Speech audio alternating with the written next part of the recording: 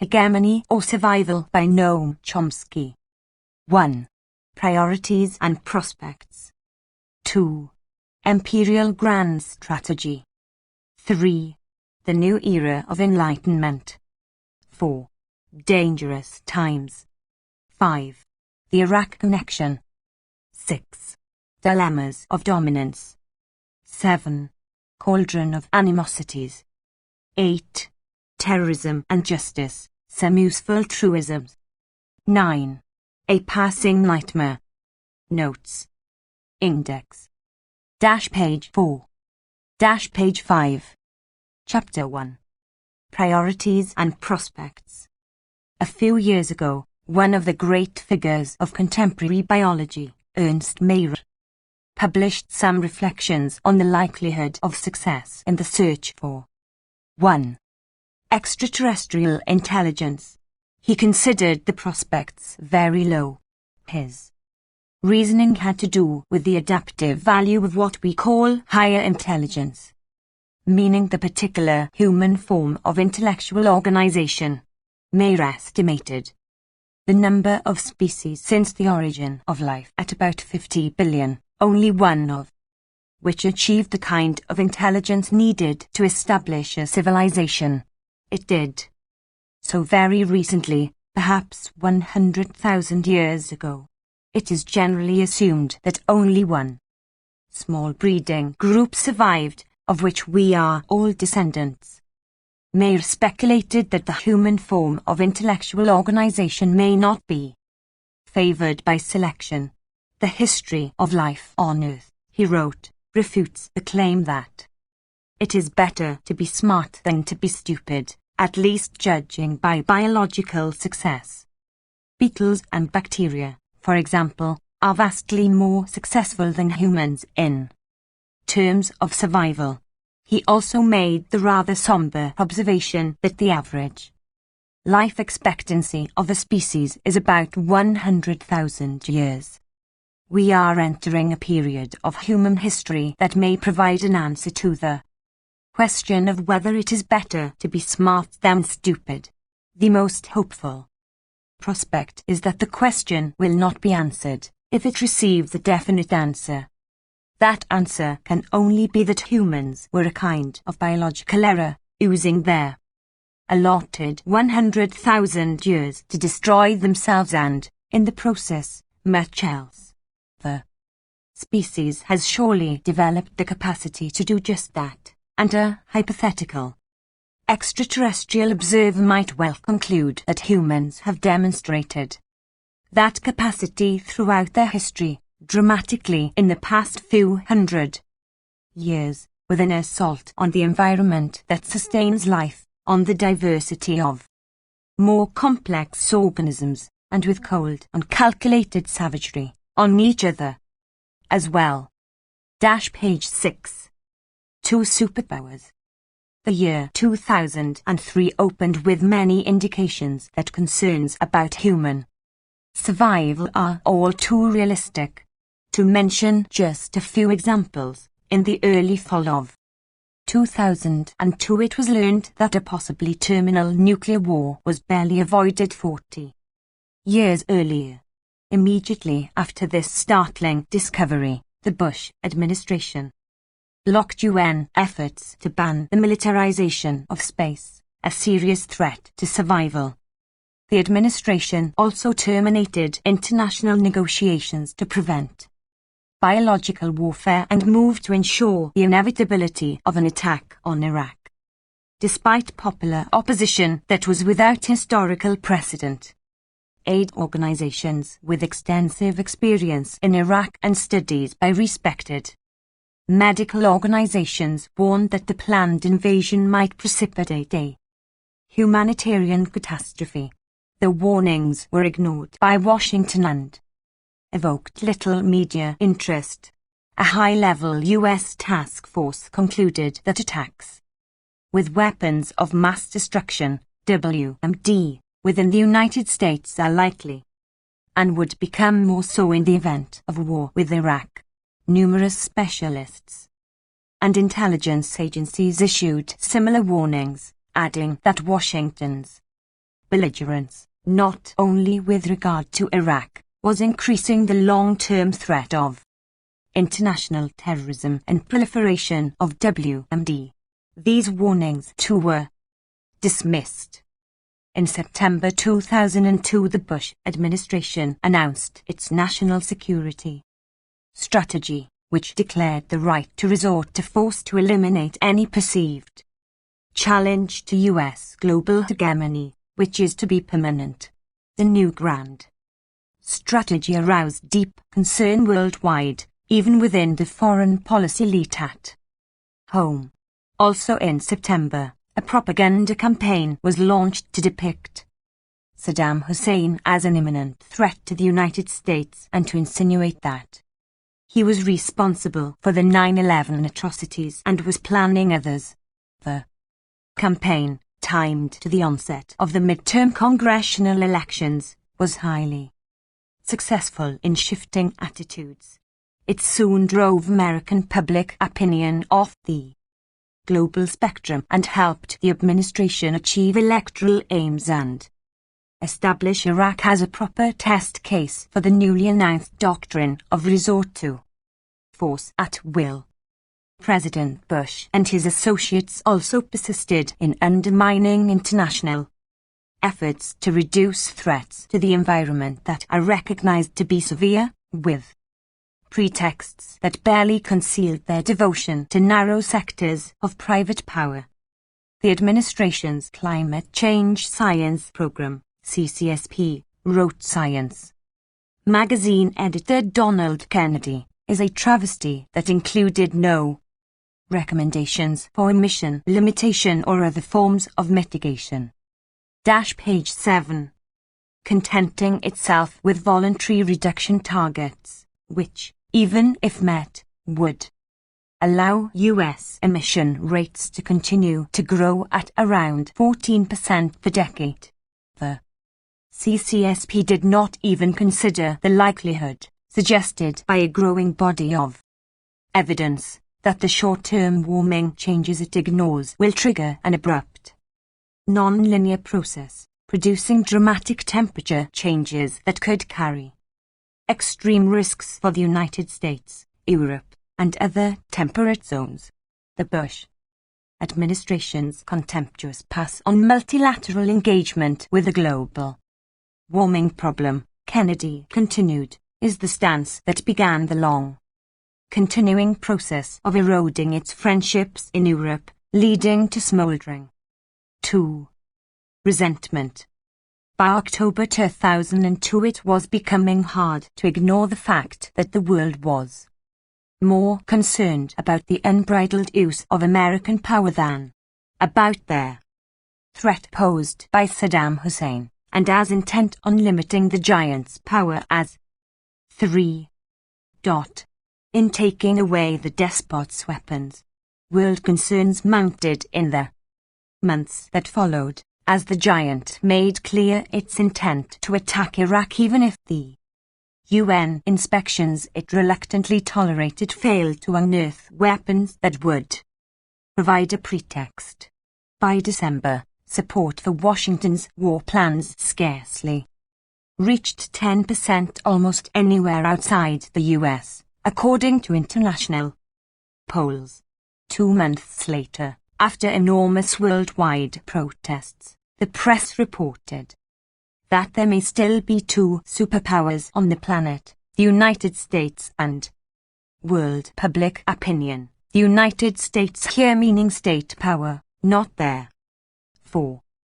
Public or even elite opinion. By early 2003, studies revealed that fear of the United States had reached remarkable heights throughout the world, along with distrust of the political leadership. Dismissal of elementary human rights and needs was matched by a display of contempt for democracy for which no parallel comes easily to mind, accompanied by professions of sincere dedication to human rights and democracy. The unfolding events should be deeply disturbing to those who have concerns about the world they are leaving to their grandchildren. though Bush planners are at an extreme end of the traditional US policy spectrum, their programs and doctrines have many precursors, both in US history and among earlier aspirants to global power.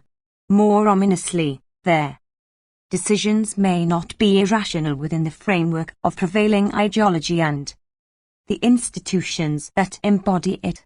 There is ample historical precedent for the willingness of leaders to threaten or resort to violence in the face of significant risk of catastrophe, but the stakes are far higher today. The choice between hegemony and survival has rarely, if ever, been so starkly posed. Page 8. Let us try to unravel some of the many strands that enter into this complex tapestry, focusing attention on the world power that proclaims global hegemony.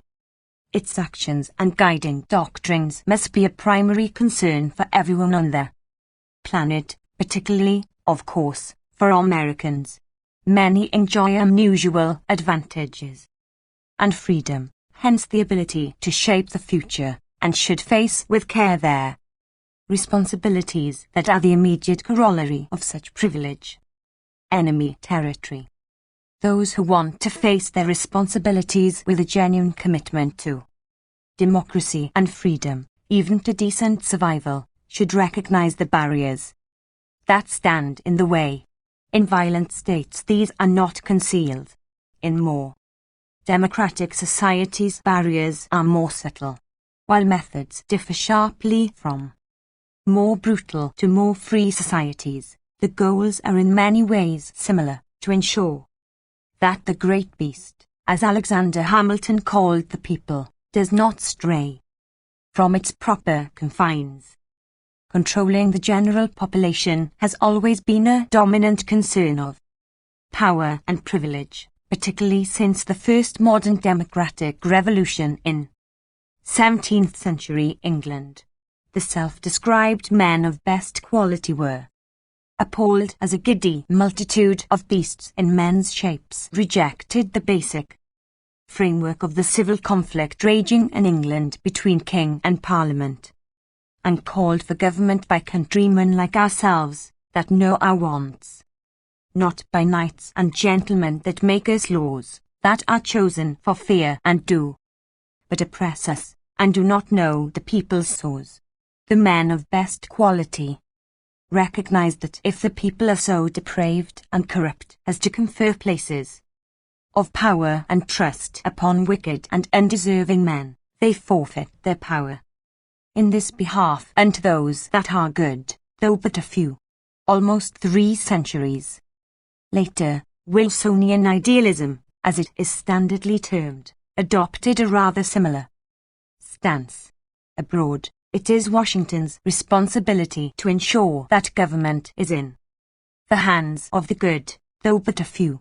At home, it is necessary to safeguard a system of elite decision-making and public ratification, polyarchy, in the 5. Terminology of political science, not democracy. As President, Woodrow Wilson himself did not shrink from severely repressive policies even within the United States, but such measures are not normally available in places where popular struggles have won a substantial measure of freedom and rights. By Wilson's day, it was widely recognized by elite sectors in the US and Britain that within their societies, coercion was a tool of diminishing utility, and that it would be necessary to devise new means to Page 9.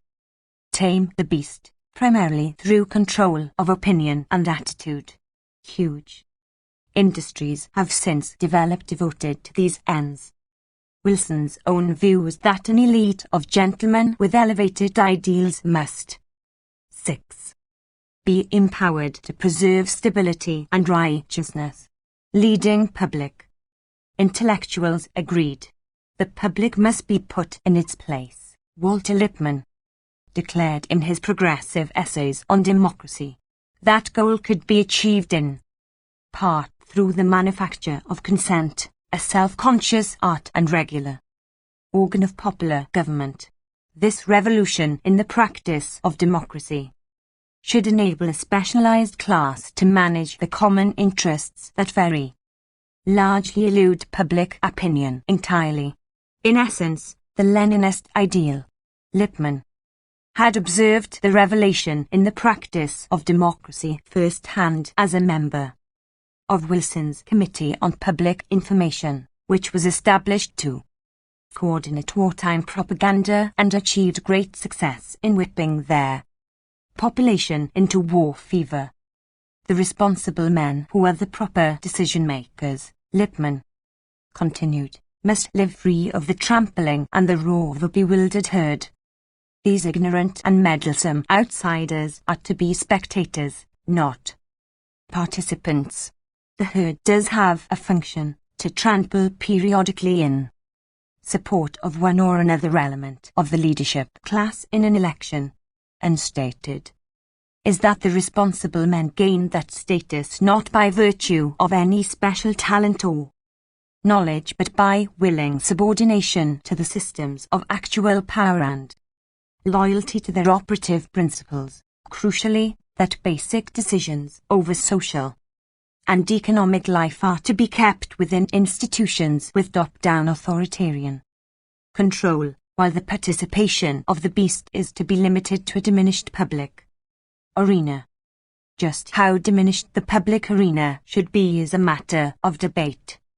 Neoliberal initiatives of the past 30 years have been designed to restrict it, leaving basic decision-making within largely unaccountable private tyrannies, linked closely to one another and to a few powerful states. Democracy can then survive, but in sharply reduced form. The Reagan-Bush sectors have taken an extreme position in this regard, but the policy spectrum is fairly narrow. Some argue that it scarcely exists at all, mocking the pundits who actually make a living contrasting the finer points of the sitcoms on NBC with those broadcast on CBS during election campaigns. Through tacit agreement, the two major parties approach the contest for the presidency as political kabuki, in which the players know the roles and everyone sticks to the script. Striking pose is that 7 cannot be taken seriously. Page 10. If the public escapes its marginalization and passivity, we face a crisis of democracy that must be overcome, liberal intellectuals explain, in part through measures to discipline the institutions responsible for the indoctrination of their young schools, universities, churches, and the like, and perhaps even through 8. Government control of the media, if self-censorship does not suffice. In taking these views, contemporary intellectuals are drawing on good constitutional sources. James Madison held that power must be delegated to their wealth of the nation, the more capable set of men who understand that their role of government is to protect the minority of the opulent against the majority. Pre-capitalist in his worldview, Madison had faith that the enlightened statesman and benevolent philosopher who were to exercise power would discern the true interest of their country and guard the public interest against the mischief of democratic majorities. The mischief would be avoided, Madison hoped, under the system of fragmentation he devised. In later years he came to fear that severe problems would arise with the likely increase of those who will labor under all the hardships of life and secretly cipher a more equal distribution of its benefits. A good deal of modern history reflects these conflicts over who will make decisions and how. Recognition that control of opinion is the foundation of government, from there most despotic to the most free, goes back at least to David Hume, but a qualification should be added. It is far more important in the more free societies where obedience cannot be maintained by the lash, it is only natural that their modern institutions of thought control, frankly called propaganda before the word became unfashionable because of totalitarian associations, should have originated in the most free societies. Britain pioneered with its Ministry of Information, which undertook to direct the thought of most of the world. Wilson followed soon after with his Committee on Public Information. Its propaganda successes inspired progressive democratic theorists and the modern public relations industry. Leading participants in the CPI, like Lippmann and Edward Bernays, quite explicitly drew from these achievements of thought control, which Bernays called the engineering of consent, the very essence of the democratic process. The term propaganda became an entry in the Encyclopaedia Britannica in 1922 and in the Encyclopedia of Social Sciences a decade later, with Harold Lasswell's scholarly endorsement of the new techniques for controlling the public mind. The methods of the pioneers were particularly significant. Randall Marlin writes in his History of Propaganda, because of their widespread imitation by Nazi Germany, South Africa, the Soviet Union, and page 11. 9. The U.S. Pentagon, though the achievements of the PR industry dwarf them all. Problems of domestic control become particularly severe when the governing authorities carry out policies that are opposed by the general population. In those cases, the political leadership may be tempted to follow the path of their Reagan administration, which established an Office of Public Diplomacy to manufacture consent for its murderous policies in Central America. One high government official described its Operation Truth as a huge psychological operation of the kind the military conducts to influence a population in denied or enemy territory, a frank characterization of pervasive attitudes toward their domestic population. 10. Enemy territory abroad. While the enemy at home often has to be controlled by intensive propaganda, beyond the borders more direct means are available. The leaders of the current Bush administration, mostly recycled from more reactionary sectors of their Reagan-Bush-I administrations, provided sufficiently clear illustrations during their earlier stints in office, when the traditional regime of violence and repression was challenged by the Church and other miscreants in the Central American domains of U.S. power. The Reagan administration responded with a war on terror, declared as soon as it took office in 1981. Not surprisingly, their U.S. initiative instantly became a terrorist war, a campaign of slaughter, torture, and barbarism that soon extended to other regions of the world as well. In one country, Nicaragua, Washington had lost control of the armed forces that had traditionally subdued the region's population, one of the bitter legacies of Wilsonian idealism. The US-backed Somoza dictatorship was overthrown by the Sandinista rebels, and the murderous National Guard was dismantled. Therefore, Nicaragua had to be subjected to a campaign of international terrorism that left the country in ruins. Even the psychological effects of Washington's terrorist war are severe. The spirit of exuberance, vitality, and optimism that followed the overthrow of the dictatorship could not long survive as the reigning superpower intervened to dash the hopes that a grim history might finally take a different course. In the other Central American countries targeted by the Reaganite war on terror, forces equipped and trained by the United States maintained control. Without an army to defend the population against the terrorists, that is, the security forces themselves, atrocities were even worse. The record of murder, torture, and devastation was extensively reported by human rights. Page 12. Organizations, church groups, Latin American scholars, and many others, but it remained little known to citizens of the state that bore prime responsibility, and was quickly effaced. 11.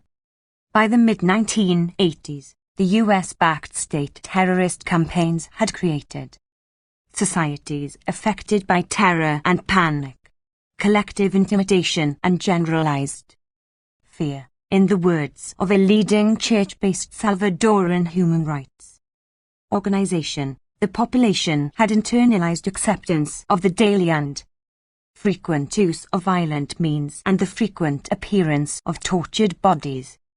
Returning from a brief visit to his native Guatemala, journalist Julio Godoy wrote that one is tempted to believe that some people in the White House worship Aztec gods with the offering of Central American blood. He had fled a year earlier when his newspaper, La Época, was blown up by state terrorists, an operation that aroused no interest in the United States. Attention was carefully focused on the misdeeds of the official enemy, real no doubt, but hardly detectable given the scale of US-backed state terror in the region. The White House, Godoy wrote, installed and supported forces in Central America that could easily compete against Ceausescu's Securitate for the World Cruelty Prize. 12. After the terrorist commanders had achieved their goals, the consequences were reviewed at a conference in San Salvador of Jesuits and lay associates who had more than enough personal experience to draw on, quite apart from what they had observed through the grisly decade of the 1980s. The conference concluded that it does not suffice to focus on the terror alone. It is no less important to explore what weight the culture of terror has had in domesticating the expectations of the majority, preventing them from considering alternatives to the demands of the powerful. 13. Not only in Central America. Destroying hope is a critically important project, and when it is achieved, formal democracy is allowed, even preferred, if only for public relations purposes. In more honest circles, much of this is conceded. Of course, it is understood much more profoundly by the beasts in men's shapes who endure the consequences of challenging the imperatives of stability and order. These are all matters that the second superpower, world public opinion, should make every effort to understand if it hopes to escape the containment to which it is subjected and to take seriously the ideals of justice and freedom that come easily to the lips but are harder to defend and advance. Page 13. Chapter 2. Imperial Grand Strategy. High on the global agenda by fall 2002 was the declared intention of the most powerful state in history to maintain its hegemony through the threat or use of military force, the dimension of power in which it reigns supreme. In the official rhetoric of the national security strategy, our forces will be strong enough to dissuade potential adversaries from pursuing a military build-up in hopes of 1. Surpassing or equaling the power of the United States.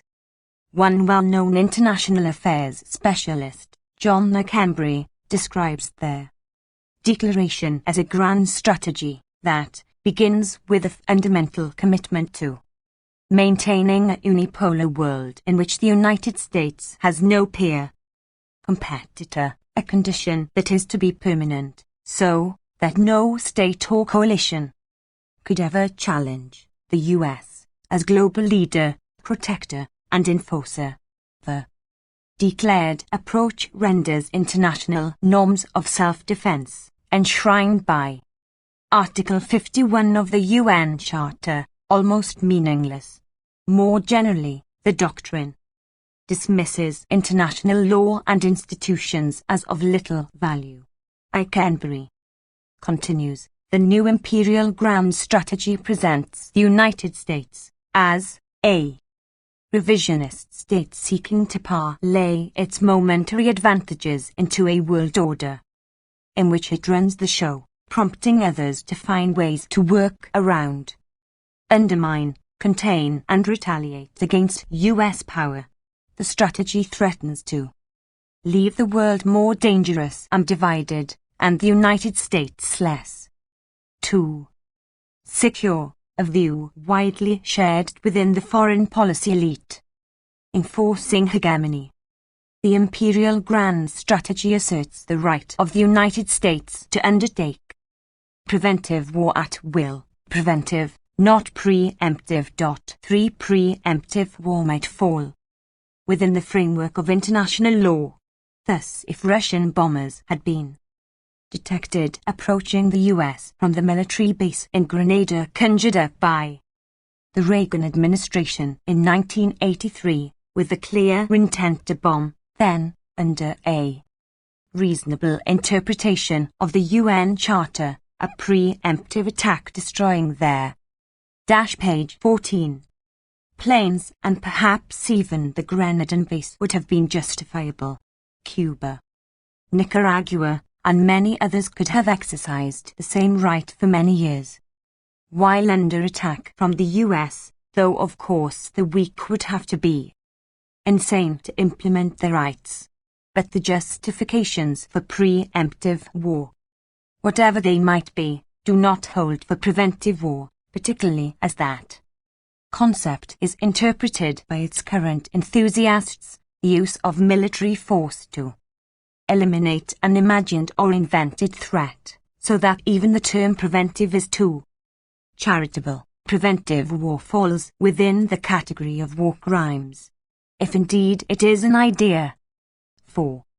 whose time has come. Then the world is in deep trouble. As the invasion of Iraq began, the prominent historian and Kennedy advisor Arthur Schlesinger wrote that the President has adopted a policy of anticipatory self-defense that is alarmingly similar to the policy that Imperial Japan employed at Pearl Harbor, on a date which, as an earlier American president said it would, lives in infamy. Franklin D. Roosevelt was right, but today it is we Americans who live in 5. infamy. He added that the global wave of sympathy that engulfed the United States after 9/11 has given way to a global wave of hatred of American arrogance and militarism, and even in friendly countries the public regards Bush as a greater threat to peace than Saddam Hussein. International law specialist Richard Falk finds it inescapable that the Iraq War was a crime against peace of the sort for which surviving German leaders were indicted, prosecuted, and punished at their 6. Nuremberg trials. Some defenders of the strategy recognize that it runs roughshod over international law but see no problem in that. The whole framework of international law is just hot air. Legal scholar Michael Glennon writes, the grand attempt to subject the rule of force to the rule of law should be deposited in the ashcan of history. A convenient stance for the one state able to adopt the new non-rules for its purposes, since it spends almost as much as the rest of the world combined on means of violence and is forging new and dangerous paths in developing means of destruction over near-unanimous world opposition. The proof that the system is all hot air is straightforward. Washington made it clear that it intends to do all it can to maintain its preeminence, then announced that it would ignore the UN Security Council over Iraq and declared more broadly that it would no longer be bound by the UN Charter's rules governing the use of force. Accordingly, the rules have collapsed and the entire page 15 edifice came crashing down. This, Glennon concludes, is a good thing, since the US is the leader of the enlightened states and therefore must resist any effort. 7. To curb its use of force. The enlightened leader is also free to change the rules at will. When the military forces occupying Iraq failed to discover the weapons of mass destruction that allegedly justified the invasion, the administration's stance shifted from absolute certainty that Iraq possessed WMD on the scale that required immediate military action to the assertion that American accusations had been justified by the discovery of equipment that potentially could be used to produce weapons. Senior officials suggested a refinement in the controversial concept of a preventive war that entitles Washington to take military action against a country that has deadly weapons in mass quantities. The revision suggests instead that the administration will act against a hostile regime that has nothing 8. more than the intent and ability to develop WMD. Virtually any country has the potential and ability to produce WMD, and intent is in the eye of the beholder. Hence the refined mention of the grand strategy effectively grants Washington the right of arbitrary aggression. Lowering the bar for the resort to force is the most significant consequence of the collapse of the proclaimed argument for the invasion. The goal of the imperial grand strategy is to prevent any challenge to the power, position, and prestige of the United States. The quoted words are not those of Dick Cheney or Donald Rumsfeld, or any of the other statist reactionaries who formulated the national security strategy of September 2002. Rather, they were spoken by the respected liberal elder statesman D. Nixon.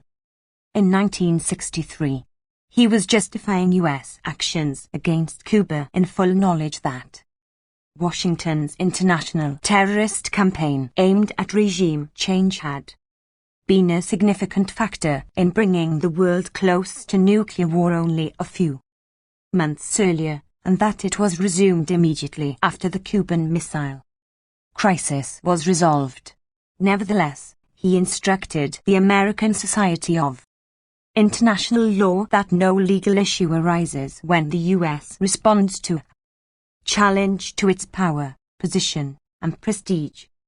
Nixon's doctrine was subsequently invoked by the Reagan administration at the other end of the political spectrum when it rejected World Court jurisdiction over its attack on Nicaragua, dismissed the court order to terminate its crimes, and then vetoed 2 Security Council resolutions affirming the court judgment and calling on all states to observe international law. State Department legal advisor Abraham Sofaer explained that most of the world cannot be page 16 counted on to share our view, and that this same majority often opposes the United States on important international questions.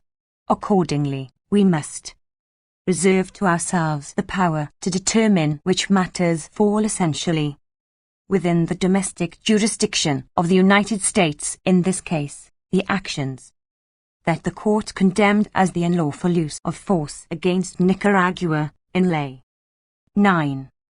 Terms: international terrorism. Contempt for international law and institutions was particularly flagrant in the Reagan-Bush years, the first reign of Washington's current incumbents, and their successors continued to make it clear that the U.S. reserved the right to act unilaterally when necessary, including the unilateral use of military power to defend such vital interests as ensuring uninhibited access to key markets, energy supplies, and strategic resources. 10. But the posture was not exactly new. The basic principles of the Imperial Grand Strategy of September 2002 go back to the early days of World War II. Even before the US entered the war, high-level planners and analysts concluded that in the post-war world the US would seek to hold unquestioned power, acting to ensure the limitation of any exercise of sovereignty by states that might interfere with its global designs. They recognized further that the foremost requirement to secure these ends was their rapid fulfillment of a program of complete rearmament, then, as now, a central component of an integrated policy to achieve military and economic supremacy. For the United States, at the time, these ambitions were limited to the non-German world, which was to be organized under the US aegis as a grand area, including the Western Hemisphere, the former British Empire, and the Far East. After it became fairly clear that Germany would be defeated, the plans were extended to include as much of Eurasia as possible. 11. The precedents, barely sampled here, reveal the narrow range of the planning spectrum. Policy flows from an institutional framework of domestic power, which remains fairly stable. Economic decision-making power is highly centralized, and John Dewey scarcely exaggerated when he described politics as the shadow cast on society by big business. It is only natural that state policy should seek to construct a world system open to US economic penetration and political control, tolerating no rivals or threats. 12. The crucial corollary is vigilance to block any moves toward independent development that might become a virus, infecting others, in the terminology of planners. That is a leading theme of post-war history, often disguised under thin Cold War pretexts that were also exploited by the superpower rival in its narrower domains. Page 17. The basic missions of global management have endured from the early post-war period, among them containing other centers of global power within the overall framework of order managed by the United States, maintaining control of the world's energy supplies, barring unacceptable forms of independent nationalism, and overcoming crises of democracy within domestic enemy territory. The missions assumed different forms, notably in periods of fairly sharp transition, the changes in the international economic order from about 1970, the restoration of the superpower enemy to something like its traditional quasi-colonial status 20 years later, the threat of international terrorism aimed at the United States itself from the early 1990s, shockingly consummated on 9/11. Over the years, tactics have been refined and modified to deal with these shifts, progressively ratcheting up the means of violence and driving our endangered species closer to the edge of catastrophe. Nevertheless, the September 2002 unveiling of the Imperial Grand Strategy justifiably sounded alarm bells. Ixon and Sophia were describing policy guidelines, and within elite circles, their stands are known only to specialists or readers of dissident literature. Other cases may be regarded as worldly wise reiterations of the maxim of Thucydides that large nations do what they wish, while small nations accept what they must. In contrast, Cheney-Rumsfeld, Powell and their associates are officially declaring an even more extreme policy, one aimed at permanent global hegemony by reliance on force where necessary. They intend to be heard, and took action at once to put the world on notice that they mean what they say. That is a significant difference. New norms of international law. The declaration of the Grand Strategy was rightly understood to be an ominous step in world affairs. It is not enough, however, for a great power to declare an official policy. It must go on to establish the policy as a new norm of international law by carrying out exemplary actions. Distinguished specialists and public intellectuals may then soberly explain that law is a flexible living instrument, so that the new norm is now available as a guide to action. Accordingly, as the new imperial strategy was announced, the war drums began to beat to rouse public enthusiasm for an attack on Iraq. At the same time, their midterm election campaign opened. The conjunction, already noted, should be kept in mind. The target of preventive war must have several characteristics. Page 18. 1. It must be virtually defenseless. 2. It must be important enough to be worth the trouble. 3.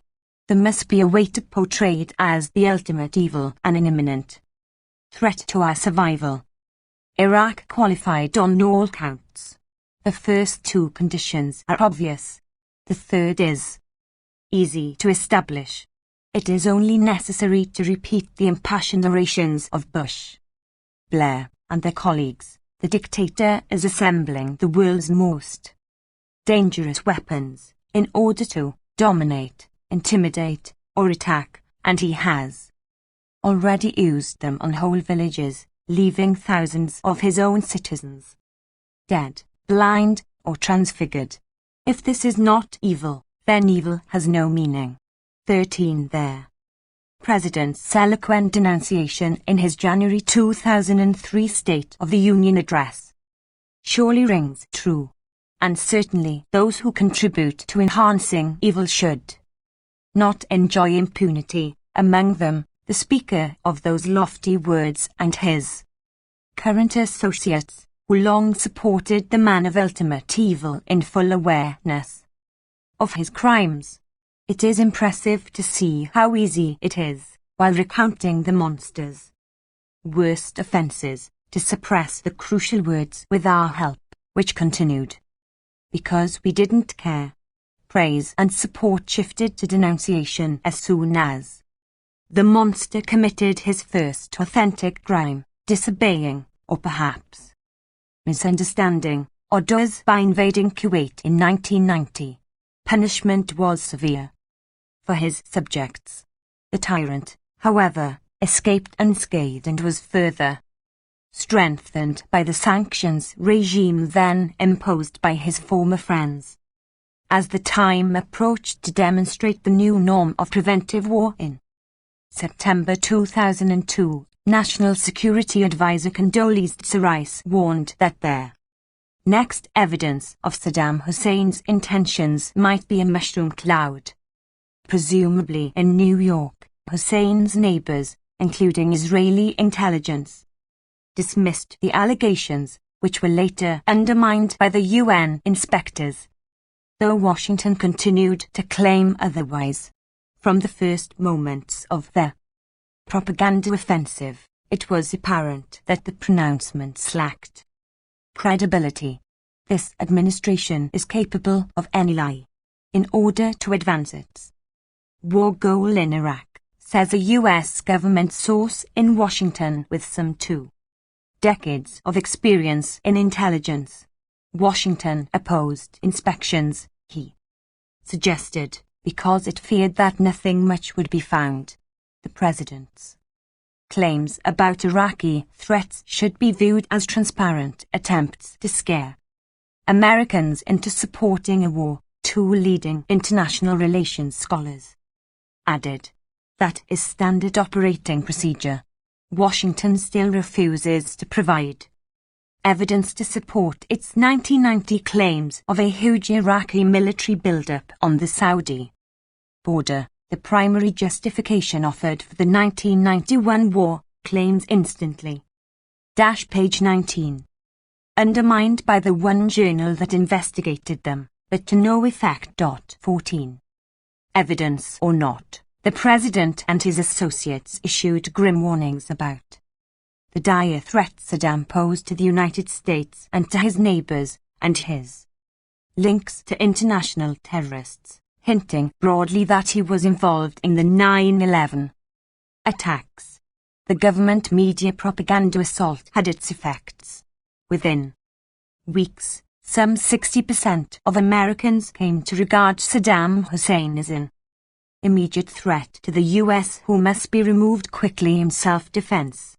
By March, almost half believed that Saddam Hussein was personally involved in the 9/11 attacks and that the hijackers included Iraqis. Support from the war was strongly correlated with these beliefs. 15. Abroad, public diplomacy failed badly, the international press reported. But at home it has succeeded brilliantly in linking the war on Iraq with their trauma of September 11. Early 90% believe Saddam's regime is aiding and abetting terrorists who are planning future strikes against the US. Political analyst Janet Olvin commented that most Americans had been duped by a propaganda program which for systematic mendacity has few parallels in peacetime democracies. 16. The September 2002 propaganda campaign also proved sufficient to give the administration a bare majority in the midterm elections, as voters put aside their immediate concerns and huddled under the umbrella of power in fear of the demonic enemy. Public diplomacy worked its magic with Congress instantaneously. In October, Congress granted the President authority to go to war to defend their national security of the United States against the continuing threat posed by Iraq. This particular script is familiar. In 1985, President Reagan declared a national emergency, renewed annually, because the policies and the actions of the government of Nicaragua constitute an unusual and extraordinary threat to the national security and foreign policy of the United States. In 2002, Americans again had to tremble in fear, this time before Iraq. The brilliant success of public diplomacy at home was revealed once again when the President provided a powerful Reagan-esque finale to a 6-week war. On the deck of the aircraft carrier Abraham Lincoln on May 1, 2003, he was free to declare, without concern for skeptical domestic comment, that he had won a victory in the war on terror by having removed an ally of Al-Qaeda. 17. It is immaterial that the alleged link between Saddam Hussein and Osama bin Laden, in fact, his bitter enemy, was based on no credible evidence and largely dismissed by competent observers.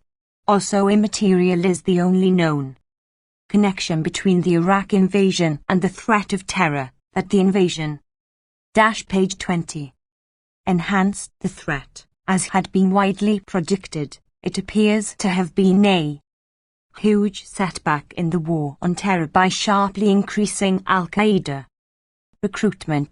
18. The propaganda impact persisted past the end of the war. After the failure of intense efforts to discover WMD, a third of the population believed that U.S. forces had found WMD and more than 20% believed Iraq had used them during the war. 19. These may simply be the reactions of people who are subject to fear of just about anything after many years of intense propaganda designed to tame the great beast by inducing panic. The phrase powerful Reagan-esque finale is presumably a reference to Reagan's proud announcement that the US was standing tall after having overcome the terrible threat posed by Grenada. Astute commentators added that Bush's carefully staged USS Abraham Lincoln extravaganza marked their beginning of his 2004 re-election campaign, which the White House hopes will be built as much as possible around national security themes, a staple of their campaign being the removal of Iraqi leader Saddam Hussein, to further drive home the message. The official campaign opening was delayed until mid September 2004, so that the Republican Convention, meeting in New York, would be able to celebrate the wartime leader who alone can save Americans from a reenactment of 9/11, as he did in Iraq. The electoral campaign will focus on their Battle of Iraq, not the war, Chief Republican political strategist Karl Rove explained. This is part of a far larger and longer war against terrorism that Rove sees clearly, perchance fortuitously, stretching well toward Election Day 2004, 20 and surely beyond. By September 2002, then, all three necessary factors for establishing the new norm of international law were in place. Iraq was defenseless, extremely important, and an imminent threat to our very existence. There was always the possibility that things might go wrong, but it was unlikely, at least for their invaders. The disparity of force was so phenomenal that overwhelming victory was assured, and any humanitarian consequences could be blamed on Saddam Hussein. If unpleasant, they would not be investigated, and traces would disappear from view, at least if the past is any guide. Victors do not investigate their own crimes, so that little is known about them, a principle that brooks few exceptions. The death toll of the U.S. wars in Indochina, for example, is not known. Within a range of millions. The same principle underlay the war crimes trials. After World War II, the operational definition of crimes of war and crimes against humanity was straightforward. Crimes qualified as crimes if they were carried out. Page 21. By the enemy, not by the Allies. Destruction of urban civilian concentrations, for example, was excluded. The principle has been applied in subsequent tribunals, but only to defeated enemies or others who can be safely despised. After the invasion of Iraq was declared a success, it was publicly recognized that one motive for the war had been to establish the imperial grand strategy as a new norm. Publication of the national security strategy was the signal that Iraq would be the first test, not the last. The New York Times reported. Iraq became the petri dish in which this experiment in preemptive policy grew.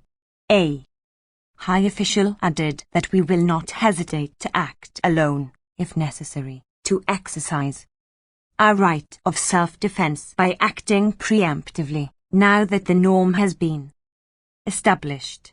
The exemplary nature of the whole exercise in Iraq is well recognized by the rest of the world. Harvard Middle East historian Roger Owen observed, peoples and regimes will have to change the way they see the world. From a view based on the United Nations and international law to one based on an identification with Washington's agenda. They are being instructed by the display of force to put aside any serious considerations of national interest in favor of reflecting American goals. 21. The need for a demonstration of strength to maintain credibility in the eyes of the world may have tipped the balance on the war with Iraq. In a review of planning, the Financial Times traced the decision to go to war in mid-December 2002, after Iraq's submission of its declaration on armaments to the UN. There was a feeling that the White House was being mocked, says one person who worked closely with the National Security Council during those days after the declaration was delivered on December 8. A tin-pot dictator was mocking their president. It provoked a sense of anger inside the White House. After that point, there was no prospect of a diplomatic solution. 22. What followed was just diplomatic theatre for obfuscation while military forces were put in place. with the grand strategy not only officially declared but also implemented, the new norm of preventive war takes its place in the canon. The US may now find it possible to turn to harder cases. There are many tempting possibilities: Iran, Syria, the Andean region, and a number of others. The prospects depend, in large part, on whether the second superpower can be intimidated and contained. The modalities for establishing norms merit further reflection. Most important, only those with the guns and the faith have the authority to impose their demands on the world. A revealing example of the prerogatives of power is their widely hailed normative revelation that ended the millennium. After a few false starts, the 1990s became the decade of humanitarian intervention. The new page 22 right to intervene on humanitarian grounds was established by the courage and altruism of the US and its allies, particularly in Kosovo and East Timor, the two jewels in the diadem. The Kosovo bombing in particular is understood by distinguished authorities to have established the norm of resort to force without Security Council authorization. A simple question arises: why were the 1990s considered the decade of humanitarian intervention but not the 1970s?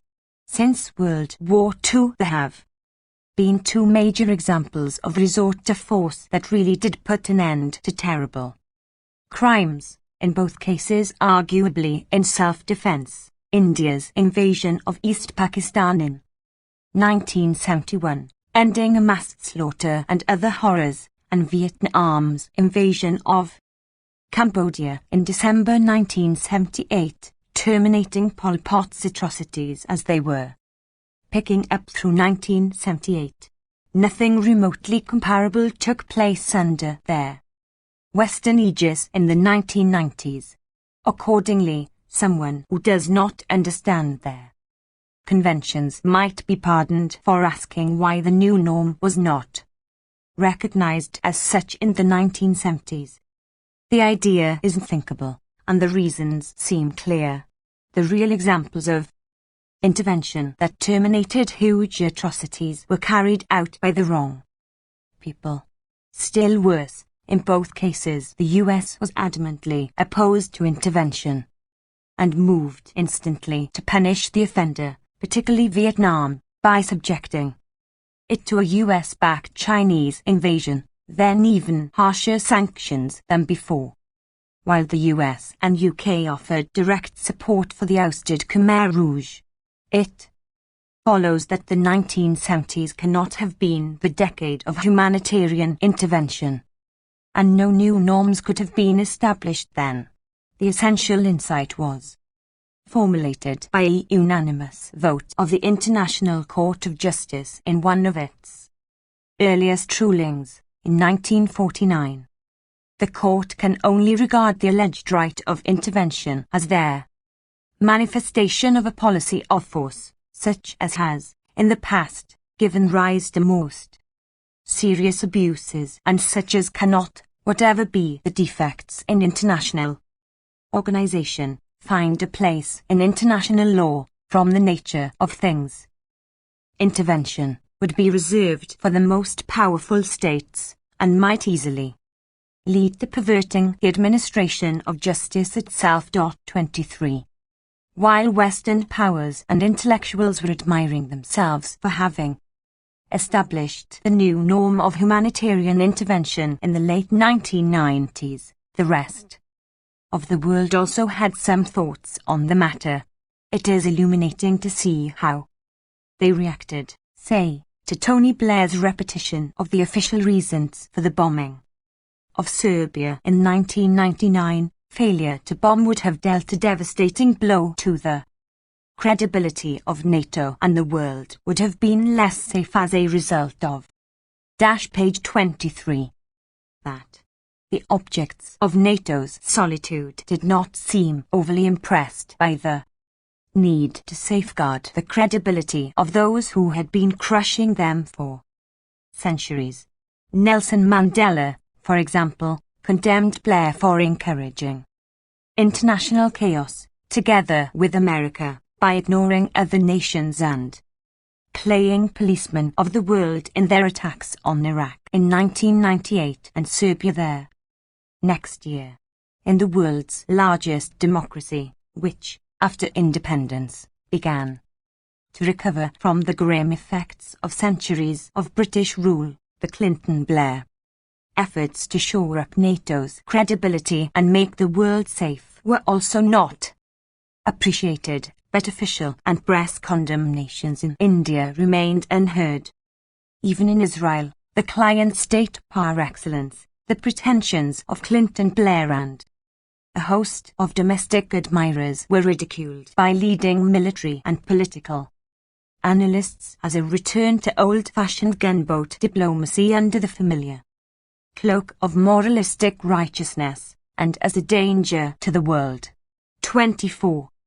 Another source of information might have been the non-aligned movement, the governments of about 80% of the world's population at the time of their South Summit in April 2000. The meeting was the most important in their history, the first ever at the level of heads of state, who, in addition to issuing a detailed and sophisticated critical analysis of the neoliberal socio-economic programs called globalization by Western ideologues, also firmly rejected the so-called right of humanitarian intervention.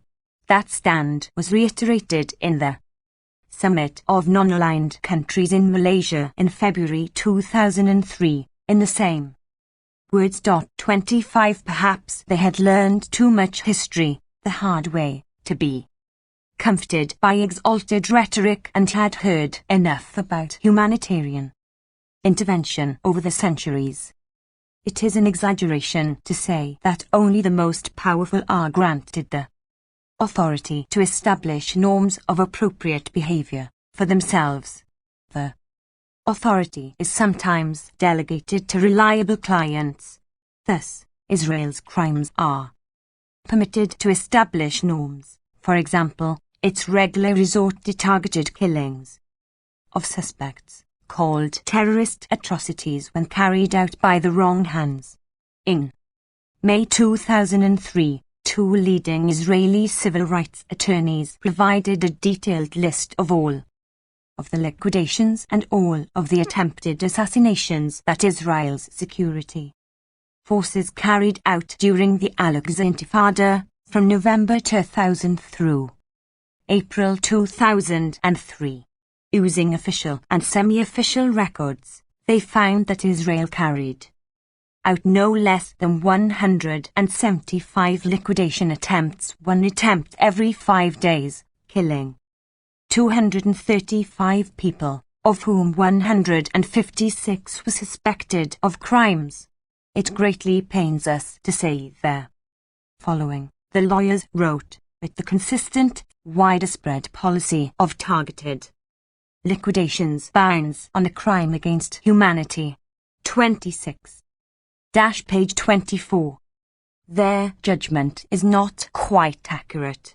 Liquidation is a crime in the wrong hands, but it is a justified, if regrettable, act of self-defense when carried out by a client, and even establishes norms for the bossman called partner. 27 Who provides authorization.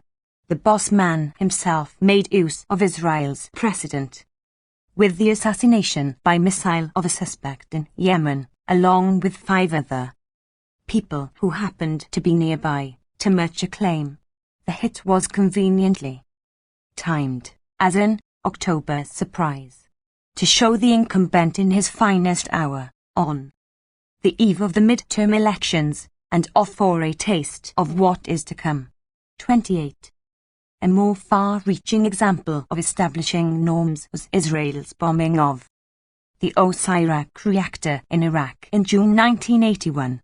At first the attack was criticized as a violation of international law. Later, after Saddam Hussein was transformed from favoured friend to unspeakable fiend in August 1990, the reaction to the Iraq bombing also shifted. Once a minor crime, it was now considered an honoured norm, and was greatly praised for having impeded Saddam Hussein's nuclear weapons program. The norm, however, required the evasion of a few inconvenient facts. Shortly after the 1981 bombing, the Iraq site was inspected by a prominent nuclear physicist, Richard Wilson, then chair of the physics department at Harvard University. He concluded that the installation bombed was not suited for plutonium production, as Israel had charged, unlike Israel's own Dimona reactor, which had reportedly produced several hundred nuclear weapons. His conclusions were supported by the Iraqi nuclear physicist Ahmad Kaduri, who was in charge of experimental work at the reactor before the bombing and later fled the country. He too reported that the Iraq reactor was unsuitable for their production of plutonium, though after the Israeli bombing in 1981, Iraq took their solid decision to go full speed ahead with weaponization. Kaduri estimated that it would have taken Iraq decades to obtain the required amount of weapons-grade material, had the program not been sharply accelerated as a result of the bombing. Israel's action increased the determination of Arabs to produce nuclear weapons. Kenneth Waltz concluded, Israel's strike, far from foreclosing Iraq's nuclear career, gained Iraq support from some other Arab states to pursue it. 29. Whatever the facts, thanks to Iraq's invasion of Kuwait a decade later, the norm that Israel established in 1981 is now firmly in place. And if indeed the 1981 bombing accelerated the proliferation of WMD, that in no way diminishes the deed, and teaches no lessons about the consequences of resort to force in violation of old-fashioned conceptions of international law. Page 25. Conceptions that must be discarded now that they have been demonstrated to be hot air by the boss man's contempt for them. In the future, the US and its Israeli client, and perhaps some highly favored others, can resort to the norm as they see fit. The rule of law. The grand strategy extends to domestic US law. As in many other countries, their government used the occasion of the terrorist atrocities of 9/11 to discipline its own population. After 9/11, often with questionable relation to terror, the Bush administration claimed and exercised the right to declare people, including US citizens, to be enemy combatants or suspected terrorists, and to imprison them without charge or access to lawyers or family until the White House determines that its war on terror has been successfully concluded, that is, indefinitely. The Ashcroft Justice Department takes it to be fundamental that, if you hold someone as an enemy combatant, obviously you hold them without access to family members and without access to counsel. These claims of executive authority have been partially upheld by the courts, which have ruled that a wartime president can indefinitely detain a United States citizen captured as an enemy combatant on the battlefield and deny that person access to a lawyer. 30. The treatment of enemy combatants in Washington's Guantanamo prison camp in a still-occupied part of Cuba elicited substantial protest from human rights organizations and others, even the Justice Department's own Inspector General, in a scathing report that the department disregarded after the conquest of Iraq. Evidence soon surfaced that Iraqi prisoners were being subjected to similar treatment, gagged, bound, hooded, beaten in the manner of the Afghans and other captives held at Guantanamo Bay in Cuba, treatment in itself questionable under international law, to put it mildly. The Red Cross strongly protested the refusal of the U.S. command to allow it access to prisoners of war, in violation of the Geneva Conventions, and to captured civilians. 31. Moreover, the designations are capricious. An enemy combatant can be anyone that the U.S. chooses to attack, with no credible evidence, as Washington concedes. 32. Justice Department thinking is illuminated by a confidential plan leaked to the Center for Public Integrity, entitled Domestic Security Enhancement Act of 2003. This new assault on our civil liberties vastly expands state power, Yale law professor Jack Borkin writes. It undermines constitutional rights by granting the state the authority to rescind citizenship on the charge of providing material. Page 26.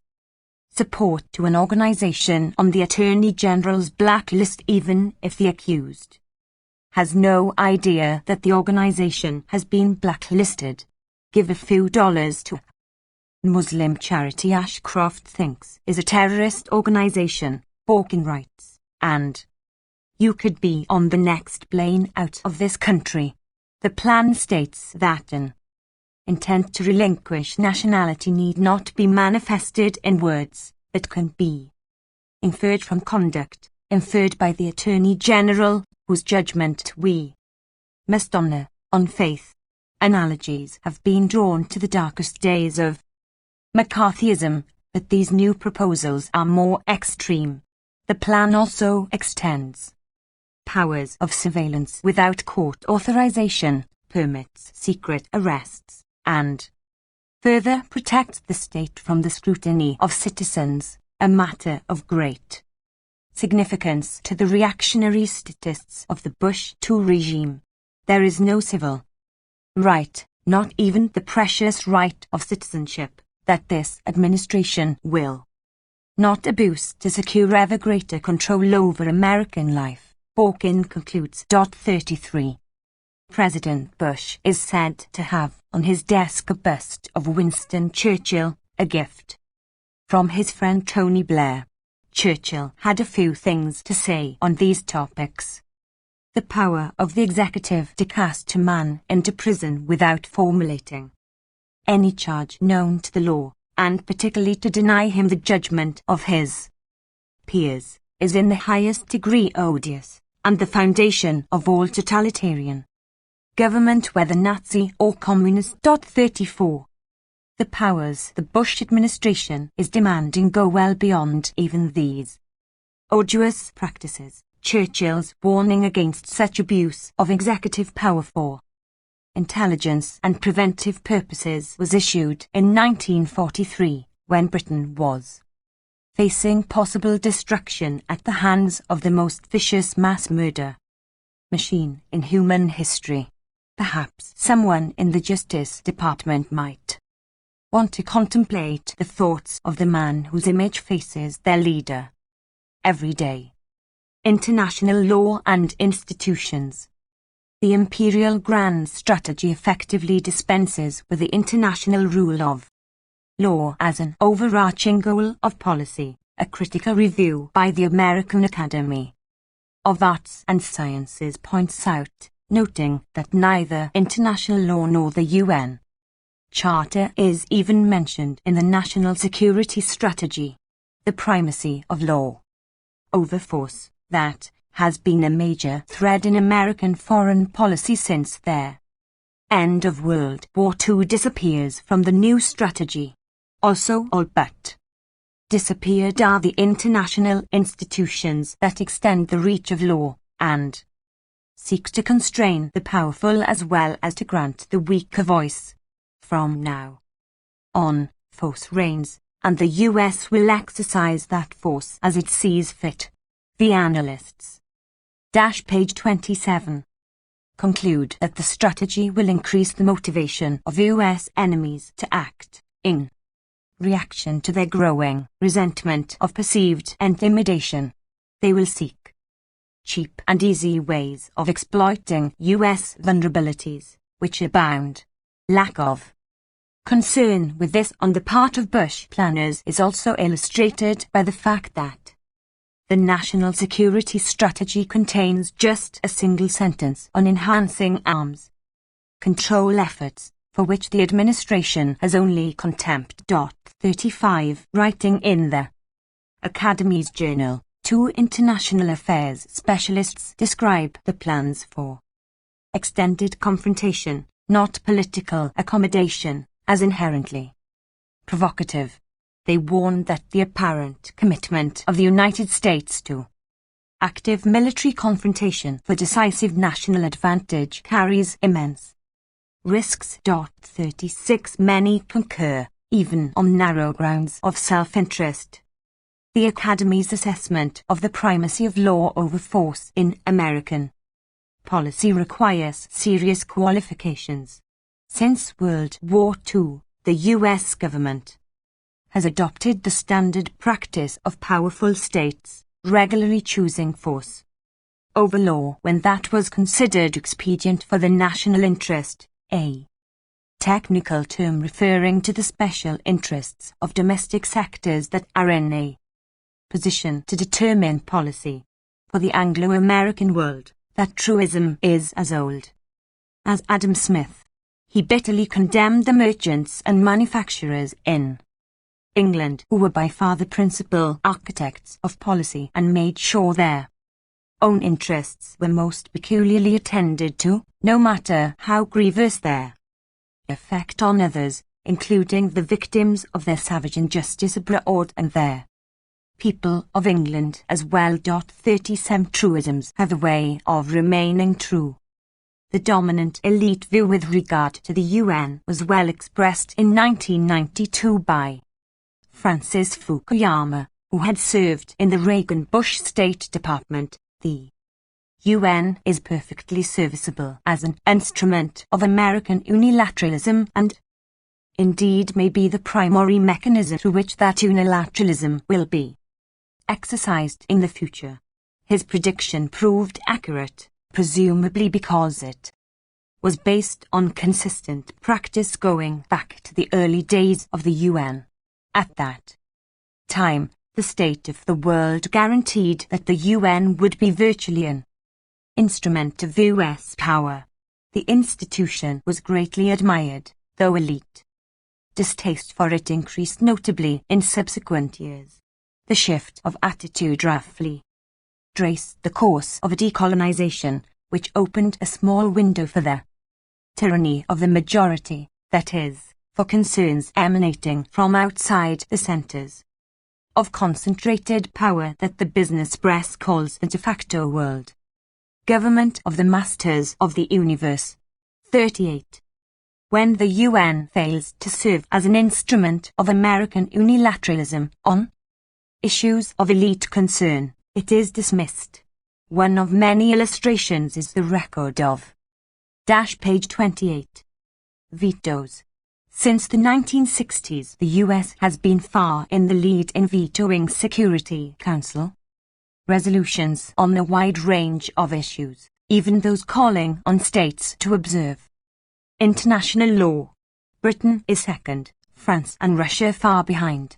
Even that record is skewed by the fact that Washington's enormous power often compels the weakening of resolutions to which it objects, or keeps crucial matters off the agenda entirely. Washington's wars in Indochina, to cite one example that was of more than a little concern to the world. Saddam Hussein was rightly condemned for his failure to comply fully with numerous Security Council resolutions, though less was said about the fact that the US rejected the same resolutions. The most important of them, Resolution 687, called for ending sanctions when Iraqi compliance was determined by the Security Council, and moving on to eliminate WMD and delivery systems from the Middle East. Article 14, a coded reference to Israel. There was never a possibility that the US would accept Article 14, and it was removed from discussion. President Bush and his Secretary of State, James Baker, announced at once that the US would reject the primary condition of 687 as well, barring even relaxation of sanctions as long as Saddam Hussein is in power. Clinton concurred. His Secretary of State, Warren Christopher, wrote in 1994 that Iraqi compliance is not enough to justify lifting the embargo, thus changing their rules unilaterally. Dilip points out. 39 Washington's use serve UN inspectors and scum to spy on Iraq also undermined inspections, which were terminated by Iraq after Clinton and Blair bombed the country in December 1998 in defiance of the UN. The likely outcome of these inspections is known with confidence only to ideologues on all sides. It was clear enough throughout, however, that disarmament through international inspectors was not the US-UK objective and that the two warrior states would not comply with the relevant UN resolutions. Some commentators have pointed out that Israel has the lead in violating resolutions. US-backed Turkey and Morocco have also violated more Security Council resolutions than Iraq. These resolutions have to do with highly significant matters: aggression, harsh and brutal practices during decades-long military occupations, grave breaches of the Geneva Conventions, war crimes, in terms of US law, and other matters that rank higher than incomplete disarmament. The resolutions concerning Iraq also refer to internal repression, and in this respect Saddam Hussein's record was horrendous, but that was, regrettably, only a side issue, as revealed by the support for him by the current incumbents in Washington well past his worst crimes and the war with Iran. Page 29. Resolutions concerning Israel do not come under Chapter 7, which would carry the threat of force, but any such proposal would instantly be vetoed by the US. The veto brings up another important matter missing from the discussions of Iraq's incomplete compliance with Security Council resolutions. Plainly, if Iraq had had the right of veto, it would have been in defiance of no UN resolutions. No less plainly, any serious discussion of defiance of the Security Council must take into account vetoes, the most extreme form of non-compliance. That exercise is excluded, however, because of the conclusions that would follow at once. The issue of the veto was not entirely ignored during the preparation for their Iraq invasion. France's threat to veto a UN declaration of war was bitterly condemned.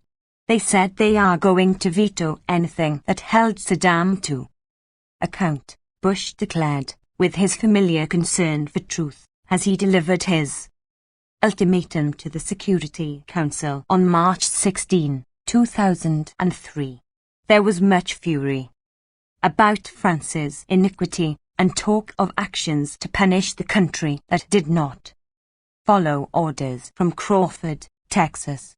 In general, threat of veto by others is a scandal, revealing the failure of diplomacy and the miserable behavior of their UN to select virtually at random, if lesser powers contrive to turn the Council into a forum for counterbalancing American power with votes, words, and public appeals. They will further erode its legitimacy and credibility, according to Edward Luck, Director of the Center on International Organization at Columbia University. 40 Routine resort to the veto by the world champion is generally ignored or downplayed, occasionally hailed as demonstrating their principled stand of embattled Washington, but there is no concern that this erodes the legitimacy and credibility of the UN.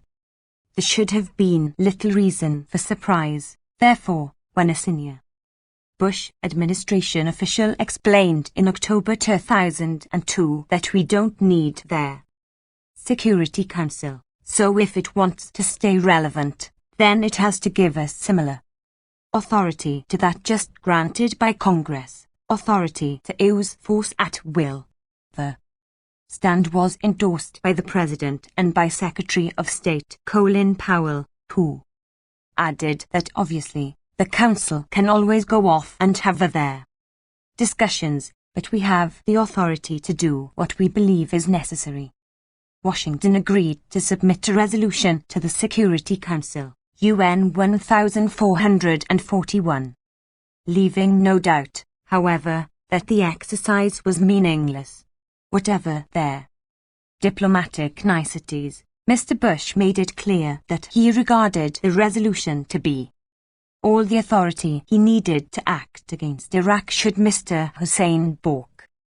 Diplomatic correspondents observed, though Washington would consult other page 30 members of the Security Council, it would not feel it necessary to win their approval. Echoing Powell, White House Chief of Staff Andrew Card explained that the UN can meet and discuss, but we don't need their permission. 41. The administration's decent respect for the opinion of mankind, in declaring the causes which impel it to action, was re-emphasized when Powell addressed the Security Council a few months later, announcing Washington's intention to go to war.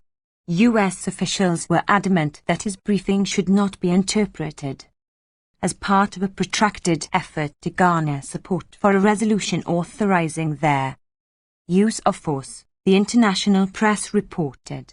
A U.S. official said, "We're not going to negotiate on a second resolution because we don't need to.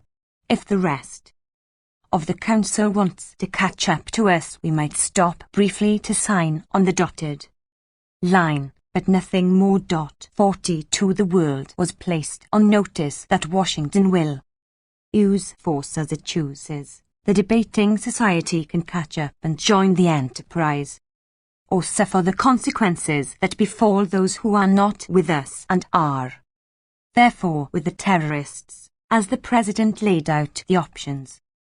Bush and Blair underscored their contempt for international law and institutions at their subsequent summit meeting at a U.S. military base in the Azores, where they were joined by Spain's Prime Minister, José María Aznar. The US-UK leaders issued an ultimatum to the United Nations Security Council: capitulate in 24 hours or we will invade Iraq and impose the regime of our choice without your meaningless seal of approval, and we will do so. Crucially, whether or not Saddam Hussein and his family leave the country, our invasion is legitimate, Bush declared, because the United States of America has the sovereign authority to use force in assuring its own national security.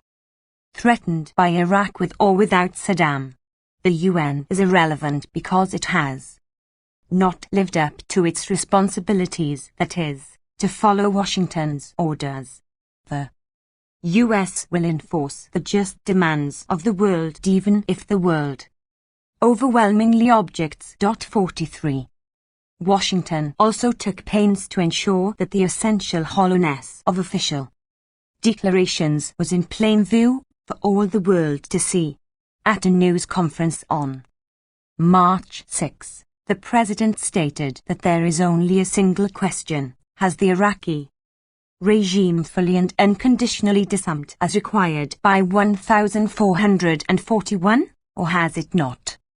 He then immediately went on to make it clear that the answer to the single question did not matter, announcing that when it comes to our security we really don't need anyone's permission.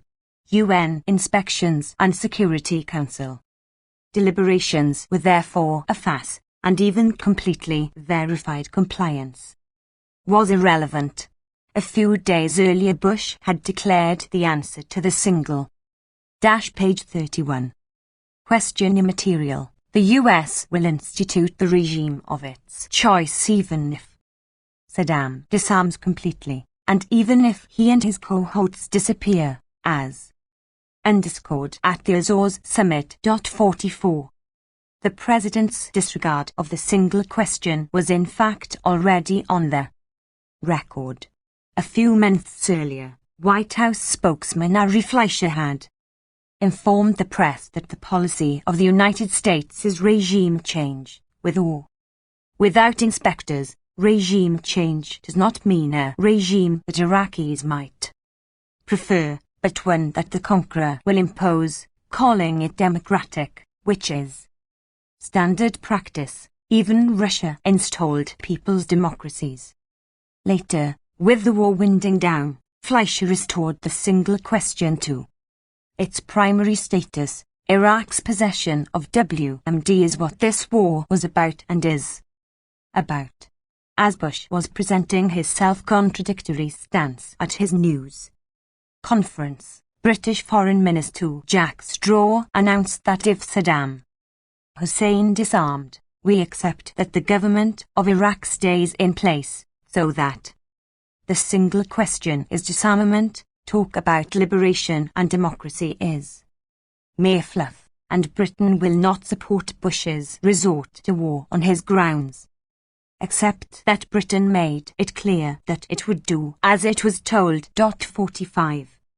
Meanwhile, Colin Powell contradicted the President's declaration that the US will take control of Iraq no matter what. The question simply is, has Saddam Hussein made a strategic, political decision to comply with the United Nations Security Council resolutions, and to get rid of his weapons of mass destruction? That's it in a nutshell. That's the question. There is no other question. Back to the single question, rejected by the President 5 days earlier and again the following day. As the invasion began, Powell returned to the single question.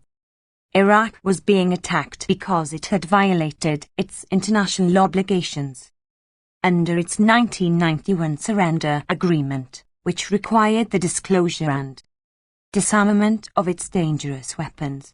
46. Everything else that has been claimed is therefore irrelevant. The US will unilaterally decide that the inspectors should not be permitted to do their work, and the 1991 agreement entitles the US to resort to violence, contrary to its explicit wording.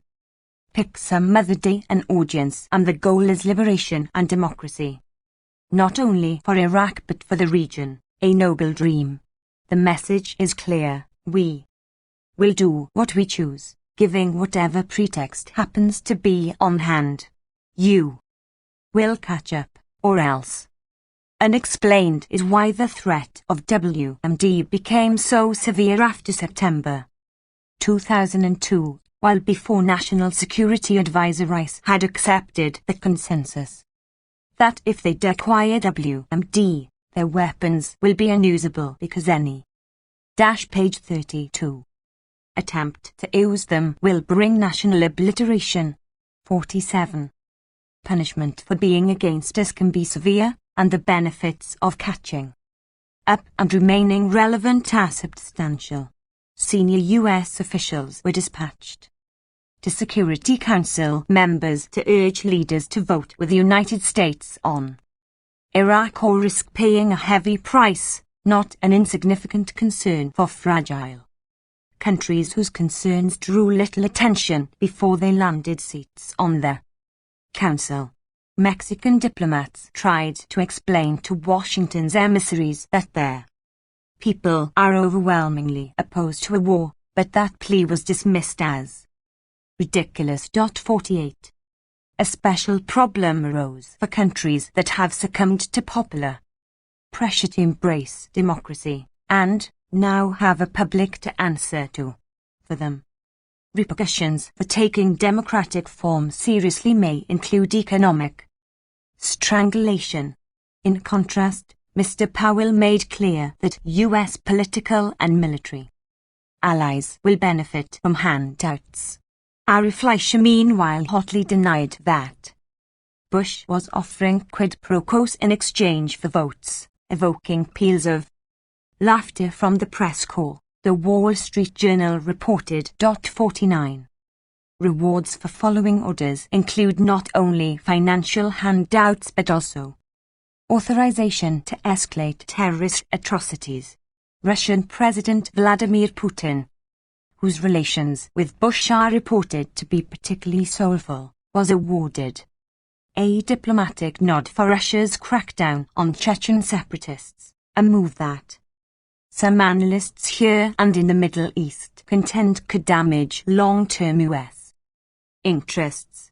One might imagine some other reasons to be concerned about Washington's support for state terrorism.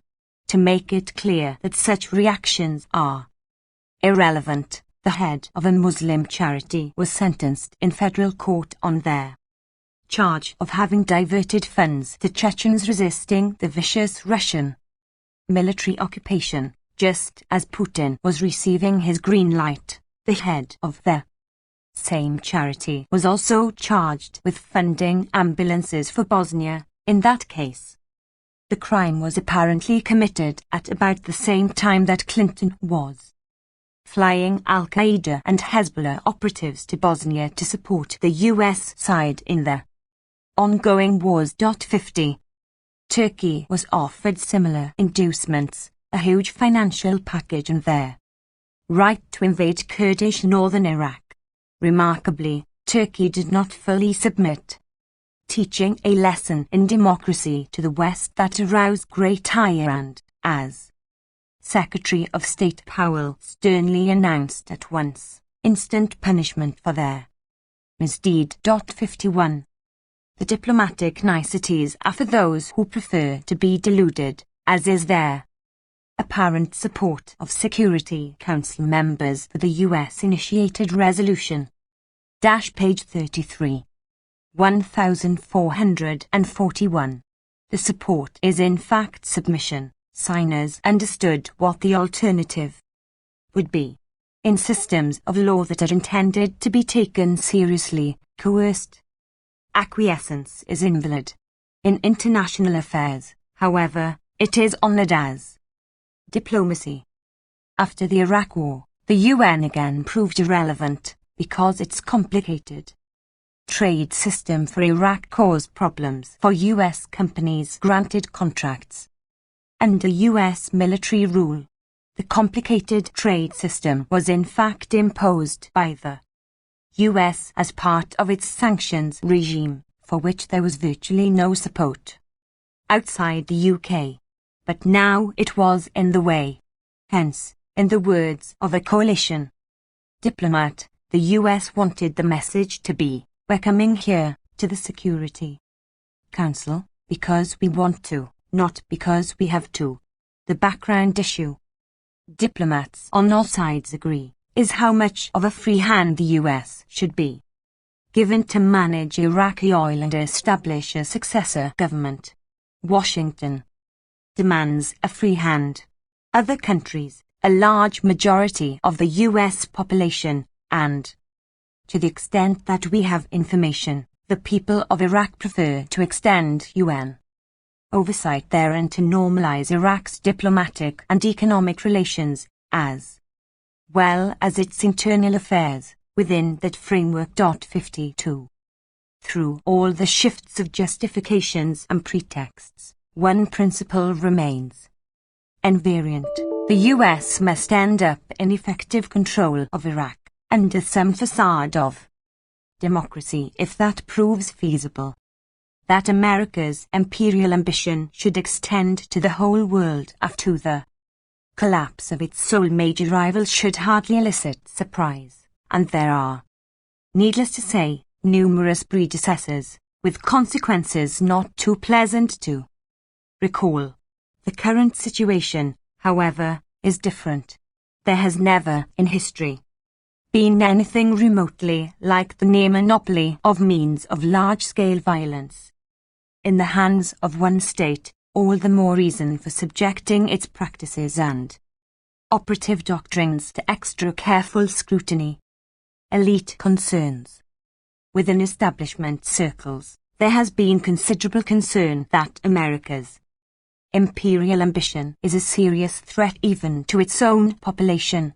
Their alarm reached new heights as the Bush administration declared itself to be a revisionist state that intends to rule the world permanently, becoming, some felt, a menace to itself and to mankind under the leadership of radical nationalists aiming for unilateral world domination through absolute military superiority.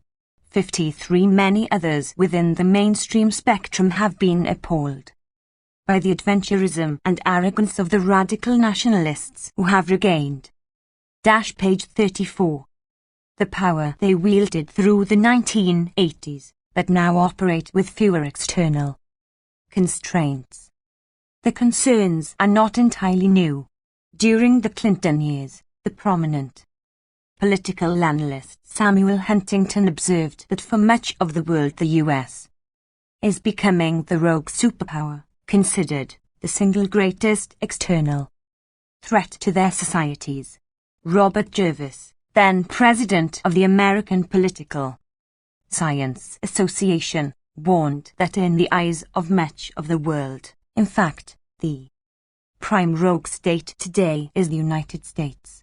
Like others, they anticipated that coalitions might arise to counterbalance the rogue superpower, with threatening implications. 54.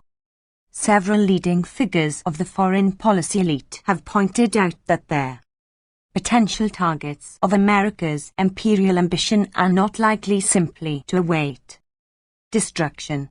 They know that the United States can be held at bay only by deterrence, Kenneth Waltz has written, and that weapons of mass destruction are the only means to deter the United States. Washington's policies are therefore leading to proliferation of WMD, Waltz concludes, tendencies accelerated by its commitment to dismantle international mechanisms to control the resort to violence. These warnings were reiterated as Bush prepared to attack Iraq. One consequence, according to Stephen Miller, is that others are likely to draw the conclusion that weapons of mass destruction are necessary to deter American intervention. Another well-known specialist warned that the general strategy of preventive war is likely to provide others with overwhelming incentives to wield weapons of terror and mass destruction as a deterrent to the unbridled use of American power. Many have noted the likely impetus to Iranian nuclear weapons programs, and there is no question that the lesson that the North Koreans have learned from Iraq is that it needs a nuclear deterrent. Selig Harrison commented. 55.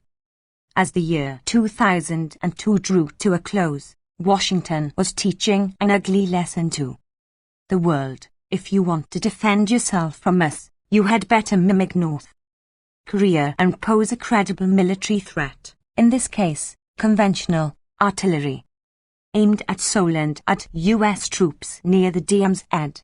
We will enthusiastically march on to attack Iraq, because we know that it is devastated and defenseless, but North Korea, though an even worse tyranny and vastly more dangerous, is not an appropriate target as long as it can cause plenty of harm. The lesson could hardly be more vivid. Still another concern is the second superpower, public opinion. Not only was the revisionism of the political leadership without precedent, so too was there page 35. Opposition to it. Comparisons are often drawn to Vietnam, The common query, what happened to the tradition of protest and dissent, makes clear how effectively the historical record has been cleansed and how little sense there is, in many circles, of the changes in public consciousness over the past 4 decades. An accurate comparison is revealing. In 1962, public protest was non-existent, despite the announcement that year that the Kennedy administration was sending the U.S. Air Force to bomb South Vietnam, as well as initiating plans to drive millions of people into what amounted to concentration camps and launching chemical warfare programs to destroy food crops and ground cover. Protests did not reach any meaningful level until years later, after hundreds of thousands of U.S. troops had been dispatched. Densely populated areas had been demolished by saturation bombing, and the aggression had spread to the rest of Indochina. By the time protest became significant, the bitterly anti-communist military historian and Indochina specialist Bernard Fall had warned that Vietnam as a cultural and historic entity is threatened with extinction as their countryside literally dies under the blows of the largest military machine ever unleashed on an area of this size. 56. In 2002, 40 years later, in striking contrast, there was large-scale, committed, and principled popular protest before the war had been officially launched. Absent the fear and illusion about Iraq that were unique to the US pre-war, opposition would probably have reached much the same levels as elsewhere. That reflects a steady increase over these years in unwillingness to tolerate aggression and atrocities, one of many such changes. The leadership is well aware of these developments. By 1968, fear of the public was so serious that the Joint Chiefs of Staff had to consider whether sufficient forces would still be available for civil disorder control if more troops were sent to Vietnam. The Department of Defense feared that further troop deployments ran the risk of provoking a domestic crisis of unprecedented proportions. 57. The Reagan administration at first tried to follow Kennedy's South Vietnam model in Central America but backed down in the face of an unanticipated public reaction that threatened to undermine more important components of the policy agenda, turning instead to clandestine terror, clandestine in the sense that it could be more or less concealed from the general public. When Bush I took office in 1989, public reaction was again very much on the agenda. Incoming administrations typically commission a review of the world situation from the intelligence agencies. These reviews are secret, but in 1989 a passage was leaked concerning cases where the US confronts much weaker enemies. The analysts advised, page 36, that the US must defeat them decisively and rapidly. Any other outcome would be embarrassing and might undercut political support, understood to be thin. 58. We are no longer in the 1960s, when the population would tolerate a murderous and destructive war for years without visible protest. The activist movements of the past 40 years have had a significant civilizing effect in many domains. By now, the only way to attack a much weaker enemy is to construct a propaganda offensive depicting it as an imminent threat or perhaps engaged in genocide, with confidence that the military campaign will scarcely resemble an actual war. Elite concerns extend to the impact of Bush administration radical nationalists on world public opinion, which was overwhelmingly opposed to their war plans, and militant posturing. These have surely been factors in the general decline of trust in leadership revealed by a World Economic Forum poll released in January 2003. According to the poll, only NGO leaders had the trust of a clear majority, followed by UN and spiritual/religious leaders, then leaders of Western Europe, and economic managers, and right below them, corporate executives. Far below, at the very bottom, were the leaders of the United States. 59. A week after the poll was released, the annual World Economic Forum opened in Davos, Switzerland, but without the exuberance of earlier years. The mood has darkened, the press noted. For the movers and shakers, it was not global party time anymore.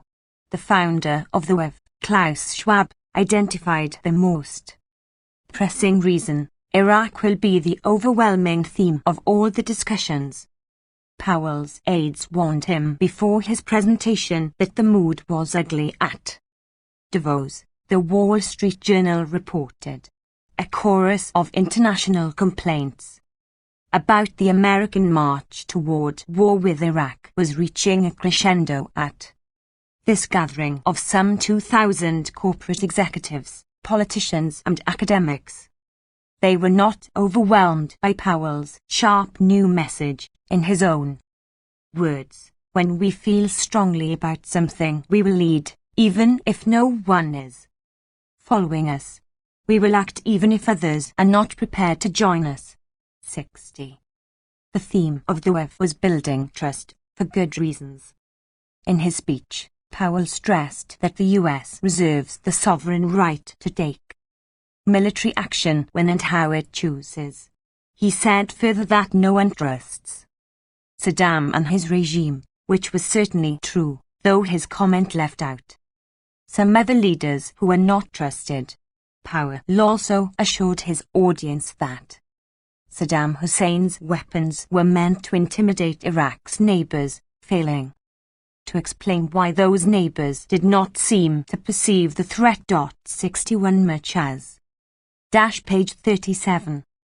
They despised the murderous tyrant. Iraq's neighbors joined the many outside the United States, mystified at why Washington is so obsessed and fearful of what is, in the end, a minor power whose wealth and power have been truncated by internationally imposed constraints, aware of the dire effects of the sanctions on the general population. They also knew that Iraq was one of the weakest states in the region. Its economy and military expenditures were a fraction of Kuwait's, which has 10% of Iraq's population, and much farther below those of others nearby. 62 For these and other reasons, the neighbouring countries had been mending fences with Iraq for some years over strong US opposition. Like the US Department of Defense and the CIA, they knew perfectly well that today's Iraq poses no threat to anyone in the region, let alone in the United States, and that to argue otherwise is dishonest. 63. By the time they met, the movers and shakers at Davos had heard even more unpleasant news about building trust. An opinion poll in Canada found that more than 36% of Canadians viewed the US as the biggest threat to world peace, against just 21% naming Al-Qaeda, 17% choosing Iraq and 14% North Korea. That despite the fact that the general image of the US had improved to 72% in Canada, in contrast to dropping sharply in Western Europe. An informal poll run by Time magazine found that more than 80% of respondents in Europe regarded the US as the greatest threat to world peace. Even if these numbers were wrong by some substantial factor, they are dramatic. Their significance is magnified by contemporaneous international polls on the US who drive the war with Iraq. 64. The messages from US embassies around the globe have become urgent and disturbing. The Washington Post noted in a lead story, many people in the world increasingly think President Bush is a greater threat to world peace than Iraqi President Saddam Hussein. The debate has not been about Iraq, a State Department official was quoted as saying, "There is real angst in the world about our power and what they perceive as the rawness, the arrogance, the unipolarity of the administration's actions." The headline read, "Danger ahead. The world sees President Bush as a threat." A cover story in Newsweek 3 weeks later by its senior foreign affairs editor also warned that the global debate was not about Saddam, it is about America and its role in the New World. A war with Iraq, even if successful, might solve the Iraq problem. It doesn't solve the America problem. What worries people around the world above all else is living in a world shaped and dominated by one country, the United States, and they have come to be deeply suspicious and fearful of us. 65. Page 38. After 9/11, at a time of enormous global sympathy and solidarity with their United States, George Bush asked, "Why do they hate us?" The question was wrongly put, and the right question was scarcely addressed.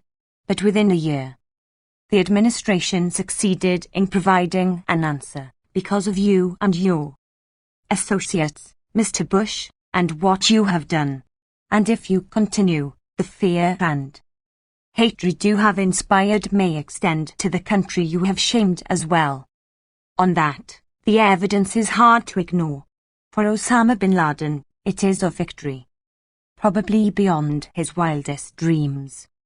Intentional ignorance, the fundamental assumption that lies behind the imperial grand strategy, often considered unnecessary to formulate because its truth is taken to be so obvious, is the guiding principle of Wilsonian idealism. We, at least the circles who provide the leadership and advise them, are good, even noble, hence our interventions are necessarily righteous in intent, if occasionally clumsy in execution. In Wilson's own words, we have elevated ideals and are dedicated to stability and righteousness, and it is only natural, then, as Wilson wrote in Justifying the Conquest of the Philippines, that our interests must march forward. Altruists though we are, other nations must see to it that they stand off, and do not seek to stay us. 66. In the contemporary version, there is a guiding principle that defines their parameters within which the policy debate occurs, a consensus so broad as to exclude only tattered remnants on the right and left, and so authoritative as to be virtually immune to challenge.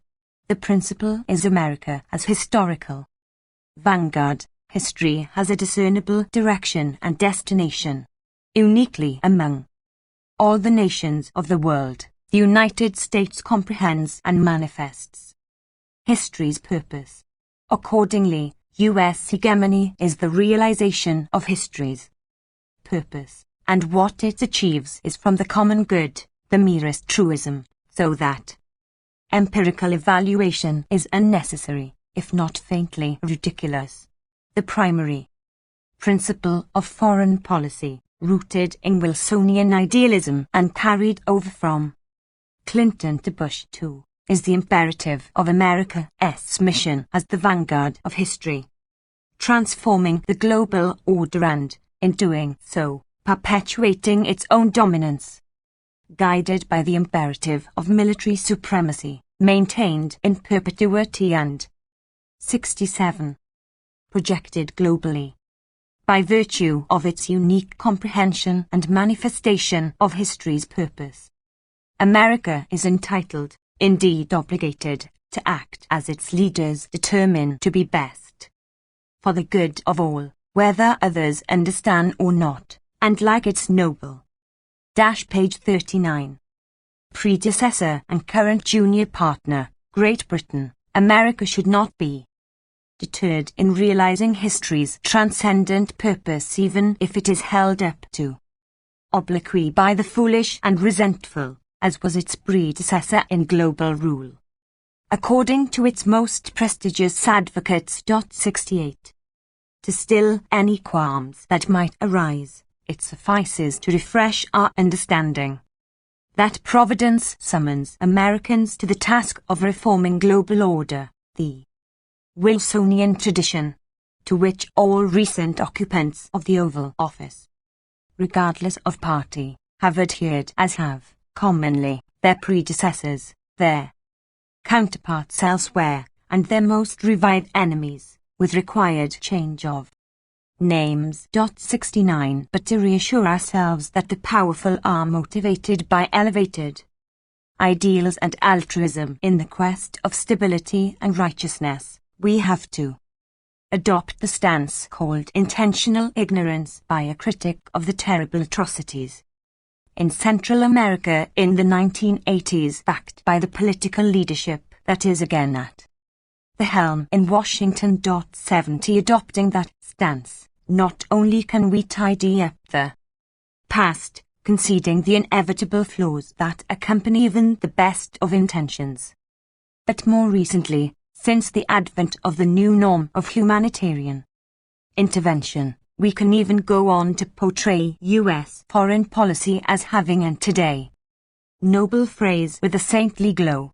Washington's post-Cold War interventions were, on the whole, noble but half-hearted. They were half-hearted because they were noble. Historian Michael Mandelbaum assures us, perhaps we are even too saintly. We must beware of granting idealism an exclusive hold on our foreign policy. More sober voices warn, thus neglecting our own legitimate interests in our dedicated service to others. 71. Somehow, Europeans have failed to understand the unique idealism of American leaders. How can this be, since it is the merest truism? Max Boot suggests an answer. Europe has often been driven by avarice and cynical. Europeans cannot comprehend the strain of idealism that animates U.S. foreign policy. After 200 years, Europe still hasn't figured out what makes America tick. Their ineradicable cynicism leads Europeans to attribute base motives to Washington and to fail to join its noble ventures with sufficient enthusiasm. Another respected historian and political commentator, Robert Kagan, offers a different explanation. Europe's problem is that it is consumed with paranoid, conspiratorial anti-Americanism, which has reached a fevered intensity. Though fortunately a few figures, like Berlusconi and Aznar, brave the storm. 72. Unwittingly, no doubt, Boot and Kagan are plagiarizing John Stuart Mill's classic essay on humanitarian intervention, in which he urged Britain to undertake the enterprise vigorously, specifically, to conquer more of India. Page 40. Britain must pursue this high-minded mission, Mill explained, even though it will be held up to obloquy on the continent.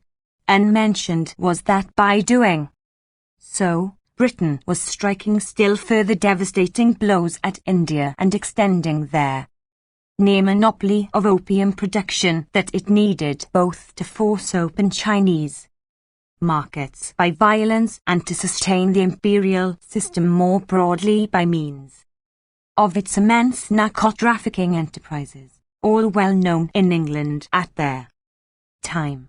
But such matters could not be the source of the obloquy. Rather, Europeans are exciting odium against us, Mill wrote, because they are unable to comprehend that England is truly a novelty in the world, a remarkable nation that acts only in the service of others. It is dedicated to peace, though if the aggressions of barbarians force it to a successful war, it selflessly bears their cost while the fruits it shares in fraternal equality with the whole human race. including the barbarians it conquers and destroys for their own benefit. England is not only peerless but near perfect, in Mill's view, with no aggressive designs. Desiring no benefit to itself at the expense of others, its policies are blameless and laudable. England was the 19th century counterpart of the idealistic New World bent on ending inhumanity, motivated by pure altruism and uniquely dedicated to the highest principles and values, though also sadly misunderstood by the cynical or perhaps paranoid Europeans. 73 Mill's essay was written as Britain engaged in some of the worst crimes of its imperial reign. It is hard to think of a more distinguished and truly honourable intellectual, or a more disgraceful example of apologetics for terrible crimes. Such facts might inspire some reflection as Boot and Kagan illustrate Marx's dictum about tragedy, replayed as farce. It is also worth recalling that the record of continental imperialism is even worse, and the rhetoric that accompanied it no less glorious, as when France gained Mill's approval by carrying out its civilizing mission in Algeria, while exterminating the indigenous population, the French Minister of War declared. 74. Kagan's concept of anti-Americanism, while conventional, also merits reflection. In such pronouncements, the term anti-American and its variants, hating America, and the like, are regularly employed to defame critics of state policy who may admire and respect the country, its culture, and its achievements, indeed think it is the greatest place on earth. Nevertheless, a hate America and are anti-American on the tacit assumption that the society and its people are to be identified with state power. This usage has drawn directly from the lexicon of totalitarianism. In the former Russian Empire, dissidents were guilty of anti-Sovietism. Perhaps critics of Brazil's military dictatorship were page 41. Labeled anti-Brazilian among people with some commitment to freedom and democracy. Such attitudes are inconceivable. It would only arouse ridicule in Rome or Milan if a critic of Berlusconi's policies were condemned as anti-Italian, though perhaps it would have passed in Mussolini's day. It is useful to remember that no matter where we turn, there is rarely any shortage of elevated ideals to accompany the resort of violence. The words accompanying the Wilsonian tradition may be stirring in their nobility, but should also be examined in practice, not just rhetoric. For example, Wilson's call for conquest of the Philippines, already mentioned, or as president, his interventions in Haiti and the Dominican Republic that left both countries in ruins, or what Walter Lafayette calls their Wilson corollary to the Monroe Doctrine, which dictated that only American oil interests receive concessions within the reach of its power. 75. The same is true of the worst tyrants. In 1990, Saddam Hussein warned Kuwait of possible retribution for actions that were undermining Iraq's battered economy after Iraq had protected Kuwait during the war with Iran. But he assured the world that he wanted not permanent fighting, but permanent peace. And a dignified life. 76. In 1938, President Roosevelt's close confidant Sumner Wells praised the Munich Agreement with the Nazis and felt that it might lead to a new world order based upon justice and upon law. Shortly after, they carried the project forward by occupying parts of Czechoslovakia, while Hitler explained that they were filled with earnest desire to serve the true interests of the peoples dwelling in this area, to safeguard the national individuality of their German and Czech peoples, and to further the peace and social welfare of all Mussolini's concerns for the liberated populations of Ethiopia were no less exalted. The same was true of Japan's aims in Manchuria and North China and its sacrifices to create an earthly paradise for the suffering people and to defend their legitimate governments from communist bandits. What could be more moving than Japan's exalted responsibility to establish a new order in 1938, to ensure permanent stability of East Asia based on mutual aid of Japan, Manchuria, and China in political, economic, and cultural fields, their joint defense against communism and their cultural, economic, and social progress. Question mark 77. After the war, interventions were routinely declared to be humanitarian or in self-defense and therefore in accord with the UN Charter. For example, Russia's murderous invasion of Hungary in 1956, justified by Soviet lawyers on their grounds that it was undertaken at the invitation of the government of Hungary. Page 42.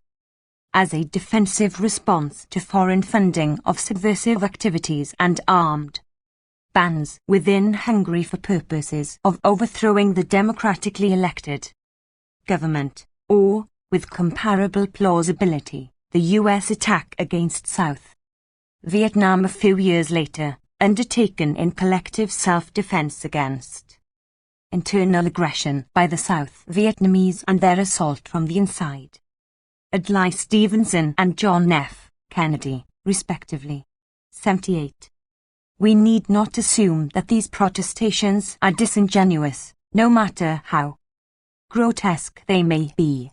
Often one finds the same rhetoric in internal documents, where there is no obvious reason to dissemble, for example, the argument by Stalin's diplomats that to create real democracies, some outside pressure would be necessary. We should not hesitate to use this kind of interference into their domestic affairs of other nations, since democratic government is one of the main guarantees of durable peace. 79. Others agree, doubtless with no less sincerity, urging that we should not hesitate before police repression by the local government. This is not shameful since the communists are essentially traitors. It is better to have a strong regime in power than a liberal government if it is indulgent and relaxed and penetrated by communists. George Kennan, in this case, briefing U.S. ambassadors in Latin America on their need to be guided by a pragmatic concern for the protection of our raw materials, ours, wherever they happen to be located, to which we must preserve our inherent right of access, by conquest if necessary, in accord with the ancient law of nations. 80. It requires a heavy dose of intentional ignorance and loyalty to power to delete from memory the human consequences of instituting and sustaining strong regimes. The same talents are needed to sustain faith in the appeal to national security invoked to justify the use of force, a pretext that can rarely be upheld for any state on inspection of the historical and documentary record. As these few examples illustrate, even the harshest and most shameful measures are regularly accompanied by profession of noble intent. An honest look would only generalize Thomas Jefferson's observation on the world situation of his day. We believe no more in Bonaparte's fighting merely for the liberties of the seas than in Great Britain's fighting for the liberties of mankind. The object is the same, to draw to themselves the power, the wealth, and the resources of other nations. 81. A century later, Woodrow Wilson's Secretary of State, Robert Lansing, who page 43, also appears to have had few illusions about Wilsonian idealism, commented scornfully on how willing the British French or Italians are to accept a mandate from the League of Nations, as long as there are mines, oil fields, rich grain fields or railroads that will make it a profitable undertaking.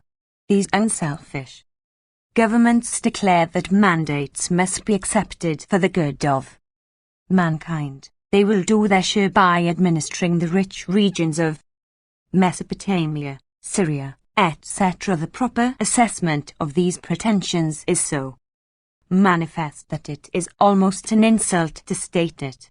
82. And manifest indeed it is, when declarations of noble intent are proffered by others. For oneself, different standards apply.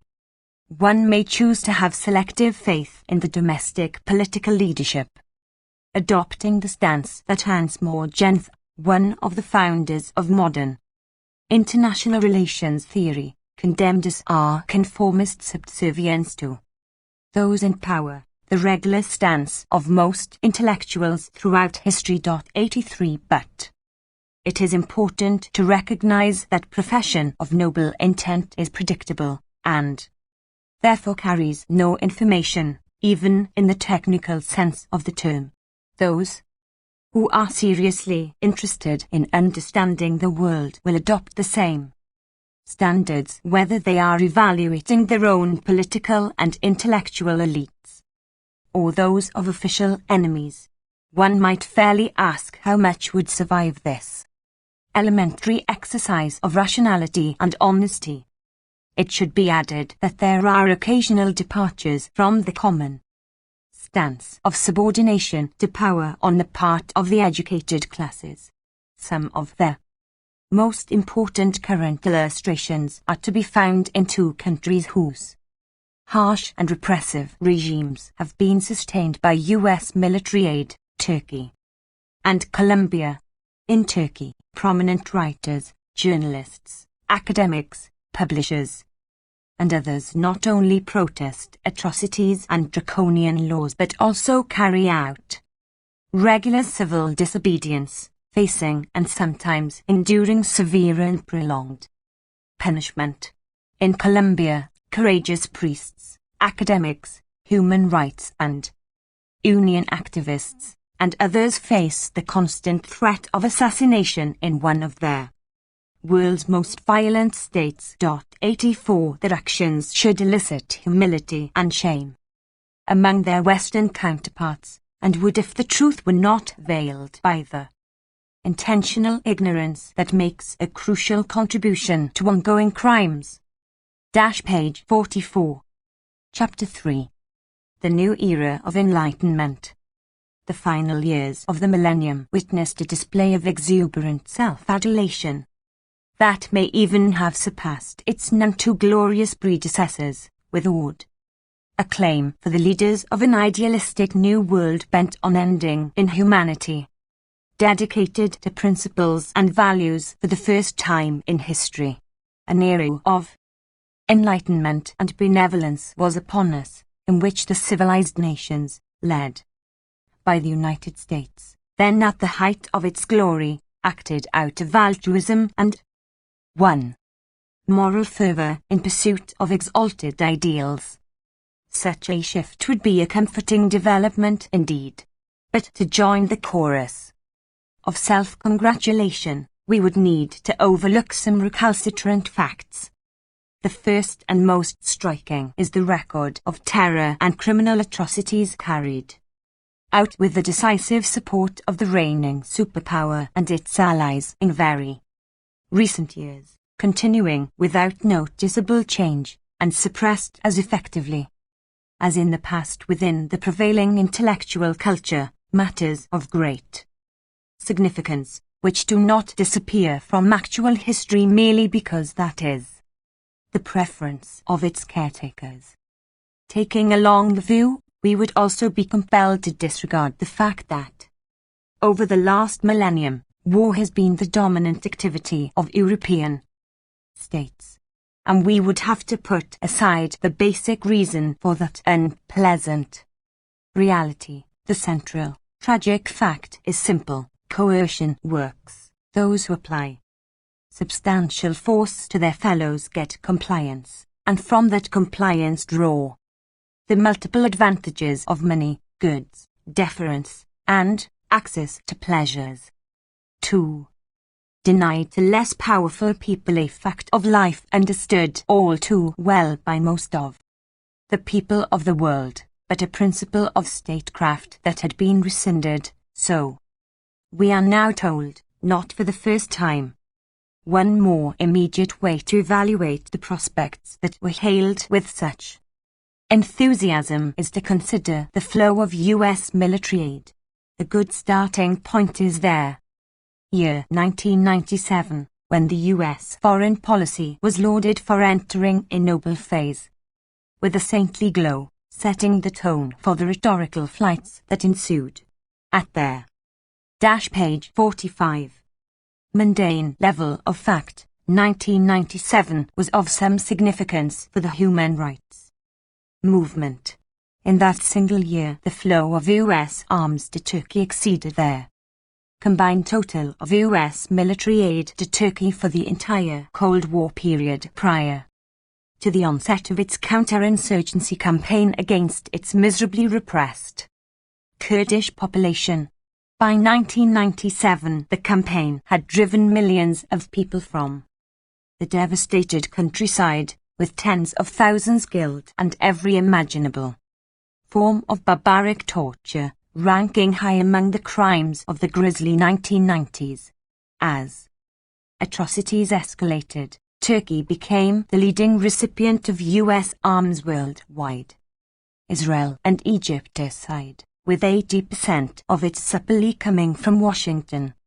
In the same year, U.S. military aid to Colombia began to skyrocket, increasing from $50 million to $290 million 2 years later, and rapidly growing since.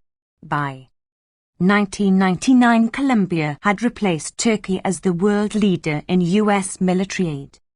Further militarization of the Colombia's internal conflicts, deeply rooted in the full history of a rich society with extreme poverty and violence, had the predictable consequences for the tortured population and also led guerrilla forces to become yet another army terrorizing the peasantry and, more recently, the urban population as well. The most prominent Colombian human rights organization estimates the number of people forcefully displaced at 2.7 million, increasing by 1,000 a day.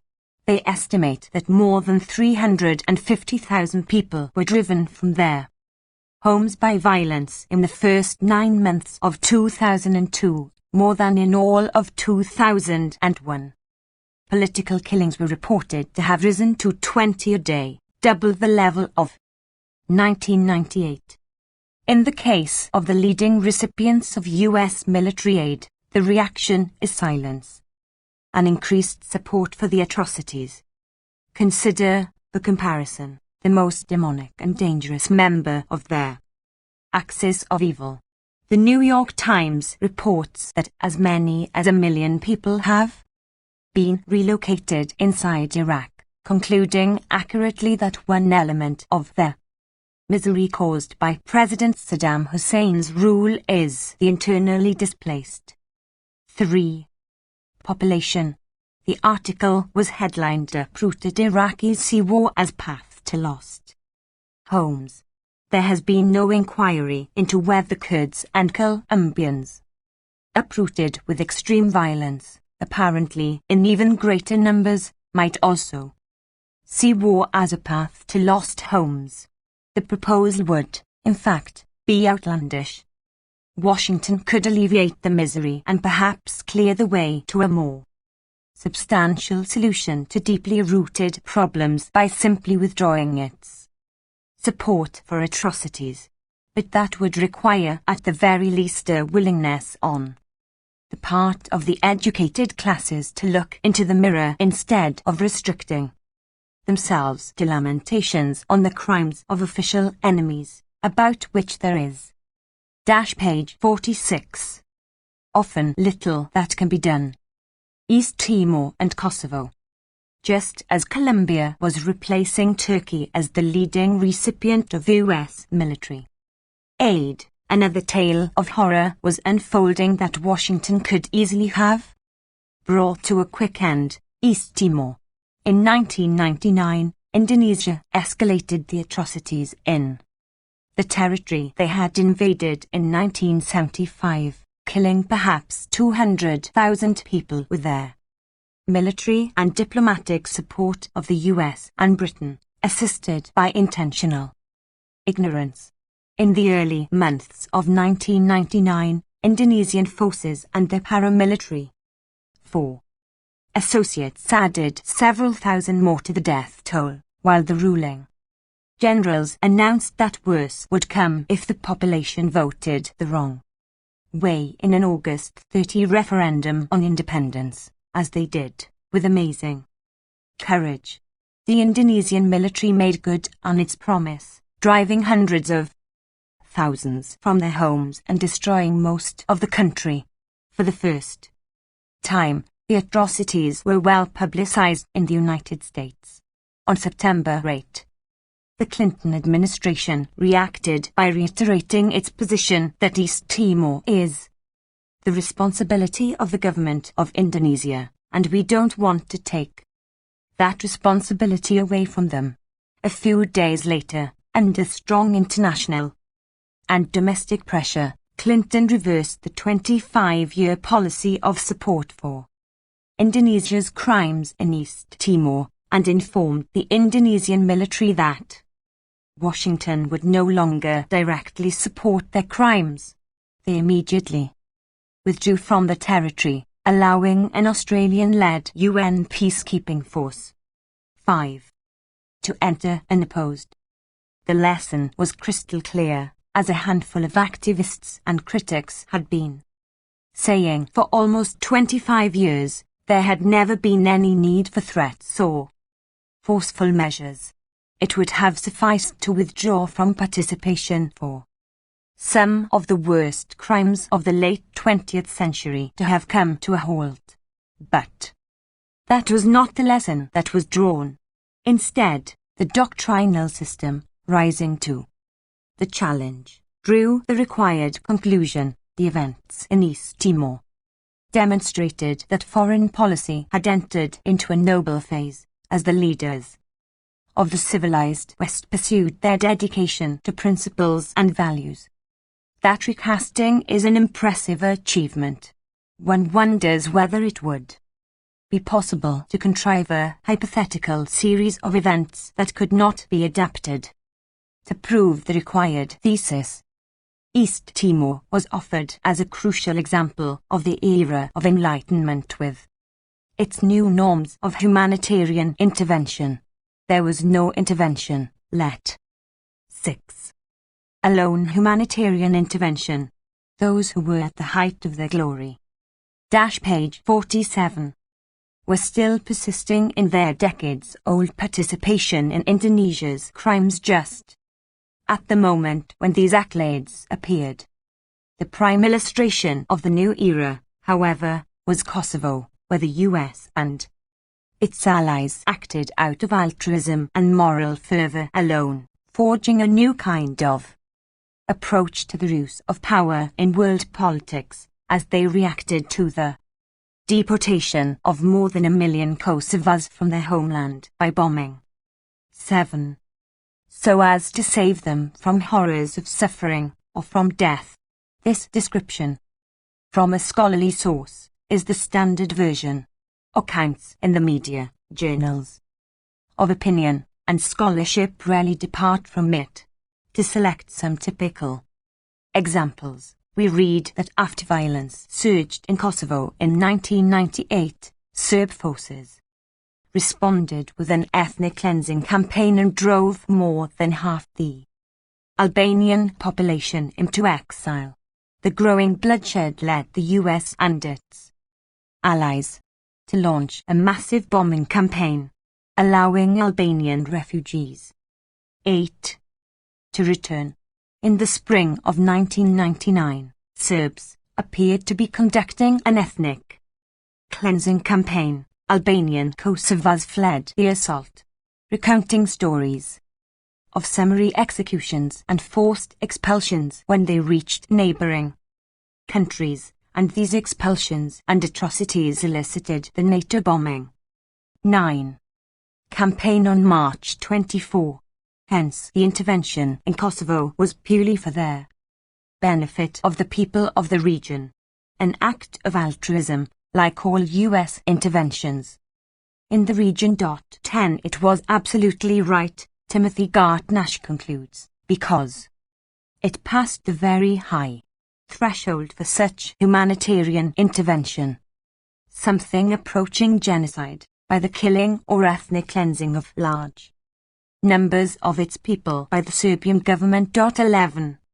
Surely this establishes the case and justifies the praise for the altruistic leaders, opening a new era of enlightenment. And so it might, if the claims had any relation to the facts. The small sample of quotes presented above is typical in several interesting respects. First, the accounts are given without any evidence, though an enormous amount was available from impeccable Western sources. Second, the standard picture reverses the order of events. Uncontroversially, the bombing preceded the ethnic cleansing and atrocities, which were, in fact, its anticipated consequence. Kosovo was an ugly place before the NATO bombing, with an estimated 2,000 killed on all sides during the preceding year. However, the rich Western documentary record reveals no changes of significance until the March 24 bombing began, apart from a slight increase in Serbian atrocities 2 days earlier, when monitors were withdrawn in anticipation of the NATO attack. The page 48. UN began registering refugees a week later. These basic facts were well known. By May 1999, when the Milosevic indictment was presented, it detailed a series of terrible crimes, which had, however, virtually without exception taken place after the bombing.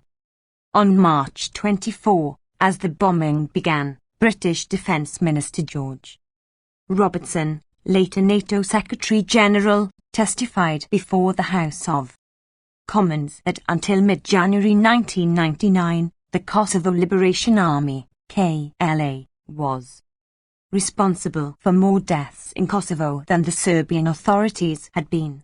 He was referring to the Albanian guerrillas, by then CIA-backed, who had explained frankly that their goal was to kill Serbs so as to elicit a harsh reaction that would lead to public support in the West for NATO intervention. A subsequent parliamentary inquiry revealed that Foreign Secretary Robin Cook had told the House on January 18 that the KLA had committed more breaches of the ceasefire, and until this weekend was responsible for more deaths than the Yugoslav security forces. 12. Robertson and Cook are specifically referring to a massacre carried out by the security forces at Rakak on January 15, in which 45 people were reported killed. But since Western documentation reveals no notable change in the distribution of violence after Rakak, their conclusions, if valid in mid-January, essentially remained so in late March. It was clear at the time that such massacres were of no concern to the US or UK leadership. Thus, the Lukaka massacre in East Timor shortly after was apparently far worse, was only one of many, and had no pretext of self-defense. Still, this and other massacres led to no change in US-UK support for the Indonesian invaders. Putting aside such selective concerns, however, the voluminous Western evidence does not reveal any significant shift in Kosovo before the bombing. Serious scholarship reaches similar conclusions. Nicholas Wheeler, who does not invert the chronology, estimates that Serbs had killed 500 Albanians before the NATO bombing, implying that 1,500 had been killed by the KLA. Nevertheless, he concludes that bombing Serbia was a genuine case of humanitarian intervention because though only a few hundred Albanians were killed prior to the bombing, intelligence points to this as a precursor to a major campaign of killing and ethnic cleansing.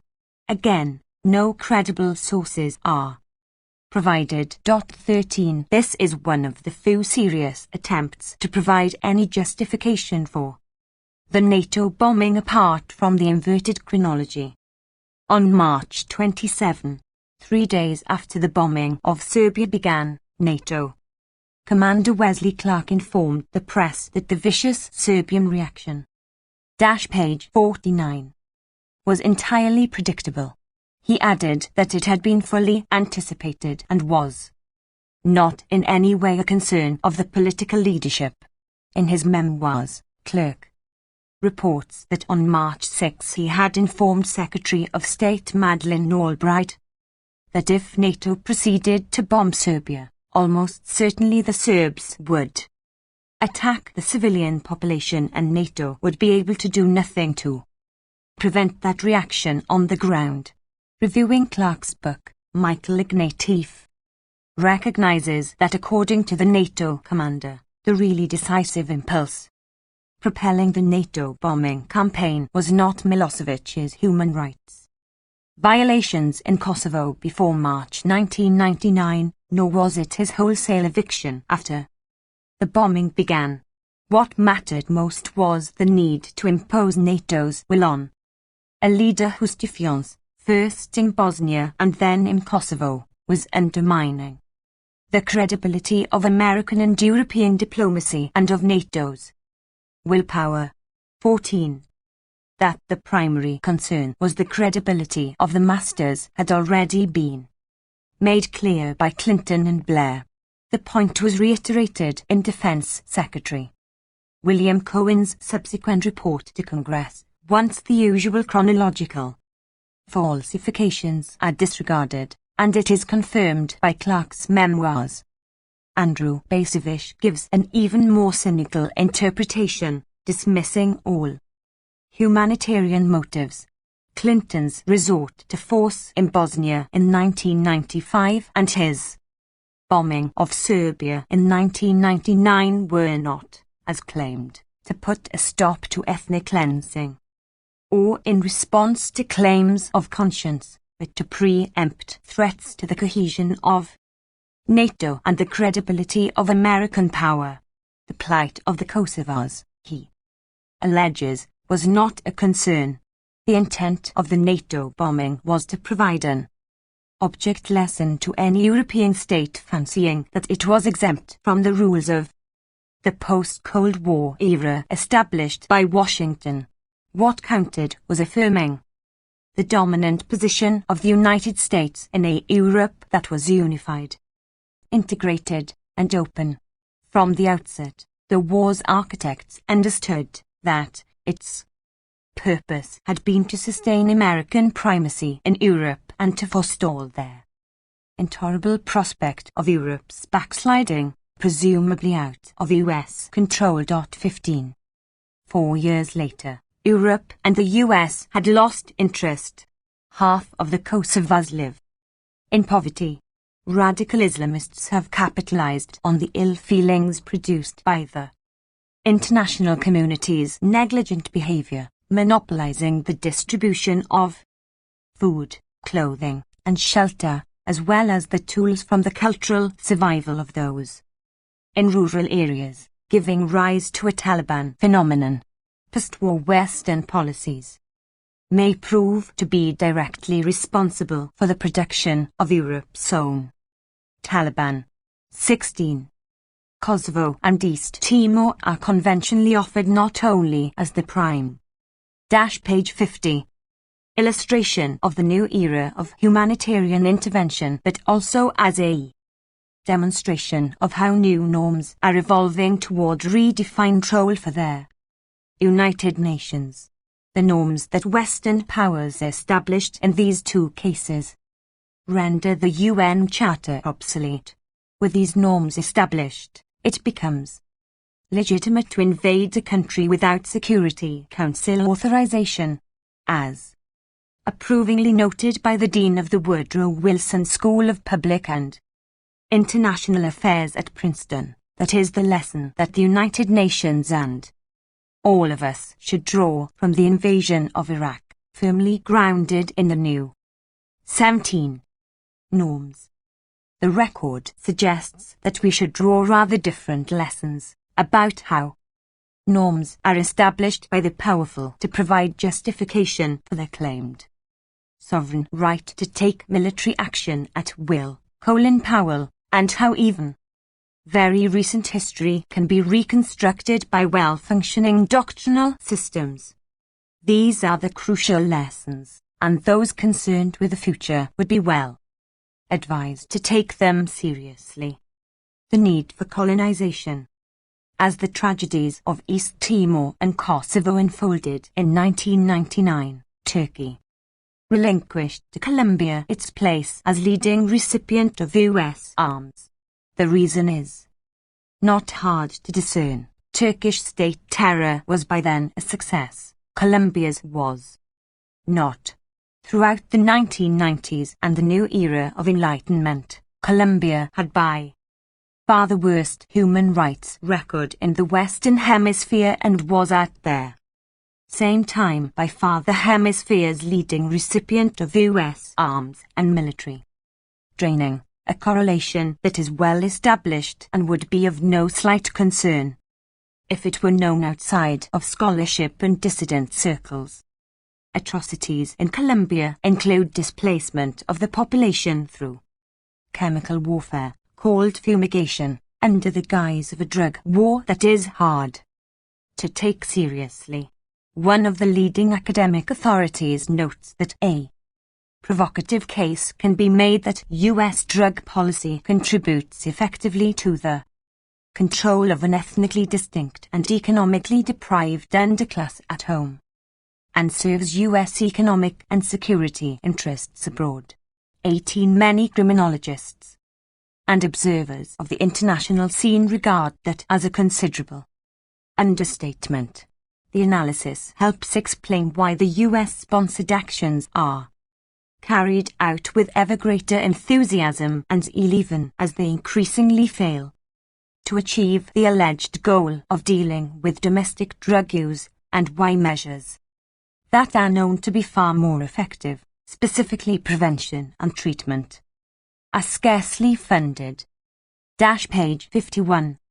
The governors of Colombia's targeted southern provinces, along with peasants and human rights activists, have proposed plans relying on manual eradication of coca and poppies and support for alternative crops, but to little effect. Meanwhile, the land is poisoned by fumigation, children die, and the uprooted and scattered victims suffer from sickness and injury. Peasant agriculture is based on a rich tradition of knowledge and experience, gained over many centuries, commonly passed on from mother to daughter. Though a remarkable human achievement, it is very fragile and can be destroyed forever in a single generation. It is being destroyed, and along with it, some of the richest biodiversity in the world. Campesinos, indigenous people, and Afro-Colombians are now joining the millions in rotting slums and camps. And with the people gone, multinationals can strip the mountains for coal, extract oil and other resources, and probably convert what is left of the land to ranching by the rich or agro-export in an environment shorn of its treasures and variety. Informed analysts and observers describe Washington's fumigation programs as another stage in the historical process of driving poor peasants from the land for the benefit of foreign investors and Colombian elites. Like many other centers of turmoil and state terror, Colombia is part of an important oil-producing region, and a significant producer itself. Much the same is true of Chechnya, Western China, the Central Asian dictatorships, and other places where state violence was intensified after 9/11 on the pretext of a war on terror, and with the expectation that there would be a nod from Washington. Human rights organizations and the State Department agree that their overwhelming majority of atrocities in Colombia can be attributed to the military and paramilitaries, the 6th Division of the 5-Division Colombian Army. Because of their close links, according to Human Rights Watch, the proportion of atrocities attributed to the paramilitaries has been increasing as crimes are privatized in accord with neoliberal practice, a familiar development elsewhere. As well, Serbia used private militias in the former Yugoslavia, as did Indonesia in East Timor, and Turkey in the southeast, and many other places. There is a corresponding privatization of international atrocities. Fumigation is being taken over by private companies consisting of U.S. military officers under contract to the Pentagon, also a pattern that is worldwide and useful for evading accountability. Even if one were to give credence to the U.S. arguments in favor of the drug war, the underlying assumptions are scandalous.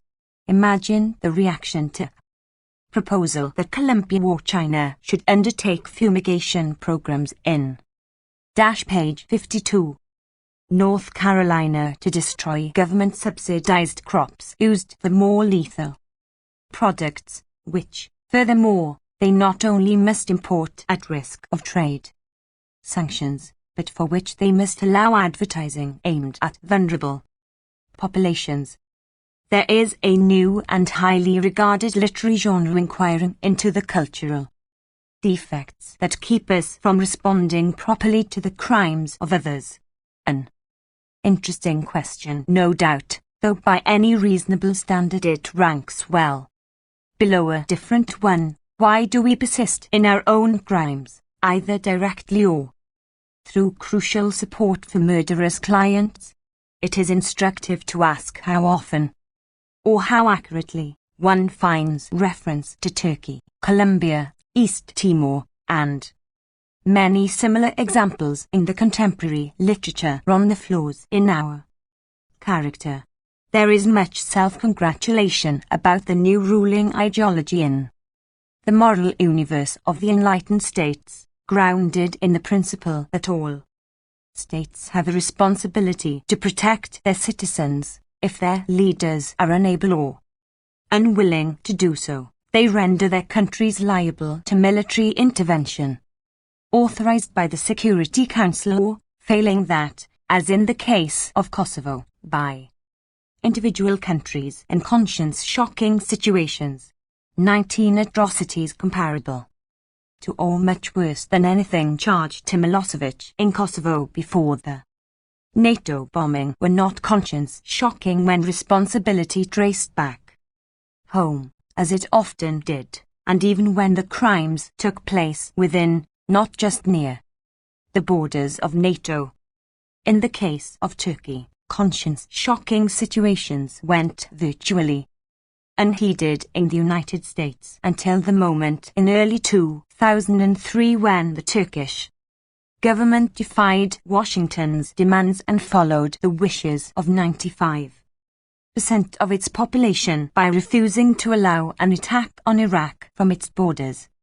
At that point, one began to read about Turkey's ghastly record of torturing, killing, and disappearing Turkish Kurds and destroying more than 3,000 of their villages, with citations from human rights organizations reiterating what they had reported in far more detail years before while the crimes were in progress.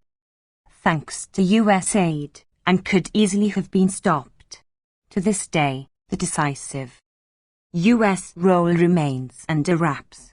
As before, the most that can be said is that we tolerated the abuses suffered by the Kurds, area 20.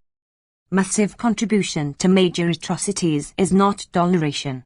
The time to expose the suffering of the Kurds is while Washington is providing the means to carry out the crimes that are found shocking in retrospect, with responsibility safely displaced far away. Such performances, which are routine, would be deplored. Among official enemies, their easy acceptance in the most powerful state in page 53. History again does not bode well for the future. Another currently fashionable formulation of the mission of the enlightened states holds that the need for colonization is as great as it ever was in the 19th century to bring to the rest of the world the principles of order, freedom, and justice to which postmodern societies are dedicated. The version offered by Tony Blair's key foreign policy advisor, Robert Cooper. 21. He did not elaborate on the need for colonization in the 19th century and their consequences, as that obligation was shouldered by Britain, France, Belgium, and other standard-bearers of Western civilization. But an honest look at the real world may well support his judgment that the need for colonization is as compelling now as it was in the days Cooper recalls with nostalgia. To rephrase, we can learn a good deal about today's enlightened states by paying a little attention to the record and how they portrayed it, both as events were unfolding and in historical retrospect. We should not, however, overlook the changes in world order that have occurred since World War II. One of these Robert Jervis calls a change of spectacular proportions, perhaps the single most striking discontinuity that their history of international politics has anywhere provided, that the states of Europe now live in peace, and, some argue more controversially, democracies do not go to war with one another. 22. It is this striking discontinuity to which Cooper alludes in joining those who hail the birth of a postmodern world system of law, justice, and civility through the West must revert to the rougher methods of an earlier era: force, preemptive attack, deception, whatever is necessary when it comes to dealing with those who still live in the 19th century world of every state for itself. The West must revert to the laws of their jungle, when we are operating in the jungle exactly as it has done in their disgraceful past, protecting naughty children from infection. The enlightened states of the late 19th century were not the first to laud themselves for liberating barbarians from their sad fate by violence, destruction, and plunder.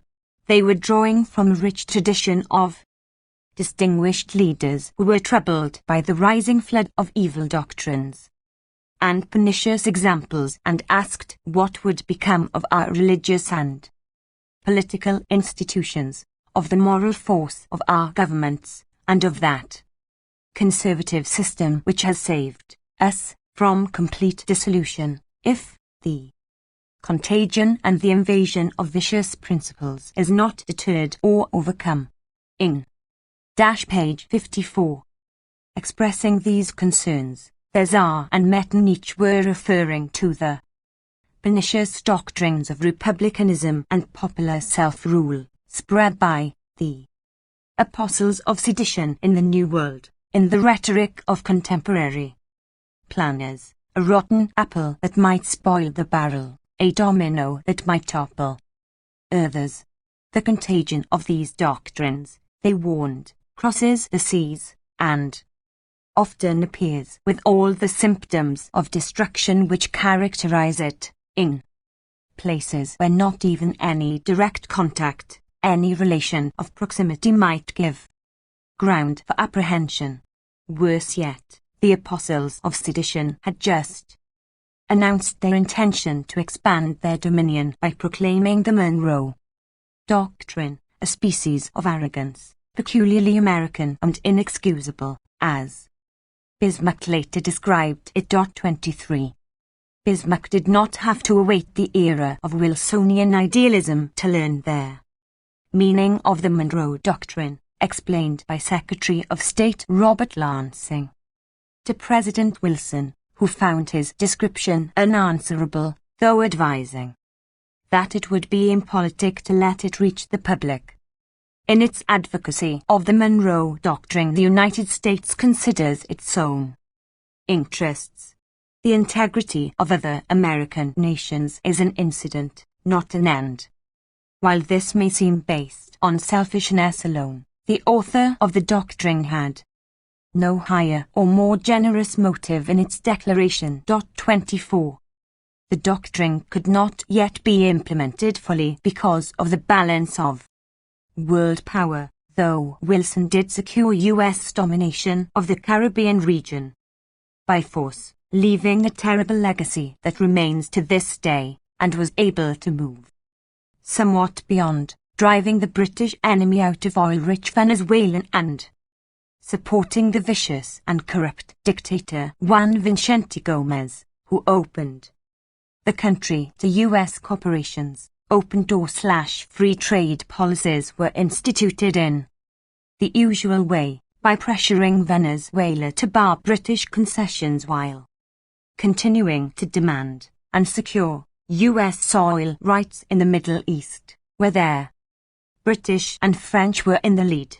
By 1928, Venezuela had become the world's leading oil exporter, with U.S. companies in charge.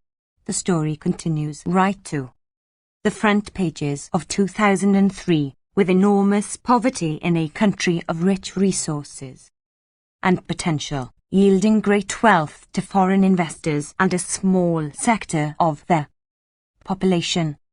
The reach of U.S. power was still limited in Wilson's time, but as president, William Howard Taft had presciently observed, the day is not far distant when the whole hemisphere will be ours, in fact, as, by virtue of our superiority of race, it already is ours morally. Latin Americans may not understand, the Wilson administration added, but that is because they are naughty children who are page 55. Exercising all the privileges and rights of grown-ups and require a stiff hand, an authoritative hand. More gentle means should not be overlooked, however. It may be useful to pat them a little bit and make them think that you are fond of them, Secretary of State John Foster Dulles advised President Eisenhower. 25. There are naughty children everywhere. Wilson regarded Filipinos as children, who must obey as those who are in tutelage, at least those who survived the liberation he had called for, while extolling his altruism. His State Department also regarded Italians as like children, who must be led and assisted more than almost any other nation. It was therefore right and proper for his successors to offer enthusiastic support for the fine young revolution of Mussolini's fascism that crushed the threat of democracy among Italians who hunger for strong leadership and enjoy being dramatically governed. The conception remained in place through the 1930s and was revived immediately after the war, as the U.S. undertook to subvert Italian democracy in 1948 by withholding food from starving people, restoring the fascist police, and threatening worse. The State Department's Italian desk officer explained that policies must be designed so that even the dumbest wop would sense the drift. Haitians were little more than primitive savages, according to Franklin Delano Roosevelt, who claimed to have rewritten the Haitian Constitution during Wilson's military occupation, so as to permit U.S. corporations to take over Haiti's land and resources after its recalcitrant parliament had been sent packing by the Marines, when the Eisenhower administration was seeking to overthrow the newly established Castro government in Cuba in 1959, CIA Chief Allen Dulles complained that there was in Cuba no opposition to Castro who were capable of action, in part because in these primitive countries where the sun shone, the demands of the people were far less than in the more advanced societies, so they were unaware of how much they were suffering. 26. The need for discipline has been reiterated forcefully over the years. To mention another case of contemporary relevance, when Iran's conservative parliamentary government sought to gain control of its own resources, the US and Britain instigated a military coup to install an obedient regime that ruled with terror for 25 years. The coup sent a more far-reaching message, spelled out by the editors of the New York Times. Underdeveloped countries with rich resources now have an object lesson in the heavy cost that must be paid by one of their number which goes berserk with fanatical nationalism. Iran's experience may strengthen the hands of more reasonable and more far-seeing leaders elsewhere who will have a clear-eyed understanding of the principles. Page 56. Of decent behavior. 27. The same lesson had been taught nearer home, at the Chapultepec, Mexico conference in February 1945 that laid the basis for the post-war order. Now that the Monroe Doctrine could be enforced in the Wilsonian sense, Latin Americans were then under the influence of what the State Department called their philosophy of the new nationalism, which embraces policies designed to bring about a broader distribution of wealth and to raise the standard of living of the masses. Washington was concerned that economic nationalism is the common denominator of the new aspirations for industrialization, just as it had been for England, the United States, and in fact every other country that succeeded in industrializing. Latin Americans are convinced that the first beneficiaries of the development of a country's resources should be the people of that country. That was unacceptable. The first beneficiaries must be US investors, while Latin America fulfills its service function. The US therefore imposed an economic charter for the Americas designed to eliminate economic nationalism in all its forms. 28. With an exception, however, economic nationalism remained a crucial feature of the US economy, which relied far more than in the past on a dynamic state sector, often operating under the cover of defense. It is useful to recall that even at the peak of the Cold War, more perceptive observers understood that the primary threat posed by communism was their economic transformation of the communist countries in ways that reduce their willingness and ability to complement the industrial economies of the West. Another version of the philosophy of the new nationalism, in this case stating, from 1917.29, the same concerns account for the persistence into the post-war period of the analytical framework American policymakers had developed and employed during the interwar years for relations with right-wing dictatorships of European fascism. Historian David Schmidt's notes. 30. The point has been to control the threat of communism, understood not as a military threat, but very much in the terms just described. The analytical framework of relations with their fascist states is eminently worth recalling, if only because it has reappeared with such consistency right to the present and therefore can teach us a good deal about the world that has been shaped in no small measure by the most powerful states and the private institutions that are their tools and tyrants, to borrow their words of James Madison when he contemplated with much unease the fate of their democratic experiment, of which he was the leading framer. The rise of fascism in the interwar period elicited concern that was generally page 57. Regarded rather favourably by the US and British governments, the business world, and a good deal of elite opinion. The reason was that the fascist version of extreme nationalism permitted extensive Western economic penetration and also destroyed the much-feared labour movements on the left and the excessive democracy in which they could function. Support for Mussolini was effusive across a broad range of opinion. That admirable Italian gentleman, as president, Roosevelt described him in 1933, enjoyed great respect until World War II broke out. Support extended to Hitler's Germany as well.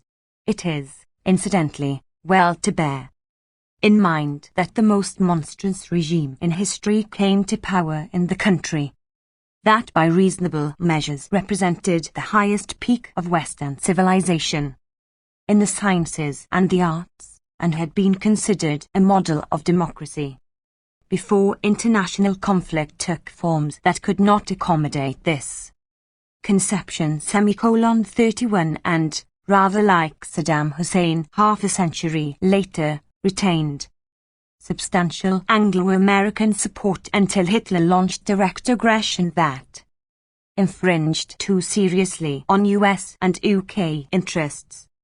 Support for fascism began at once, praising the fascist takeover in Italy, which quickly destroyed the parliamentary system and violently suppressed labour and political opposition. Ambassador Henry Fletcher articulated the assumptions that were to guide US policy there and elsewhere in years to come. Italy faced a stark choice, he wrote the Secretary of State, either Mussolini and fascism or Giolitti and socialism. Giolitti was a leading figure of Italian liberalism. A decade later, in 1937, the State Department continued to regard European fascism as a moderate force that must succeed all the masses, this time reinforced by the disillusioned middle classes, will again turn to the left. That same year, U.S. Ambassador to Italy William Phillips was greatly impressed by the efforts of Mussolini to improve the conditions of the masses and found much evidence in favour of the fascists' view that they represent a true democracy inasmuch as the welfare of the people is their principal objective. He considered Mussolini's accomplishments astounding and a source of constant amazement, and enthusiastically praised his great human qualities.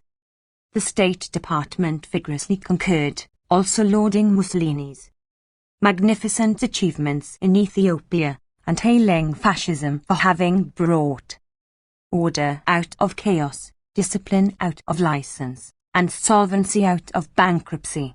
In 1939, FDR continued to regard Italian fascism as of great importance to their world, though still in the experimental stage.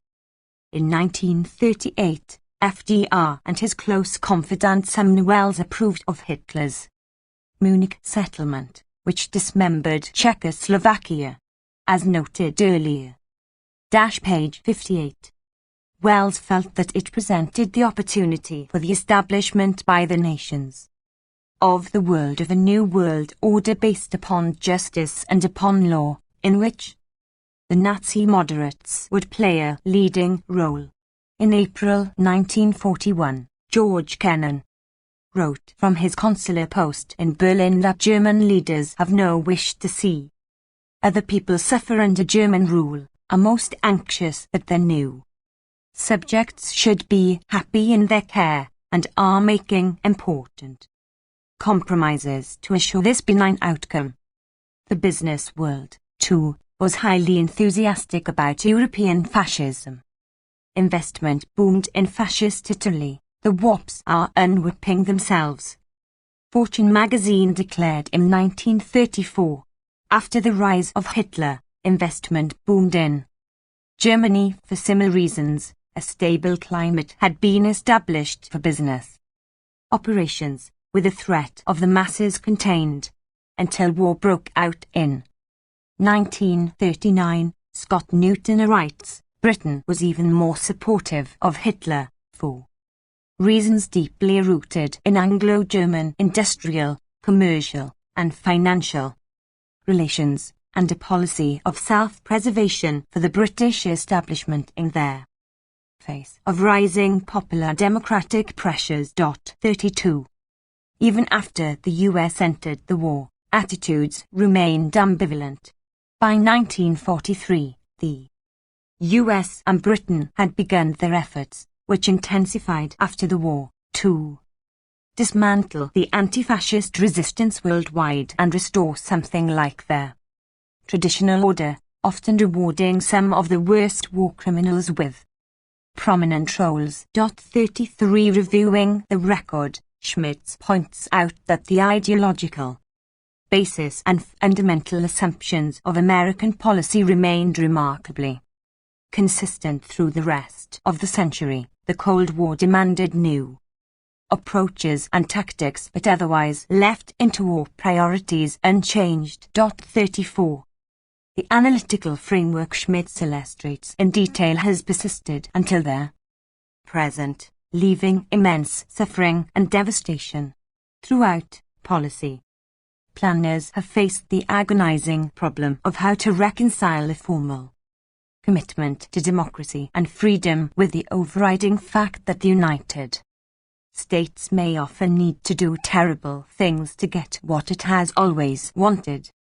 Alan Tonelson observes, what the US wanted was economic policies that would enable American business to operate as freely as possible and often as monopolistically as possible, with the aim of creating an integrated, United States-dominated capitalist world economy. 3s. Still more ominous than the philosophy of the new nationalism was their threat that it could become a virus that might infect others, not by conquest but by example. That was understood from the earliest days. Secretary of State Lansing warned President Wilson that the Bolshevik disease might spread. Page 59. Very real danger in view of the process of social unrest throughout the world. Wilson was particularly concerned that the American Negro soldiers returning from abroad might be infected by the example of the soldiers and workers' councils that were being set up in Germany as the war ended, establishing a form of democracy that was as intolerable to the West as it was to Lenin and Trotsky. Similar fears were expressed by Lloyd George's government in Britain, which found hostility to capitalism to be widespread among the working people of England, who were paying close attention to the popular councils that developed in Russia before the Bolshevik takeover destroyed them. Counter-revolutionary violence that did not alleviate elite concerns in the West. Within the United States, social unrest was largely suppressed by Wilson's Red Scare, though only temporarily. Business leaders remained alert to the hazard facing industrialists, with the newly realized political power of their masses and the constant need for shaping public opinion if we are to avoid disaster. 36. Concern over Soviet economic development and its demonstration effect persisted into the 1960s, when the Soviet economy began to stagnate, in large measure because of the escalating arms race that Soviet Premier Khrushchev had sought desperately to prevent. The Cold War itself, from its origins in 1917, was in significant respects a North-South conflict writ large. Russia had been Europe's original Third World, declining relative to the West up to World War I while serving their standard function of providing resources, markets, and investment opportunities. Russia was a special case because of its scale and military power. factor of growing importance after it played the leading role in defeating Nazi Germany and achieved superpower status in the military dimension. But their primary threats remained as they have been throughout the non-Western world: independent nationalism and the virus effect. On these grounds, it is possible to explain the logical illogicality noted by the War Department in 1945 when it prepared plans for the US to take control of most of the world and surround Russia with military force while denying their adversary any comparable rights. The illogicality they perceive dissolves as soon as we realize that the Soviet Union might have flirted with the thought of associating itself with a rising tide all over the world wherein the common man aspires to higher and wider horizons. 37. The plans were therefore logical and necessary, however illogical they may appear on the surface. Leading scholars basically agree. John Lewis Gaddis realistically traces their Russia-US conflict back to 1917 and explains that the immediate Western page 60 invasion was a justified act of self-defense. It was undertaken in response to profound and potentially far-reaching intervention by the new Soviet government in the internal affairs, not just of the West, but of virtually every country in the world, namely, the revelations challenge to the very survival of the capitalist order. 38. Change in the social order in Russia and the possibility that Russian development might infect others therefore justified the invasion of Russia. Attack is therefore defense, another logical illogicality that becomes coherent once the doctrinal apparatus is properly understood. On the same grounds, we can understand the persistence of basic policies of the US and other leading Western powers before, during, and after the Cold War, always in self-defense. Note that the defensive invasion of Russia in 1918 is another precursor for the doctrine of preventive war declared in September 2002 by radical nationalists pursuing their imperial vision. Let's return to the striking discontinuity in international politics at the end of World War. Robert Jervis. One element is that the US became a global actor for the first time, displacing its European rivals and using its incomparable wealth and power to organize the world system with care and skill. What Jervis had in mind, however, is the democratic peace. For centuries, Europeans had devoted themselves to slaughtering one another, meanwhile conquering most of their world. By 1945 they realized that the game was over. The next time it was played would be the last. Western powers can still resort to violence against the weak and defenseless, but not against one another. The Cold War superpower conflict, too, kept to that understanding, though not without extreme hazard. The standard interpretation is different. The democratic peace reflects some happy combination of liberal norms and institutions such as representative democracy and market economies. 39. Though these factors are real enough, their contribution to the striking discontinuity cannot be properly assessed without due attention to the realization that Western civilization was on the verge of self-annihilation, thanks to the rational pursuit of its traditional practices. Now, Europe is internally at peace, just as North America has been since the native population was virtually annihilated, half of Mexico conquered, the US-Canada border established, and the phrase United States transformed from plural to singular 150 years ago. On a global scale, however, the practices, institutions, and dominant culture remain largely unchanged. The portents cannot be lightly Dismissed. Page 61. Chapter 4. Dangerous Times. Concern about current threats is widespread and realistic. In February 2002, the famous doomsday clock of the Bulletin of the Atomic Scientists was advanced 2 minutes toward midnight, even before the release of the Bush administration's National Security Strategy and Nuclear Posture Review, which elicited shudders worldwide.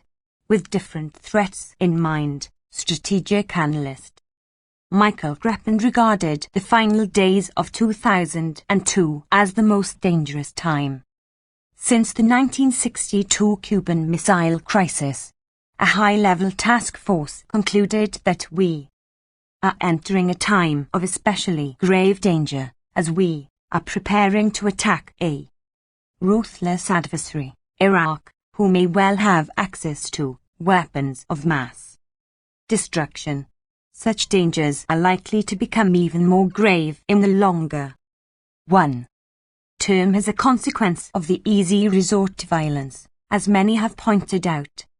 The reasons behind these concerns merit close attention, but too narrow a focus can be misleading.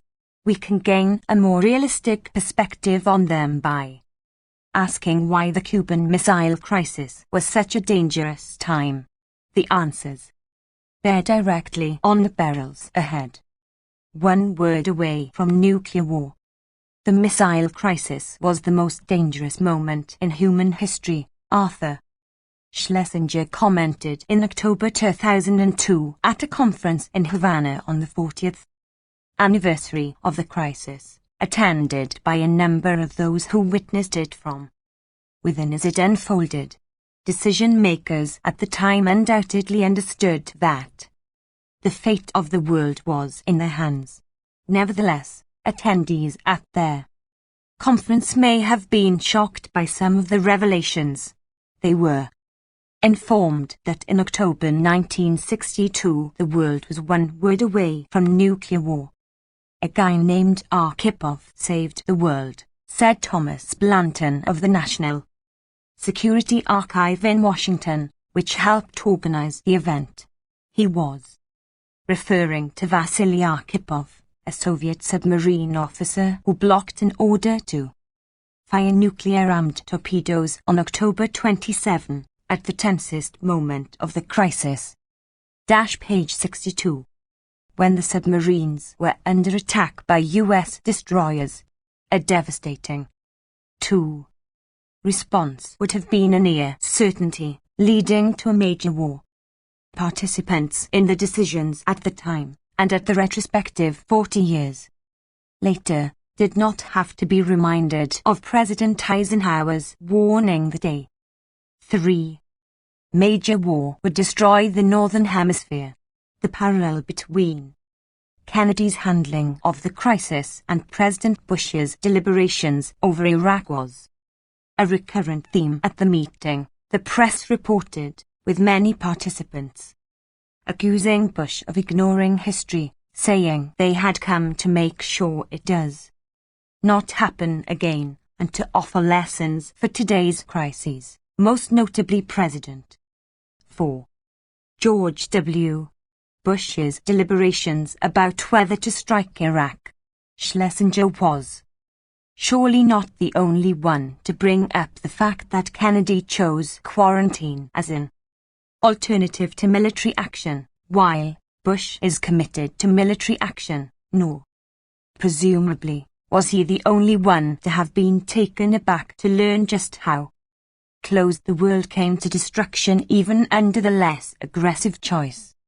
In his authoritative account of the missile crisis, Raymond Garthoff observes that in the United States there was almost universal approbation for President Kennedy's handling of the crisis. That's a fair assessment, though whether their approval is warranted is a separate question. The confrontation finally came down to 2 basic issues. 1. Would Kennedy pledge that the US would not invade Cuba?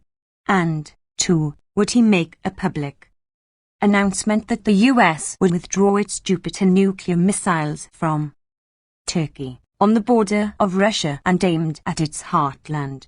On both issues, Kennedy ultimately refused.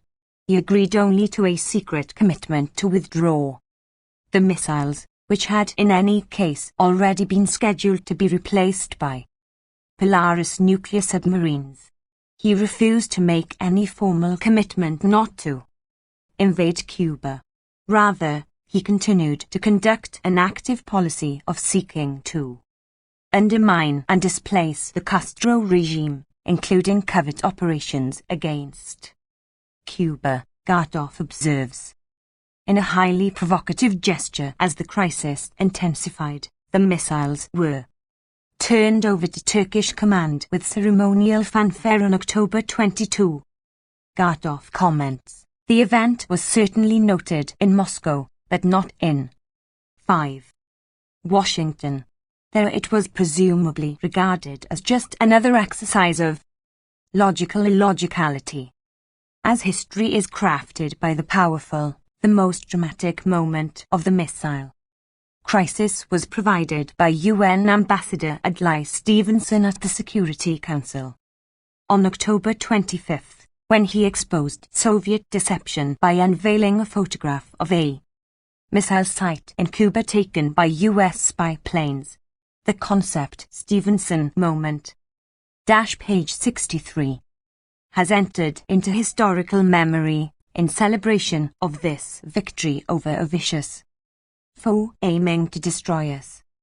As an intellectual exercise, let's imagine how the Stevenson moment might be viewed by a hypothetical extraterrestrial observer. Call him Martian, and assume that he is free from earthly systems of doctrine and ideology.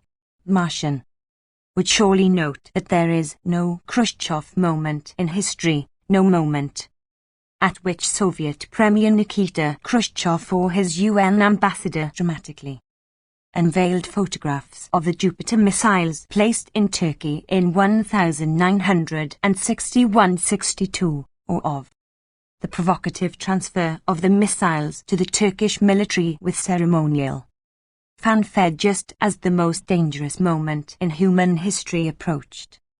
Reflecting on this distinction, Martian should recall that the Jupiter missiles were only a small element of a far greater threat to Russia, and that Russia had repeatedly been invaded and almost destroyed in the preceding half-century. Twice by newly rearmed Germany, its richer western part now within a hostile military alliance led by the world's mightiest superpower, once in 1918 by Britain, the US, and their allies. And he might observe that there was, of course, no Russian threat to invade Turkey, nor any large-scale Russian terrorist campaign or economic warfare against Turkey, nor even a lesser counterpart to the crimes that the Kennedy administration was carrying out against Cuba at their time. Despite all this, only the Stevenson moment exists in historical memory. Martian would surely grasp how the distinction reflects the balance of global power. He would also presumably recall a principle that must be close to historical universal of intellectual culture: we are good, whoever we happen to be, and they are evil if they stand in our way. Therefore, the radical asymmetry makes perfect sense within the framework of established doctrine. The contours of the asymmetry become even sharper when we consider the occasional effort at extenuation. The crime of the Russians in Cuba was stealth, while the US surrounded Russia with lethal offensive weapons quite openly. That is true. The world ruler not only has no need to conceal its intent, but prefers to advertise it, to maintain credibility. The subordination of their ideological system to power ensures that virtually any action, international terrorism, as in Cuba, overt aggression, as in South Vietnam at the same time, participation in mass slaughter to destroy the only mass-based political party, as in South Vietnam and Indonesia, and many others, will either be dispatched to oblivion or reshaped into an act of legitimate self-defense or an act of 6. Benevolence that perhaps went astray. Page 64. The importance of owning a properly crafted history was revealed once again in February 2003, when Colin Powell addressed the UN Security Council, informing its members that the US would go to war with or without UN authorization. The question pondered by commentators was whether Powell would be able to provide a Stevenson moment. Some thought he had.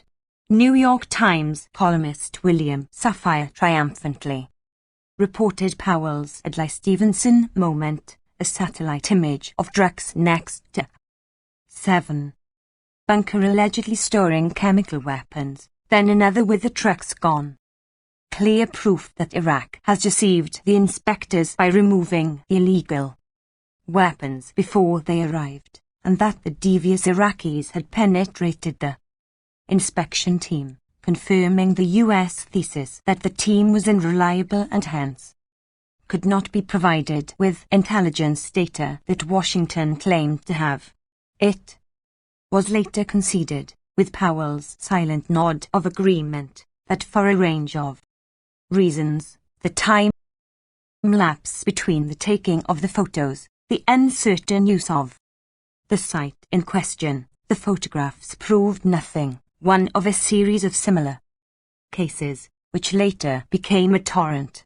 Still, this was deemed a Stevenson moment, though Adam Clymer pointed out that there was a stark difference between their two. Stevenson's moment was one of real fear about Soviet missiles, of imminent nuclear confrontation.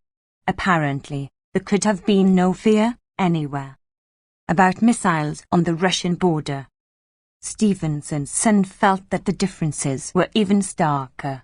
His father had presented the Security Council with proof that a nuclear superpower was installing missiles in Cuba and threatening to upset the world's balance of terror.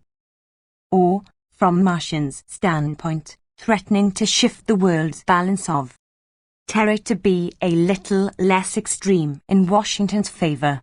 And, he continued, that moment had an obvious purpose, containing the Soviet Union and maintaining 8.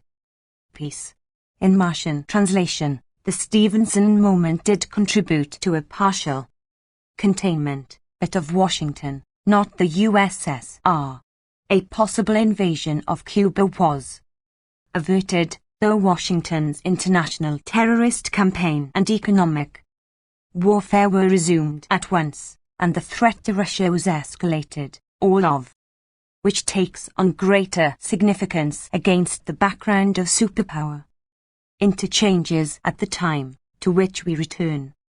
Kennedy had no doubts about the threat of the Russian missiles in Cuba. Meeting with his high-level advisers, he said, "It's just as if we suddenly began to put a major number of medium-range ballistic missiles in Turkey. Now that'd be goddamn dangerous." His national security advisor, McGeorge Bundy, responded, "Well, we did, Mr. President." Surprised, JFK said. Page 65. But that was 5 years ago, actually, 1 year ago, during his administration. He later expressed concern that if the facts were known, his decision to risk war, rather than agree publicly to joint withdrawal of missiles from Cuba and Turkey, would not play well in Peoria. He feared most people would consider it a very 9. fair trade. Whatever one's judgment about the actions of Khrushchev and Kennedy, there should be universal agreement that Khrushchev's decision to dispatch their missiles to Cuba was an act of criminal lunacy in the light of the possible consequences. It would pass beyond lunacy to condemn those who warned of the dangers and criticized Khrushchev bitterly for proceeding despite the risks. It is the merest truism that choices are assessed in terms of the range of likely consequences. We understand the truism very well when considering the actions of official enemies, but find it hard to apply to ourselves. There are many illustrations, including recent U.S. military exercises, aid agencies, scholars, and others who properly warned of the risks in Afghanistan and Iraq were ridiculed when the worst, fortunately, did not come to pass. At the same level of moral imbecility, one would rush into the streets every October to sing praises to the Kremlin, while ridiculing those who warned of the dangers of placing missiles in Cuba and persist in condemning the criminal lunacy of the act. Kennedy officials state that the president had not authorized an invasion of Cuba. Secretary of Defense Robert McNamara, however, informed his cabinet associates on October 22, 1962, that the president ordered us to prepare an invasion months ago, and we have developed plans in great detail, fully enough so that an invasion could be launched in a week. 10 At the 40th anniversary conference, McNamara reiterated his view that Cuba was justified in fearing an attack. If I were in Cuban or Soviet shoes, I would have thought so too, he said. What took place, and the background for it, most definitely does offer lessons for today's crises, as participants in the October 2002 retrospective insisted. While this may well have been the most dangerous moment in human history, it is not the only such case of flirting with catastrophe. More generally, it is far from the only illustration of unanticipated and unpredictable consequences of the resort to, or even the threat of, force, among the many reasons why sane people understand it to be a last resort, facing a very heavy burden of proof. Other lessons bear directly on conflicted U.S. relations with Europe, another topical matter at the anniversary meeting. The missile crisis suggests some reasons why Europeans might be wary of the U.S. political leadership in that page 66 case. Not radical right nationalists, but those at the liberal, multilateral end of their political spectrum. Europe's fate was hanging in the balance as the president and his advisers decided to reject what they feared would be regarded as a fair trade if it were known. But Europe was kept in the dark and treated with disdain. Kennedy's excom summarily dismissed any idea of sharing with their allies decisions that could have led to the nuclear destruction of Western Europe, as well as North America, Frank Costicglione writes in a rare study of the topic. Kennedy told his Secretary of State privately that allies must come along or stay behind. We cannot accept a veto from any other power, words heard again 40 years later from Bush and Powell.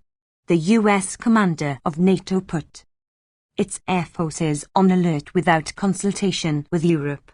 Kennedy's closest ally, British Prime Minister Harold Macmillan, told his associates that Kennedy's actions were escalating into war, but he could do nothing to stop He knew only what he could learn from British intelligence. Washington's perception of the US-UK special relationship was articulated by a senior Kennedy advisor in internal discussion at the peak of the crisis. Britain will act as our lieutenant. The fashionable word is partner. McGeorge Bundy suggested that some effort be made to encourage Europeans to feel that they're a part of it.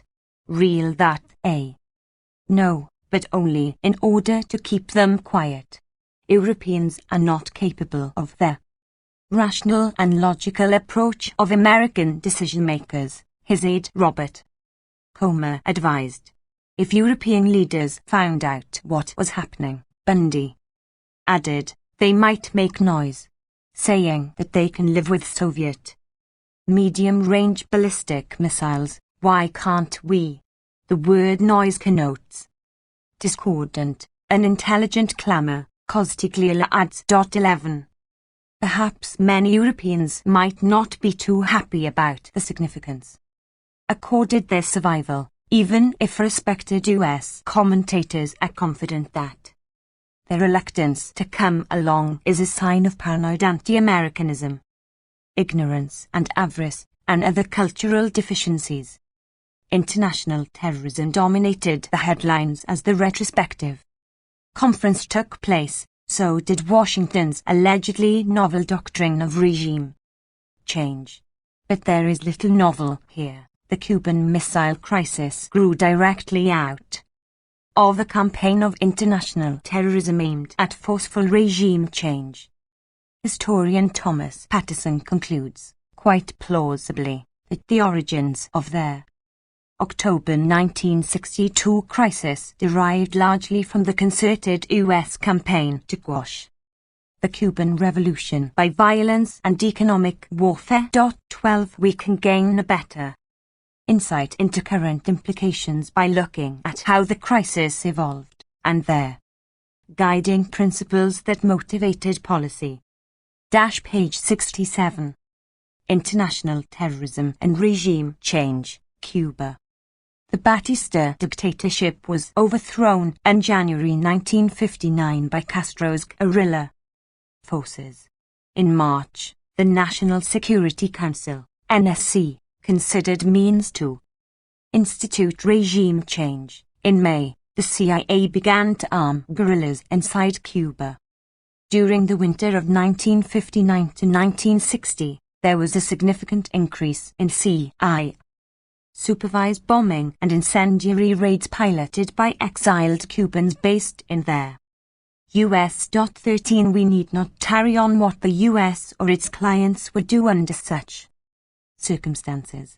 Cuba, however, did not respond with violent actions within their United States for revenge or deterrence. Rather, it followed the procedure required by international law. In July 1960, Cuba called on the UN for help, providing the Security Council with records of some 20 bombings, including names of pilots, plane registration numbers, unexploded bombs, and other specific details, alleging considerable damage and casualties and calling for resolution of the conflict through diplomatic channels. U.S. Ambassador Henry Cabot Lodge responded by giving his assurance that the United States has no aggressive purpose against Cuba.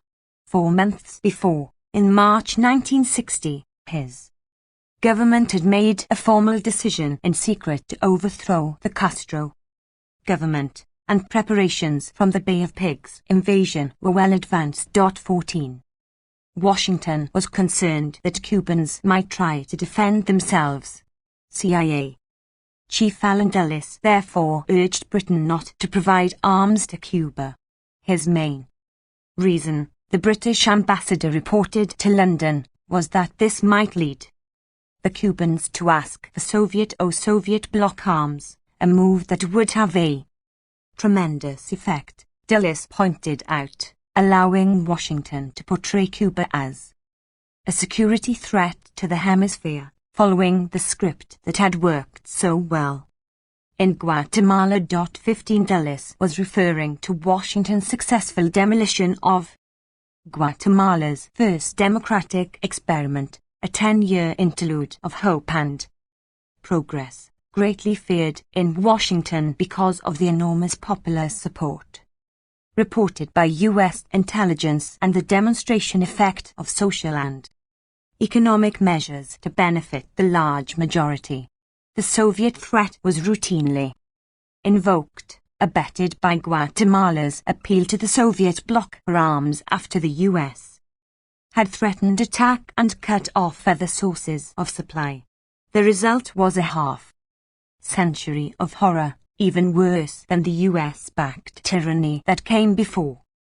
For Cuba, the schemes devised by the Doves were similar to those of CIA Director Dulles, warning President Kennedy about the inevitable political and diplomatic fallout from the planned invasion of Cuba by a proxy army. Arthur Schlesinger suggested efforts to trap Castro in some action that could be used as a pretext for invasion. One can conceive a black operation in, say, Haiti which, page 68, might in time lure Castro into sending a few boatloads of men onto a Haitian beach in what could be portrayed as an effort to overthrow the Haitian regime. Then the moral issue would be clouded, and the anti-US campaign would be hobbled from the start.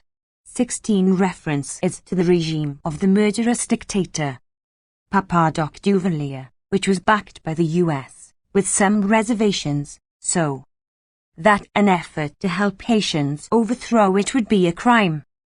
Eisenhower's March 1960 plan called for the overthrow of Castro in favor of a regime more devoted to the true interests of the Cuban people and more acceptable to the US, including support for military operation on the island and development of an adequate paramilitary force outside of Cuba. Intelligence reported that popular support for Castro was high, but the US would determine the true interests of the Cuban people. The regime change was to be carried out in such a manner as to avoid any appearance of US intervention. Because of the anticipated reaction in Latin America and the problems of doctrinal management at home, the Bay of Pigs invasion came a year later, in April 1961, after Kennedy had taken office. It was authorized in an atmosphere of hysteria over Cuba in the White House. Robert McNamara later testified before the Senate's Church Committee. At the first cabinet meeting after the failed invasion, the atmosphere was almost savage. Chester Bowles noted privately there was an almost frantic reaction for an action program. At an NSC meeting 2 days later, Bowles found the atmosphere almost as emotional and was struck by the great lack of moral integrity that prevailed. The mood was reflected in Kennedy's public pronouncements. The complacent, the self-indulgent, the soft societies are about to be swept away with the debris of history. Only the strong can possibly survive, he told the country, sounding a theme that would be used to good effect by the Reaganites during their own terrorist wars. 17 Kennedy was aware that allies think that we're slightly demented on the subject of Cuba, a perception that persists to the present. 18 Kennedy implemented a crushing embargo that could scarcely be endured by a small country that had become a virtual colony of the US in the 60 years following its liberation from Spain.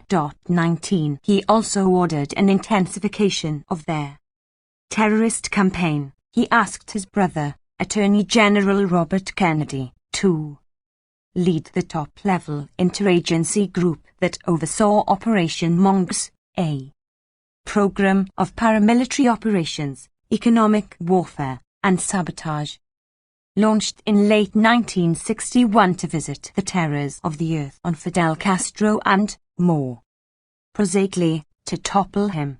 20. Page 69.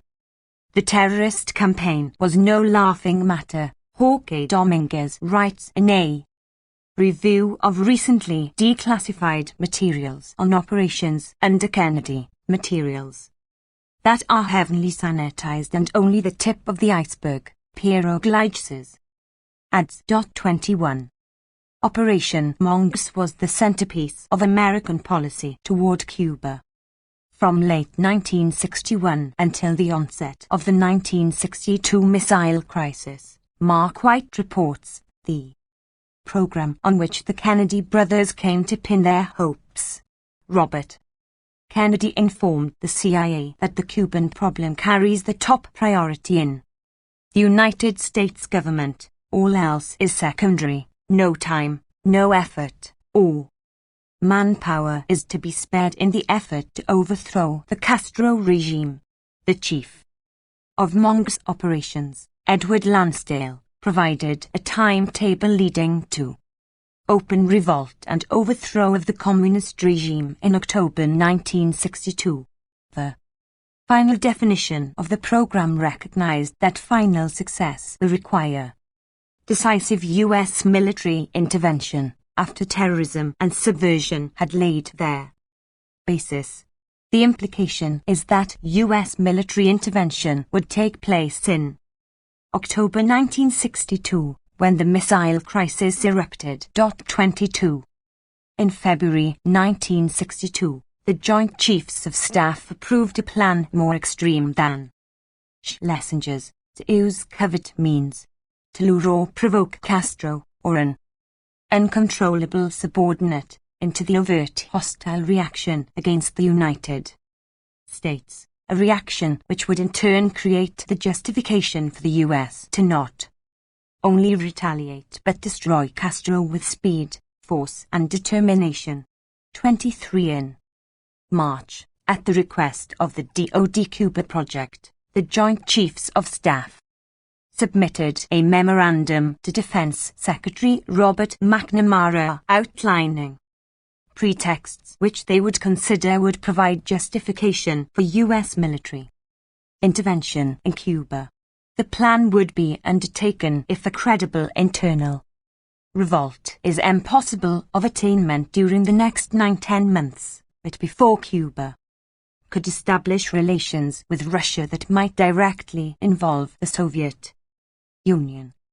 A prudent resort to terror should avoid risk to the perpetrator. The March plan was to construct seemingly unrelated events to camouflage the ultimate objective and create the necessary impression of Cuban rashness and responsibility on a large scale, directed at other countries as well as the United States, placing the U.S. in the apparent position of suffering defensible grievances and developing an international image of Cuban threat to peace in the Western Hemisphere.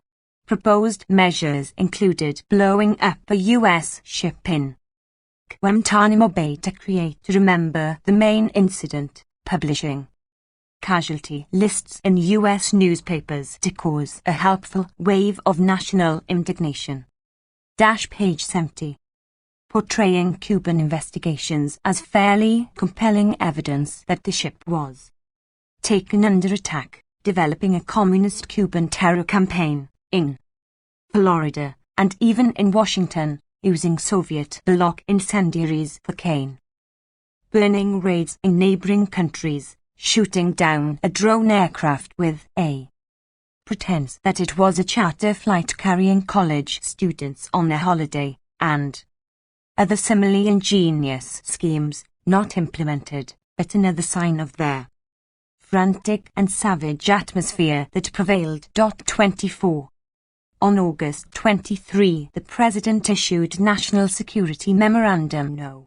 181, a directive to engineer an internal revolt that would be followed by U.S. military intervention, involving significant U.S. military plans, maneuvers, and movement of forces and equipment that were surely known to Cuba and Russia. 25. Also in August, terrorist attacks were intensified, including speedboat strafing attacks on the Cuban seaside hotel where Soviet military technicians were known to congregate, killing a score of Russians and Cubans, attacks on British and Cuban cargo ships, the contamination of sugar shipments, and other atrocities and sabotage, mostly carried out by Cuban exile organizations, permitted to operate freely in Florida. 26. A few weeks later came the most dangerous moment in human history. Terrorist operations continued through the tensest moments of the missile crisis. They were formally cancelled on October 30, several days after the Kennedy and Khrushchev agreement, but went on nonetheless. On November 8, a Cuban covert action sabotage team dispatched from the United States successfully blew up a Cuban industrial facility, killing 400 workers, according to the Cuban government. Raymond Gartoff writes that the Soviets could only see the attack as an effort to backpedal on what was, for them, the key question remaining: American assurances not to attack Cuba. These and other actions reveal again, he concludes, that the risk and danger to both sides could have been extreme, and catastrophe not excluded. 27. After the crisis ended, Kennedy renewed the terrorist campaign. 10 days before his assassination, he approved a CIA plan for destruction operations by U.S. proxy forces against a large oil refinery and storage facilities, a large electric plant, sugar refineries, railroad bridges, harbour facilities, and underwater demolition of docks and ships. A plot to kill Castro was initiated on the day of the Kennedy assassination. The campaign was called off in 1965, but one of Nixon's first acts in office in 1969 was to direct the CIA to intensify covert operations against Cuba. 28. Of particular interest are the perceptions of the planners. In his review of page 71, recently released documents on Kennedy-era, Dominguez observes that only once in these nearly 1,000 pages of documentation did a U.S. official raise something that resembled a faint moral objection to U.S. government-sponsored terrorism. A member of the NSC staff suggested that it might lead to some Russian reaction, and raids that are haphazard and kill innocents might mean a bad press in some friendly countries. The same attitudes prevail throughout the internal discussions as when Robert Kennedy warned that a full-scale invasion of Cuba would kill an awful lot of people, and we're going to take an awful lot of heat on it. 29. Terrorist activities continued under Nixon, beginning in the mid-1970s, with attacks on fishing boats, embassies, and Cuban offices overseas, and the bombing of a Cubana airliner, killing all 73 passengers. These and subsequent terrorist operations were carried out from U.S. territory, though by then they were regarded as criminal acts by the FBI. So matters proceeded, while Castro was condemned by editors for maintaining an armed camp, despite the security from attack promised by Washington in 1962. 30. The promise should have sufficed, despite what followed. Not to speak of the promises that preceded, by then well documented, along with information about how well they could be trusted. For example, the Lodge moment of July 1960. On the 30th anniversary of the missile crisis, Cuba Protester Day. Machine gun attack against a Spanish-Cuban tourist hotel. Responsibility was claimed by a group in Miami. Bombings in Cuba in 1997, which killed an Italian tourist, were traced back to Miami. The perpetrators were Salvadoran criminals, operating under the direction of Luis Posada Carriles and financed in Miami. One of the most notorious international terrorists, Posada had escaped from a Venezuelan prison, where he had been held for the Cubana airliner bombing, with the aid of Jorge Mascanosa, a Miami businessman who was the head of the tax-exempt Cuban American National Foundation, CANF. Posada went from Venezuela to El Salvador, where he was put to work at the Ilopango military air base to help organize U.S. terrorist attacks against Nicaragua under Oliver North's direction. Posada has described in detail his terrorist activities and the funding for them. From exiles and camp in Miami, but felt secure that he would not be investigated by the FBI.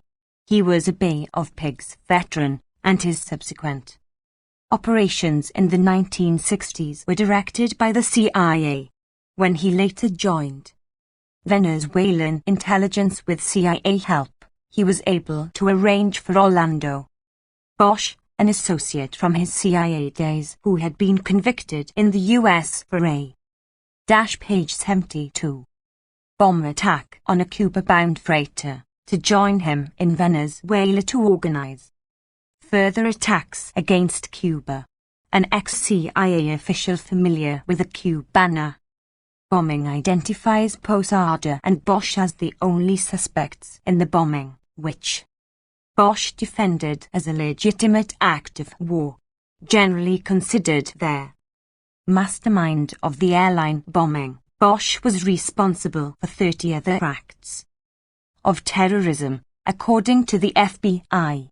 He was granted a presidential pardon in 1989 by the incoming Bush administration after intense lobbying by Jeb Bush and South Florida Cuban-American leaders, overruling the Justice Department, which had found the conclusion inescapable that it would be prejudicial to the public interest for the United States to provide a safe haven for Bosch, because the security of this nation is affected by its ability to urge credibly other nations to refuse aid and shelter to terrorists. 31.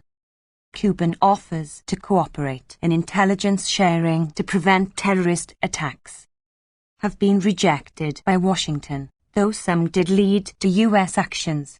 Senior members of the FBI visited Cuba in 1998 to meet their Cuban counterparts, who gave the FBI dossiers about what they suggested was a Miami-based terrorist network, information which had been compiled in part by Cubans who had infiltrated exile groups. 3 months later, the FBI arrested Cubans who had infiltrated the US-based terrorist groups. 5 were sentenced to long terms in prison. 32. The national security pretext lost whatever shreds of credibility it might have had after the collapse of the Soviet Union in 1991, though it was not until 1998 that US intelligence officially informed the country that Cuba no longer posed a threat to US national security. The Clinton administration, however, insisted that the military threat posed by Cuba be reduced to negligible, but not completely removed. Even with this qualification, the intelligence assessment eliminated a danger that had been identified by the Mexican ambassador in 1961, when he rejected JFK's attempt to organize collective action against Cuba on the grounds that if we publicly declare that Cuba is a threat to our security, 40 million Mexicans will die laughing. 33. In fairness, however, it should be recognized that missiles in Cuba did pose a threat. In private discussions, the Kennedy brothers expressed their fears that their presence of Russian missiles in Cuba might deter a U.S. invasion of Venezuela. So, the Bay of Pigs was really right, JFK concluded. 34. The Bush administration reacted to the elimination of the security pretext by making the embargo much harsher, under pressure from Clinton, who outflanked Bush from the right during the 1992 election campaign. Economic page 73. Warfare was made still more stringent in 1996, causing a furor even among their closest US allies. The embargo came under considerable domestic criticism as well, on the grounds that it harms US exporters and investors. The embargo's only victims, according to the standard picture in the US, Cubans, are unaffected. Investigations by U.S. specialists tell a different story. Thus, a detailed study by the American Association for World Health concluded that the embargo had severe health effects, and only Cuba's remarkable health care system had prevented a humanitarian catastrophe. This has received virtually no mention. In the U.S. 35. The embargo has effectively barred even food and medicine.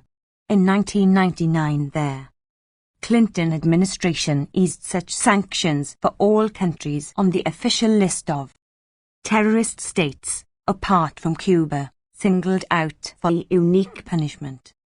Nevertheless, Cuba is not entirely alone in this regard. After a hurricane devastated West Indian Islands in August 1980, President Carter refused to allow any aid unless Grenada was excluded, as punishment for some unspecified initiatives of the reformist Morris Bishop government. When the stricken countries refused to agree to Grenada's exclusion, having failed to perceive their threat to survival posed by the nutmeg capital of the world, Carter withheld all aid. Similarly, when Nicaragua was struck by a hurricane in October 1988, bringing starvation and causing severe ecological damage, the current incumbents in Washington recognized that their terrorist war could benefit from the disaster, and therefore refused aid, even to the Atlantic coast area with close links to the U.S. and deep resentment against the Sandinistas. They followed suit when a tidal wave wiped out Nicaraguan fishing villages, leaving hundreds dead and missing in September 1992. In this case, there was a show of aid, but hidden in the small print was the fact that apart from an impressive donation of $25,000, the aid was deducted from assistance already scheduled. Congress was assured, however, that the pittance of aid would not affect the administration's suspension of over $100 million of aid because the U.S.-backed Nicaraguan government had failed to demonstrate a sufficient degree of subservience. 36. U.S. economic warfare against Cuba has been strongly condemned in virtually every relevant international forum, even declared illegal by the Judicial Commission of the Normally Compliant Organization of American States. The European Union called on the World Trade Organization to condemn their embargo. The response of the Clinton administration was that Europe is challenging 3 decades of American Cuba policy that goes back to the Kennedy administration and is aimed entirely at forcing a change of. Page 74. Government in Havana.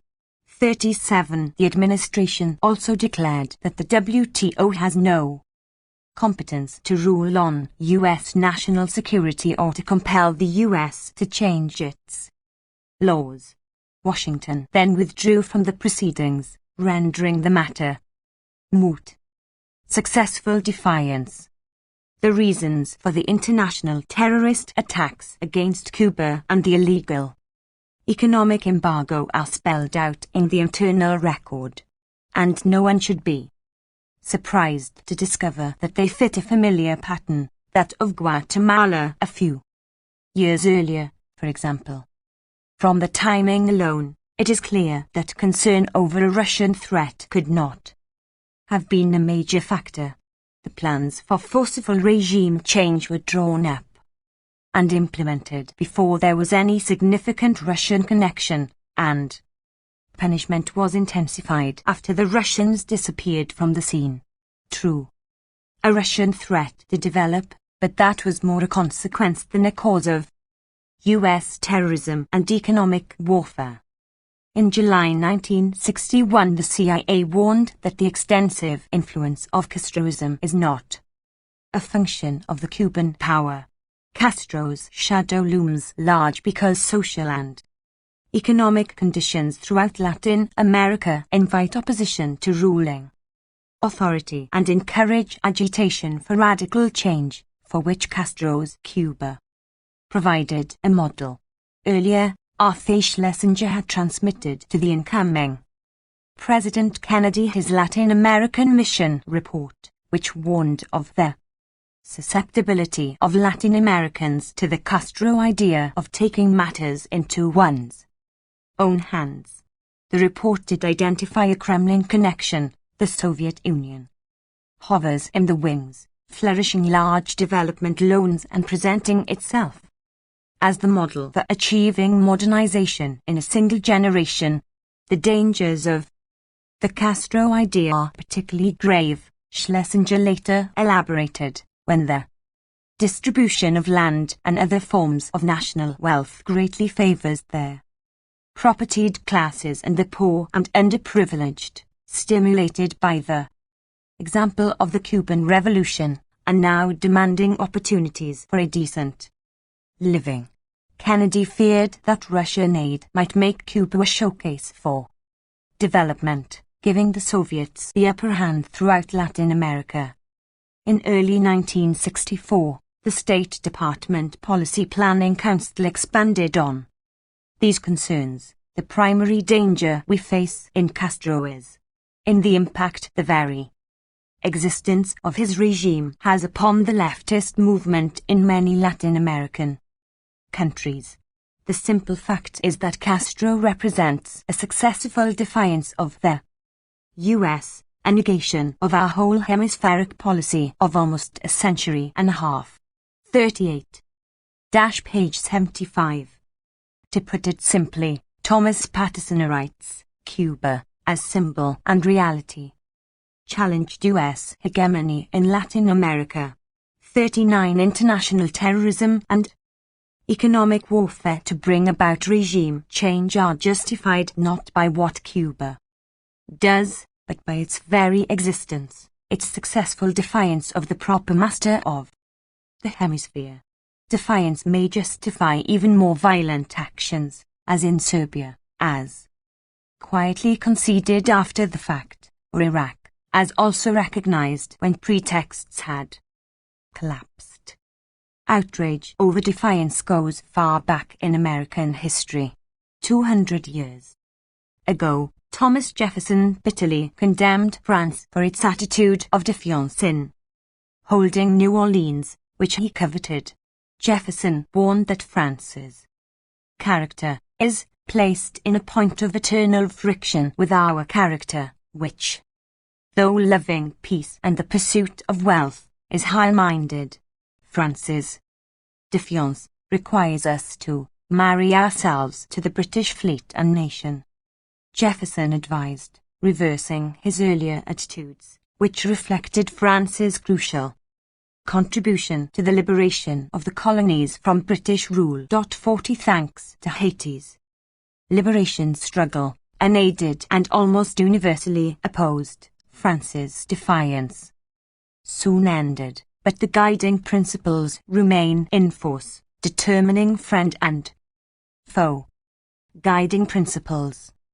The principles illustrated in the missile crisis explain why international law is irrelevant. Domestic law was also declared irrelevant, rejecting a 1961 legal brief that held the Bay of Pigs invasion to be a violation of U.S. neutrality laws. Attorney General Robert Kennedy determined that the U.S.-run forces were patriots. Therefore, none of their activities appear to be violations of our neutrality laws, which clearly were not designed from the kind of situation which exists in the world today. 41.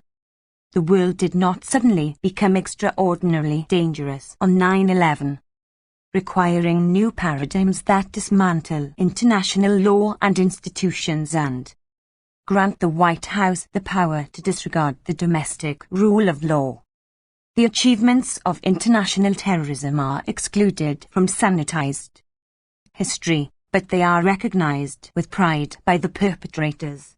The famous School of the Americas, which trains Latin American officers to carry out their missions, proudly announces as one of its talking points that the U.S. Army helped to defeat liberation theology, 42, the heresy to which the Latin American Church succumbed when it adopted the preferential option for the poor and was made to suffer its own terrors of the earth for this departure from good. Page 76. Order. Symbolically, the grim decade of Reagan-Bush I terror was opened shortly before they took office by the assassination of a conservative Salvadoran archbishop who had become a voice for the voiceless, with thinly veiled complicity of the US-backed security forces, and the decade closed with their murder of 6 Jesuit Salvadoran intellectuals whose brains were blown out, and their housekeeper and her daughter murdered by an elite Washington armed and trained battalion that had already compiled record of bloody atrocities. The significance of these events in Western culture is illustrated by the fact that the work of these troublesome priests is unread and their names unknown. In sharp contrast to their counterparts under Kremlin rule, they were thus doubly assassinated, murdered and forgotten. In fact, the corpses received another kick in the face. Immediately after the murders, Václav Havel visited Washington to speak at a joint session of the Congress, where he received a standing ovation for praising their defenders of freedom who, he and his audience surely knew, had armed and trained the assassins of the 6 leading Latin American intellectuals, while leaving a bloody trail of the usual victims. His praise for our glorious selves after these achievements won rapturous acclaim from leading liberal commentators, who saw in it more signs that we are entering a romantic age, Anthony Lewis, and were awed by his voice of conscience that speaks compellingly of the responsibilities that large and small powers owe each other, Washington Post editors, but not the responsibility that the U.S. owes to the people of Central America, at least those who survived the murderous onslaught of the 1980s. In the case of Cuba, successful defiance elicited reactions that brought their world close to destruction. But that is unusual. Successful defiance has regularly been overcome by one or another form of violence without any risk to the perpetrators. One strategy from the early 1960s was the installation of neo-Nazi national security states, which had as their goal to destroy permanently a perceived threat to the existing structure of socio-economic privilege by eliminating the political participation of the numerical majority, that is, the popular classes. 44. The move set off a plague of repression and terror throughout the continent, reaching Central America during the Reaganite phase of the current political leadership. The plague began with the military coup in Brazil set in motion before Kennedy's assassination and carried out shortly after. Washington cooperated with the military forces that overthrew parliamentary democracy in recognition of their basically democratic and pro-United States orientation. Kennedy's ambassador Lincoln Corden explained why their page 77 torturers and assassins were carrying out their work. Gordon hailed the most decisive victory for freedom in the mid-20th century, the Democratic Rebellion. Gordon cabled Washington would help in restraining left-wing excesses of the former moderate populist elected government, and their democratic forces now in charge should create a greatly improved climate for private investment. 45.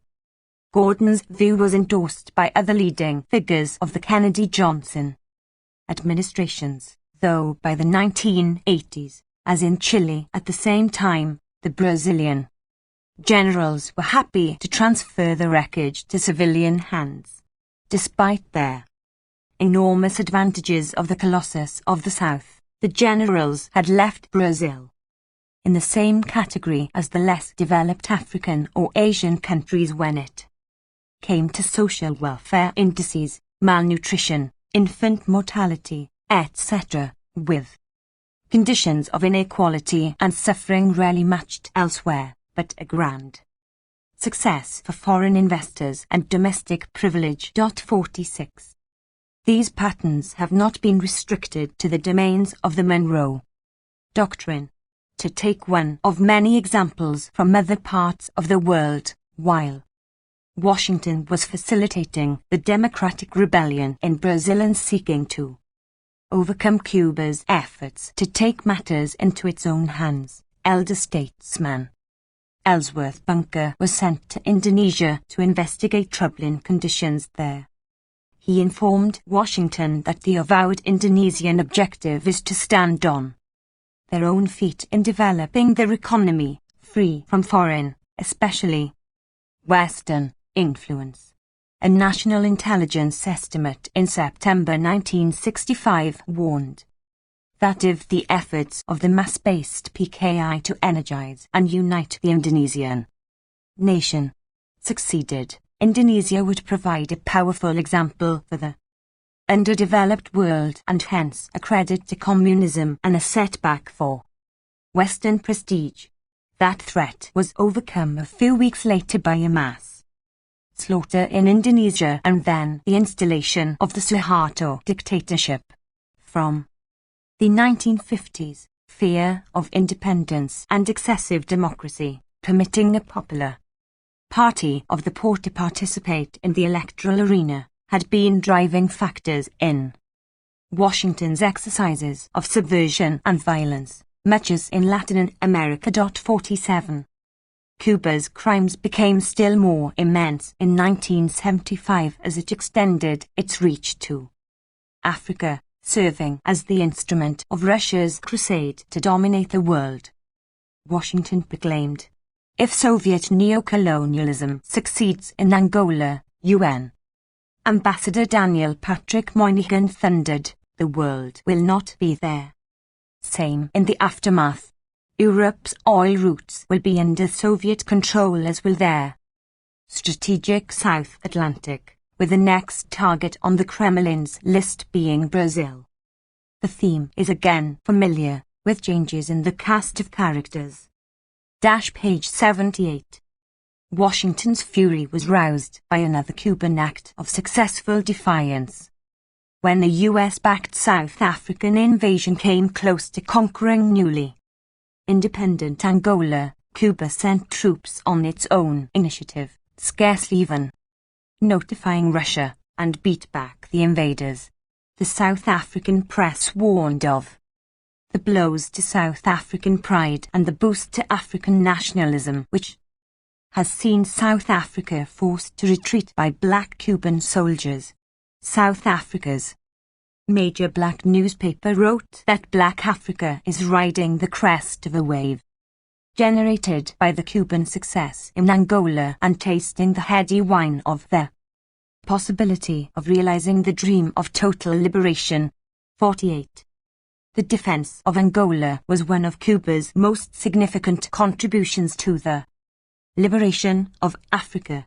How remarkable these contributions were was unknown before Gleitch's groundbreaking work appeared, telling the story of a small country's vision of defying a big power's oppression, and, thanks to extraordinary individual heroism and self-sacrifice, changing a continent.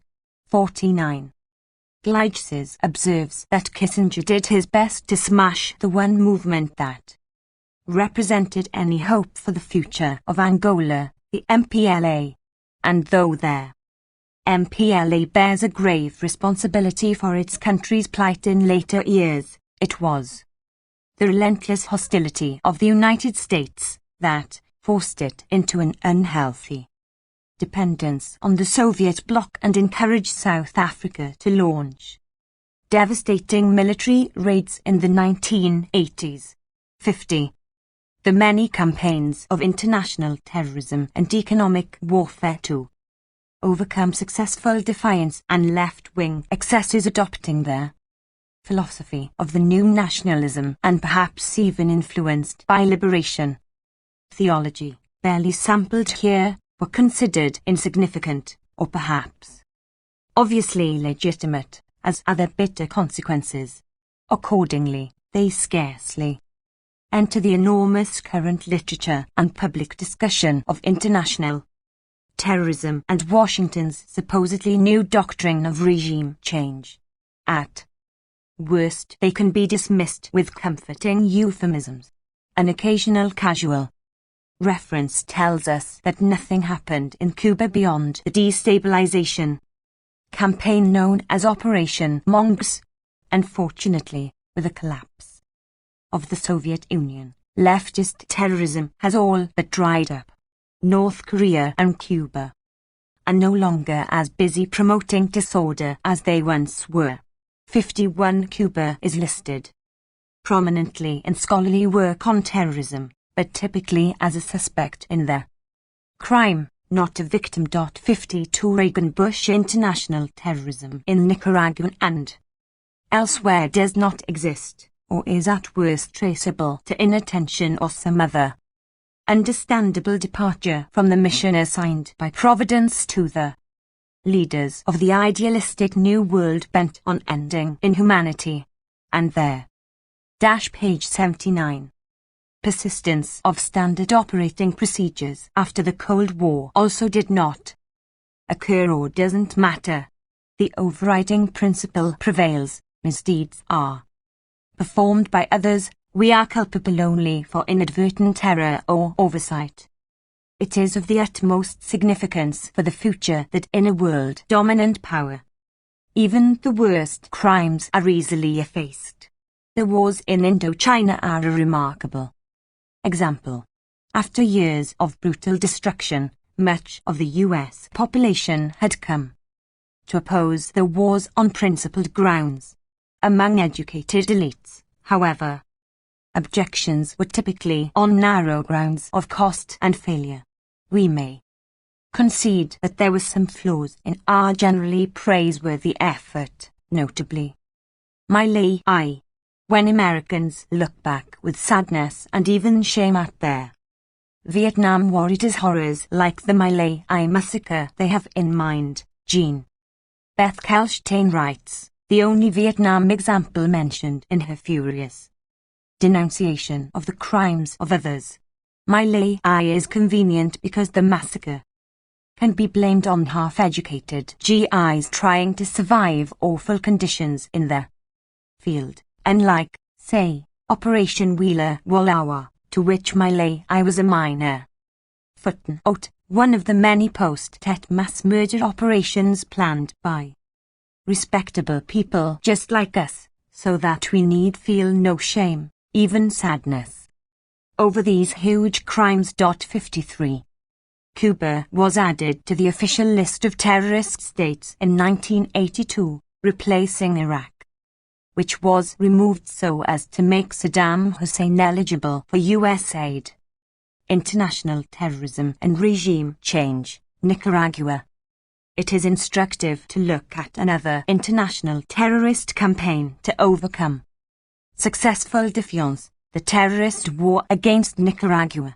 The case is particularly illuminating because of the scale of the terrorist campaigns aimed at regime change, the role of the current Washington leadership in executing them, and their way they were cast when in progress and reshaped in retrospect within their intellectual culture.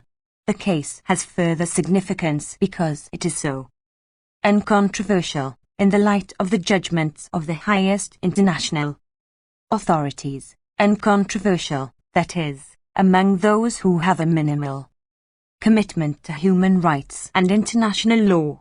There is a simple way to estimate the size of that category, determine how often these elementary matters are discussed, even mentioned, in respectable circles in the West. Most dramatically after the War on Terror was redeclared on 9/11. From that exercise, Alone, one can draw some conclusions about the future, not very optimistic ones.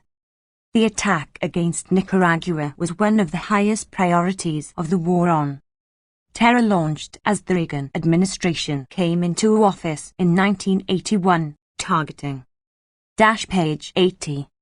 Primarily state-sponsored terrorism. Nicaragua was an unusually dangerous agent of the plague because it was so close to home, a cancer, right here in our landmass, openly renewing the goals of Hitler's Mein Kampf. Secretary of State George Shultz declared to Congress. 54.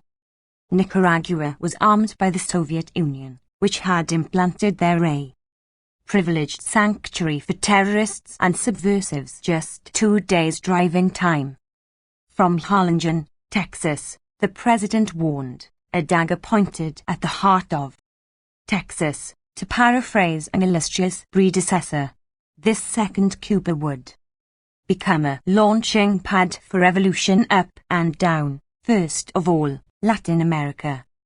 Then, who knows where? Nicaraguan communists have threatened to carry their revelation into the United States itself. Soon we may see Soviet military bases on America's doorstep, a strategic disaster. Despite the immense odds he faced, the president bravely told reporters, "I refuse to give up." I remember a man named Winston Churchill who said, "Never give in. Never, never, never." So, we won't. 55. Reagan declared a national emergency because the policies and the actions of the government of Nicaragua constitute an unusual and extraordinary threat to the national security and foreign policy of the United States. Explaining their bombing of Libya in 1986, Reagan announced that the mad dog Gaddafi was sending arms and advisors to Nicaragua to bring his war home to the United States, part of his campaign to expel America from the world. Particularly ominous was Nicaragua's revolution without borders, regularly brandished. Though it had immediately been exposed as a fraud, the source was a speech by Sandinista leader Thomas Borg explaining that Nicaragua hoped to develop successfully and provide a model for others who would have to follow their own paths. The speech was transmuted by Reaganite public diplomacy into a design for world conquest, and faithfully relayed by the media. 56. Even more interesting than the antics of a political leadership seeking to set new records for absurdity and deceit are the actual contents of the document. Subjected to State Department manipulation, Borg's words probably did strike terror in the hearts of Reagan's planners. They understood very well that the real threat is successful development that might infect others, renewing the danger of Guatemala's crushed experiment with democracy and social reform, Cuba's successful defiance, and many other examples, back to the days when the American Revolution terrified the Tsar and Metternich. The threat had to be recast in terms of aggression and terror for the purposes of public diplomacy. Pursuing that vocation, Secretary of State Shultz warned that terrorism is a page 81. War against ordinary citizens. As he spoke, U.S. planes were bombing Libya, killing dozens of ordinary citizens. The bombing was the first terrorist attack in history scheduled for prime-time TV, exactly when all major networks opened their evening news. No small technical feat given the logistical difficulties. Shultz warned particularly of the Nicaraguan cancer, announcing that we must cut it out, and not by gentle means. Negotiations are a euphemism for capitulation if the shadow of power is not cast across the bargaining table, Shultz orated, condemning those who advocate utopian, legalistic means like outside mediation, the United Nations, and the World Court, while ignoring the power element of the equation. 57.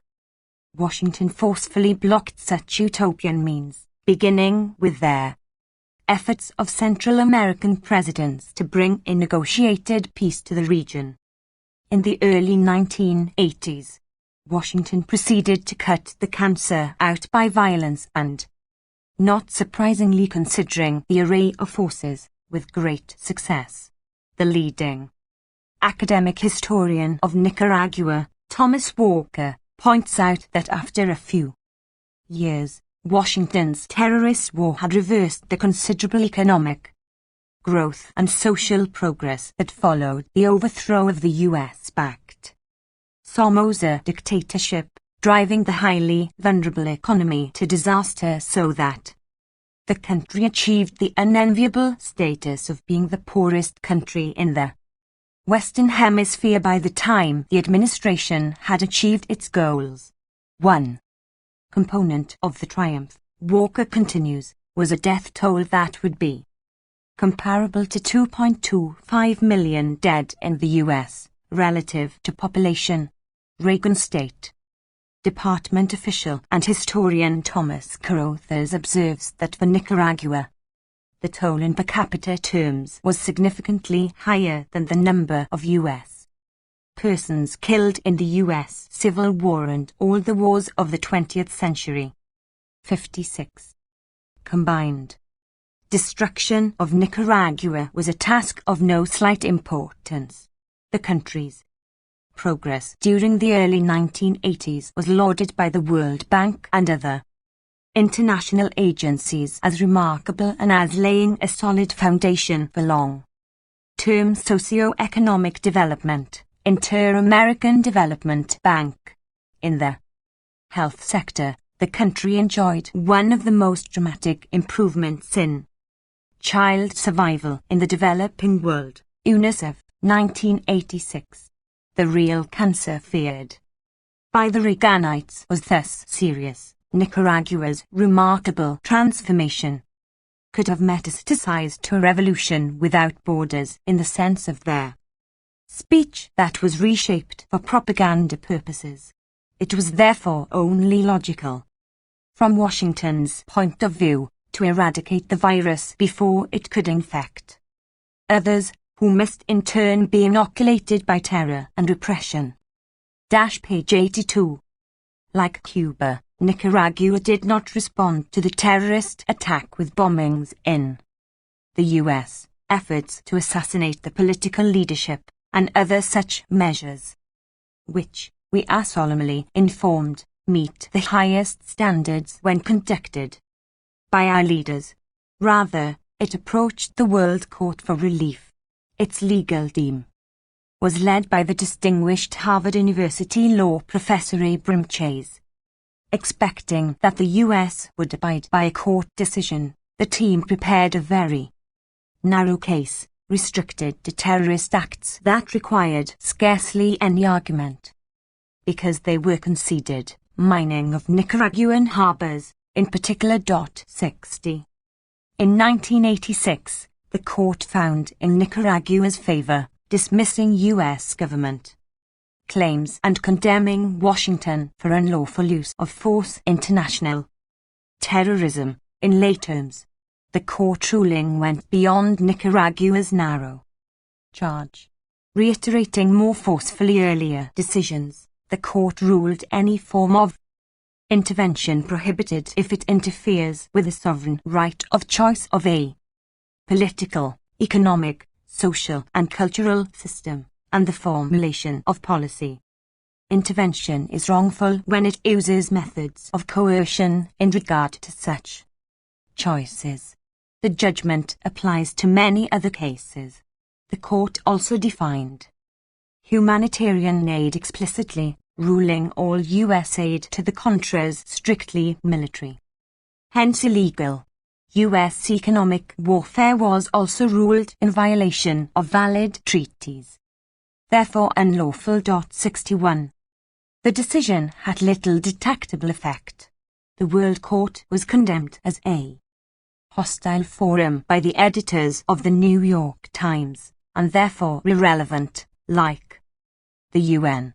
Legal authorities noted for their defense of world order dismissed the ruling on grounds that America needs the freedom to defend freedom. Thomas Frank, as it was doing in devastating Nicaragua and much of the rest of Central America. Others condemned the court because of its close ties to the Soviet Union. Robert Lycan, Washington Post, a claim not worthy of refutation. Subsequent aid to the Contras was uniformly described as humanitarian in violation of the explicit court ruling. Congress immediately approved an additional $100 million to escalate what the court had condemned as their unlawful use of force. Washington continued to undermine utopian, legalistic means until it finally achieved its ends by violence.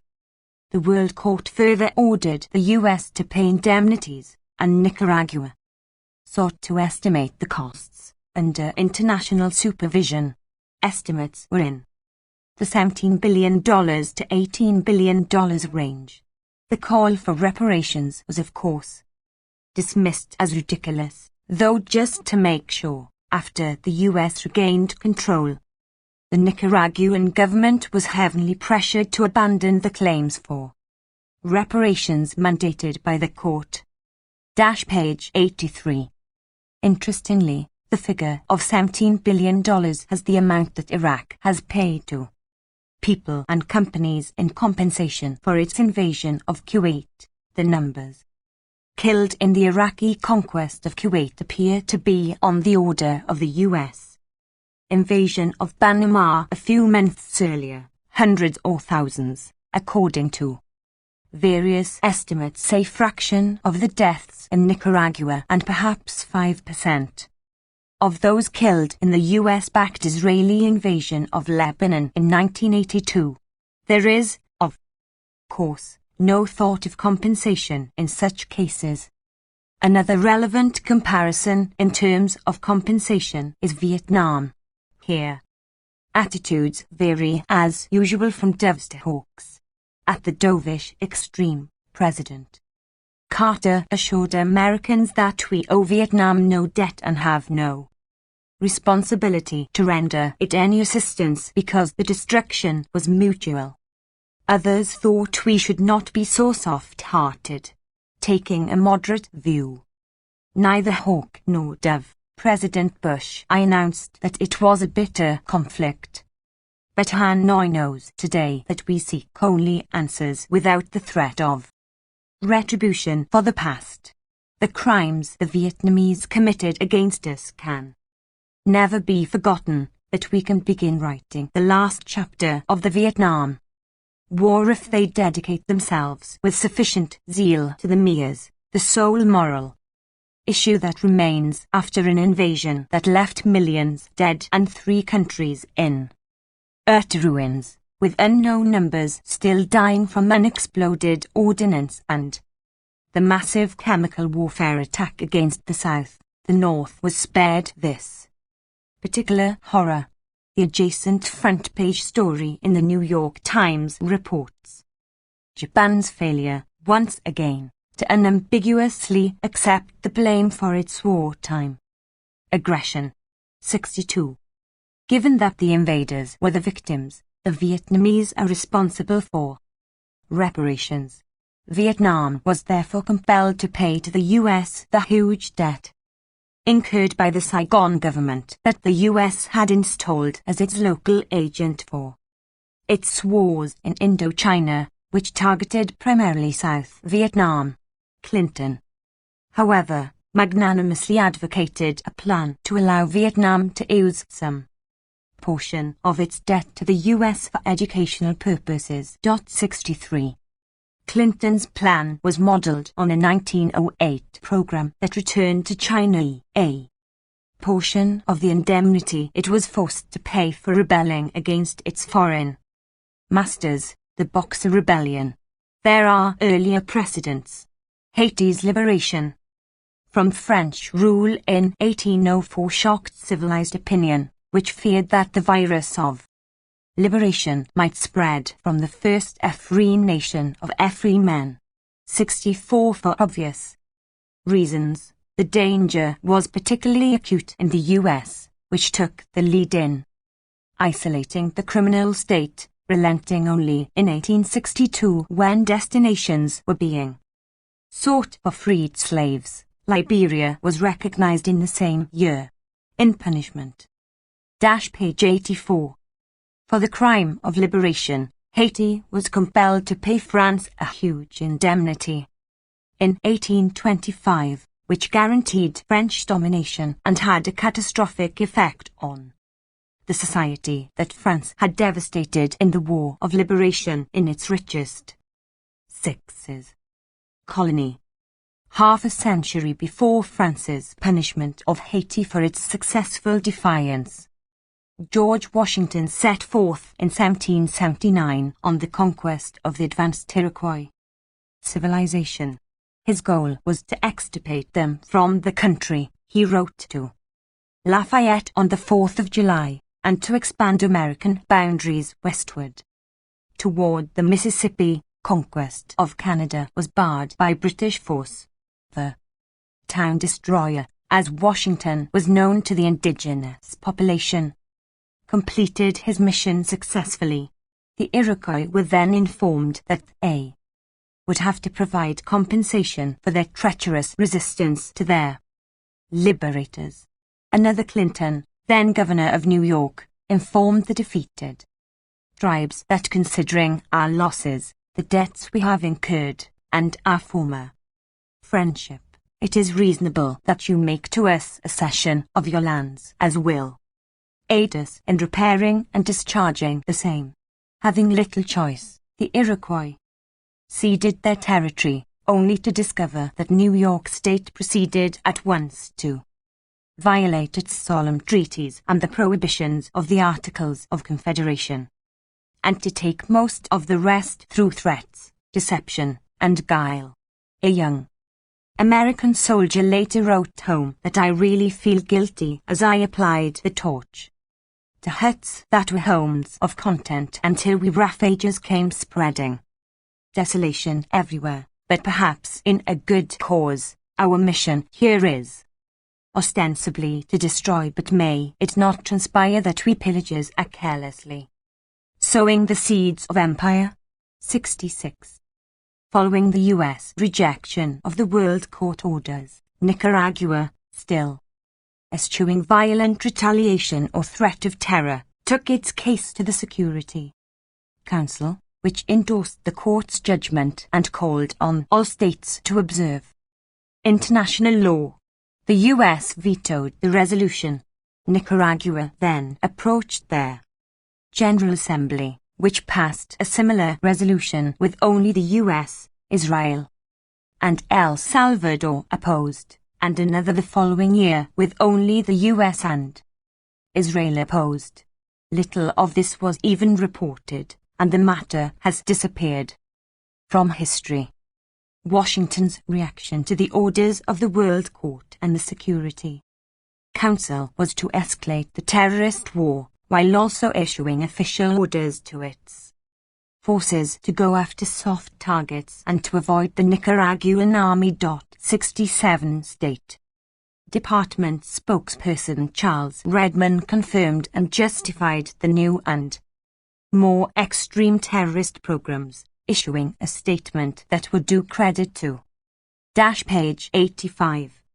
George Orwell's Ministry of Truth, America's Watch responded, adding that Redmond's conception of legitimate target would justify terrorist attacks on Israeli collectives or on U.S. civilian targets, for that matter. New Republic editor Michael Kinsley criticized human rights organizations for becoming too emotional about State Department justifications for terrorist attacks on soft targets. We should instead adopt a sensible policy that meets the test of cost-benefit analysis, he advised, an analysis of the amount of blood and misery that will be poured in, and the likelihood that democracy will emerge. At the other end, democracy as US elites understand the term, an interpretation illustrated quite clearly in the region. It is taken for granted that they have the right to conduct the analysis and pursue the project if it passes their tests. 68. And it did pass their tests. In 1990, with a gun to their heads, as was clear to many impartial observers, Walker, Nicaraguans succumbed and voted to turn the country over to the US-backed candidate. US elites celebrated the triumph, entranced by the new romantic age. Commentators across their spectrum of respectable opinion enthusiastically lauded the success of their methods adopted to wreck the economy and prosecute a long and deadly proxy war until the exhausted natives overthrow the unwanted government themselves, with a cost to us that is minimal, leaving the victims with wrecked bridges, sabotaged power stations, and ruined farms, and thus providing the US candidate with a winning issue, ending the impoverishment of the people of Nicaragua. Time. We are united in joy at this outcome, proud of this victory for US fair play, headlines in the New York Times proclaimed. The official policy of attacking soft targets relied on US control of the skies over Nicaragua and the sophisticated communications equipment provided to the terrorist forces attacking from US bases in Honduras. The Reagan administration tried the technique that was praised by CIA Director Allen Dulles in Guatemala and recommended for Cuba, pressuring allies to refuse requests for military aid so that Nicaragua would turn to the Russians for help and could then be portrayed as a tentacle of the Kremlin-sponsored conspiracy poised to destroy us. The Nicaraguan government did not rise to the bait, however. Reaganite propaganda therefore fabricated lurid tales about Soviet MiGs threatening the US from Nicaraguan bases. That is not surprising. One expects systems of vast power to be committed to lying and deceit, but the reactions are more revealing. Hawks called for the bombing of Nicaragua in punishment for this new crime.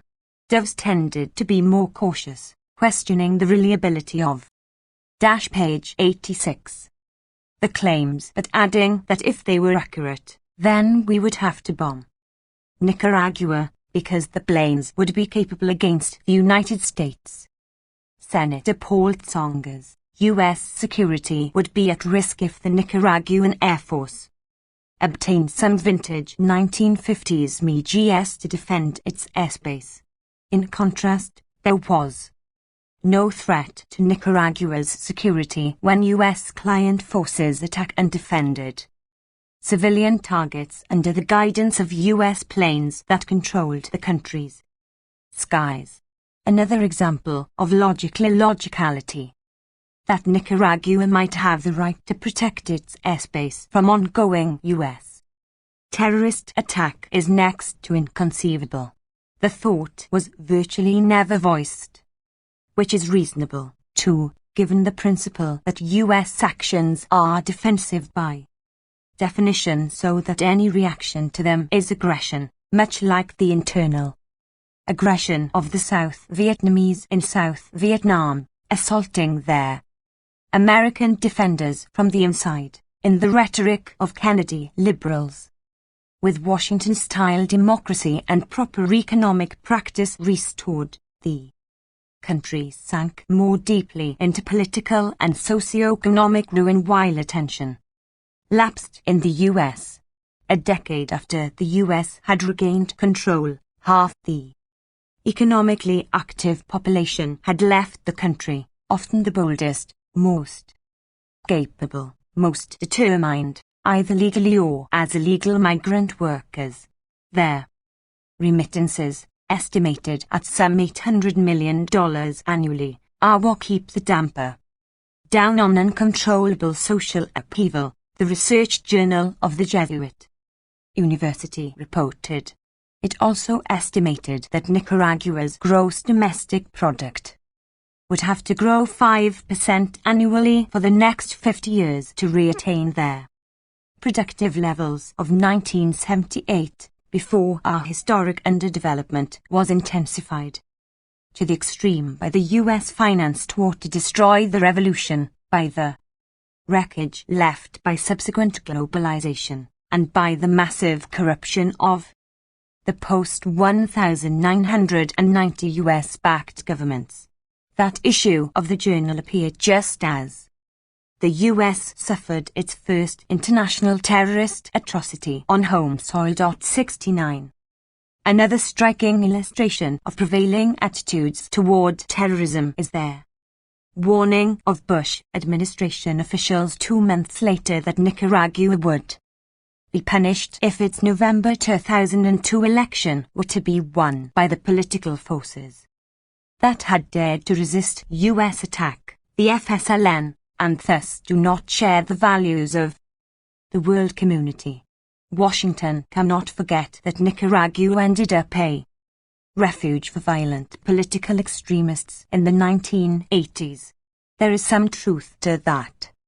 Managua did serve as a refuge for social democratic political leaders, poets and writers, prominent religious figures, human rights activists, and others fleeing the death squads and official security forces of the terrorist states installed and backed by Washington, rather as Paris became a refuge from fascism and page 87. Stalinism in the 1930s. We are reminded of the refuge daily by the continuing presence of some members of the FSLN leadership who perpetrated these abominations. The State Department warned Nicaragua and voters, given their past record, why should we believe their statements that they have changed? We are confident that the Nicaraguan people will reflect on the nature and history of the candidates and choose wisely. 70. Nicaraguans hardly needed the warnings. Their history sufficed to tell them that, should they misbehave by electing the wrong government, as they did in 1984 in an election that the US refused to recognize because it could not control the outcome, and has therefore been excised from history, 71, then Nicaragua will again be considered a state that supports terrorism, with the penalties that ensue, which are not trivial. Citing Washington's cynical warnings, the editors of Envio observed that it is a safe bet that those who took up arms at a time when U.S. state terrorism was killing, torturing, forcing disappearances and closing all political spaces will now be reclassified as terrorists. The unimaginable and singular tragedy of September 11 surely felt like the end of the world.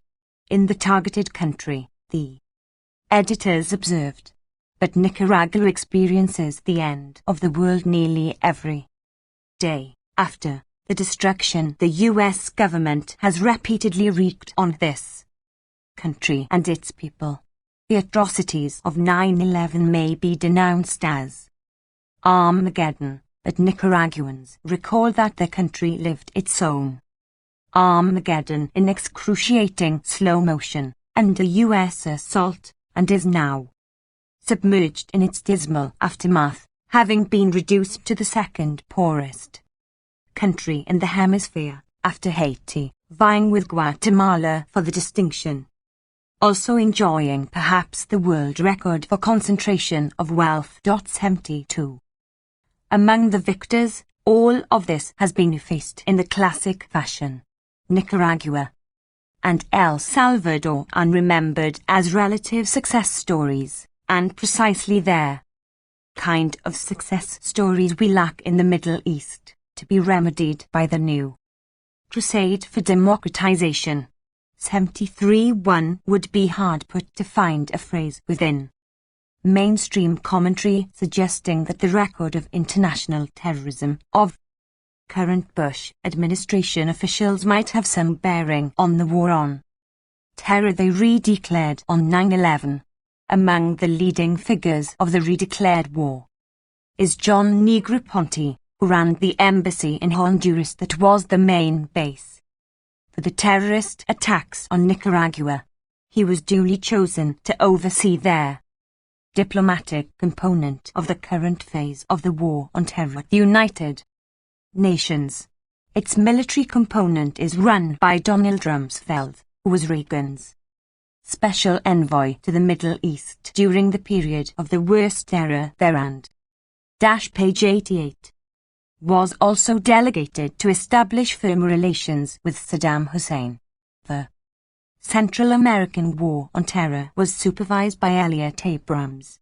After pleading guilty to misdemeanor counts in the Iran-Contra affair, Abrams received a Christmas Eve pardon from President Bush I in 1992 and was appointed by Bush II to lead the National Security Council's Office for Near East and North African Affairs, the senior director job that oversees Arab-Israeli relations and U.S. efforts to promote peace in the troubled region. 74. A phrase drawn from Orwell. In light of the record, Abrams is joined by Otto Reich, who was charged with running an illegal covert domestic propaganda campaign against Nicaragua, appointed temporary Assistant Secretary for Latin American Affairs under Bush II, then designated Special Envoy for Western Hemisphere Affairs. 2. Replace Reich as Assistant Secretary, the administration nominated Roger Noriega, who served in the State Department during the Reagan administration, helping forge fiercely anti-communist policies toward Latin America. In translation, terrorist atrocities. 75. Secretary of State Powell, now cast as administration moderate, served as National Security Advisor during the final stage of the terror atrocities and undermining of diplomacy in the 1980s in Central America and the support for the apartheid regime in South Africa. His predecessor, John Poindexter, was in charge of the Iran-Contra crimes and was convicted in 1990 of 5 felony counts, overturned mostly on technicalities.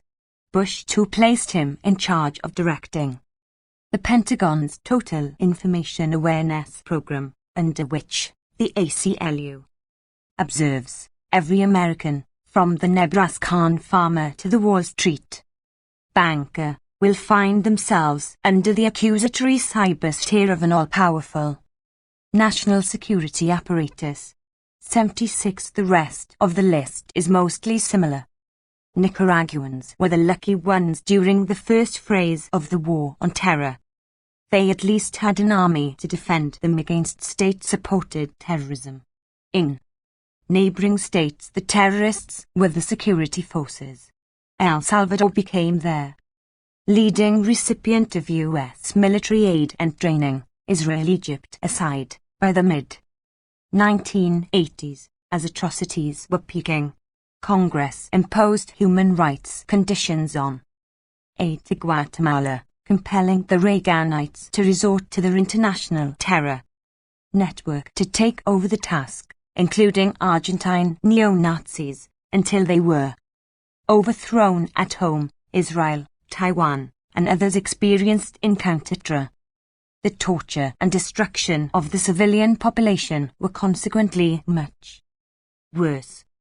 The editors of Invio add that in December 1989, the government of George Bush Sr. ordered the invasion of Panama, a military operation that bombed page 89 civilian neighborhoods and killed thousands of Panamanians just to flush out a single man. Manuel Noriega. Was that not state terrorism? 77. A fair question. though much stronger terms are used when those who lack the power to control history carry out such actions. Though disappeared by the victors in routine fashion, the crimes are not forgotten by the victims. Panamanians, too, while condemning the 9/11 attacks, recalled the death of perhaps thousands of poor people in the course of Operation Just Cause, undertaken to kidnap a disobedient thug who was sentenced to life imprisonment in Florida for crimes mostly committed while he was on the CIA payroll. One journalist remarked how much alike the victims of 9/11 are to the boys and girls, to the mothers and the grandfathers and their little old grandmothers, all of them also innocent, when their terror was called Just Cause and the terrorist called Liberator. 78. Perhaps such memories help account for the remarkably low level of international support for the US bombing of Afghanistan in Latin America, where there is the longest experience of US violence. Support was least, scarcely detectable. Latin Americans hardly have to be reminded by Carlos Salinas, former Director of Government Relations for Amnesty International, that they know better than perhaps most people that the US government is one of their biggest sponsors of terrorism. 79. It is easy to dismiss the world as irrelevant or consumed by paranoid anti-Americanism, but perhaps not wise. Page 90. Chapter 5. The Iraq Connection. After 8 years, more reactionary sectors of the Reagan-Bush administrations regained political power in the contested 2000 election. They recognized that their 9/11 atrocities provided them with an opportunity to pursue long-standing goals with even greater intensity, closely following the script of their earlier tenure in office. The script, international.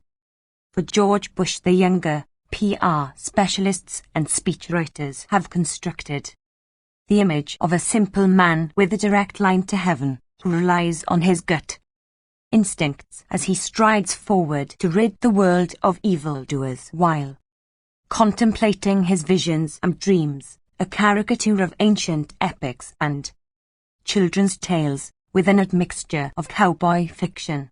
The first time around, the imagery constructed for the leader was not very different, and the rhetoric no less fevered. All states must band together to combat the evil scourge of terrorism. Reagan, particularly state-backed international terrorism, a plague spread by depraved opponents of civilization itself, in a return to barbarism in 1.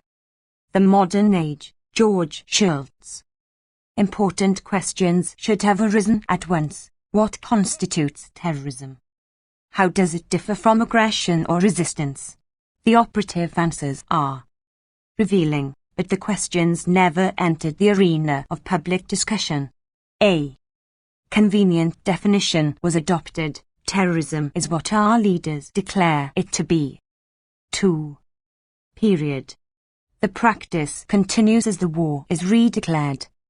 In the 1980s, the two main foci of the war on terror were Central American and the Mideast/Mediterranean region. In Central America, as discussed, the war on terror instantly became a barbaric terrorist war, hailed as a grand success and discarded from history. In the Middle East, as we shall see, the commanders in Washington and their local associates were again responsible for crimes far exceeding anything charged to their official enemies. The facts are particularly page 91. Noteworthy because the retail terror they were opposing was inflated by their propaganda systems to become the lead story of the year by the mid-1980s, an impressive achievement. Turning elsewhere, during the Reagan years, Washington's South African ally had primary responsibility for more than 1.5 million dead and $60 billion in damage in the newly liberated Portuguese colonies of Angola and Mozambique. A UNICEF study estimated the death toll of infants and young children in these two countries at 850,000, 150,000 in 1988 alone, reversing gains of the early post-independence years primarily through the weapon of mass terrorism. That is, putting aside South Africa's practices within its own borders, where it was defending civilization against the onslaughts of Nelson Mandela's African National Congress, one of the more notorious terrorist groups, according to a 1988 Pentagon report. Meanwhile, the Reaganites evaded sanctions, increased 3. trade, and provided valuable diplomatic support for South Africa. One of the endeavors of the current incumbents has become well known, the success of the CIA and its associates during the 1980s in recruiting radical Islamists and organizing them into a military and terrorist force. The goal, according to Carter's national security advisor, Zbigniew Brzezinski, was to draw the Russians into the Afghan trap, initially by secret operations that would induce them to invade Afghanistan. The Carter-Brzezinski reaction to the subsequent invasion was based on a complete misinterpretation of the Russian decision to intervene, according to the very knowledgeable analyst Raymond Gartoff. The Russian decision was undertaken reluctantly and with narrow and defensive objectives, as is now clearly established in the Soviet archives, he writes.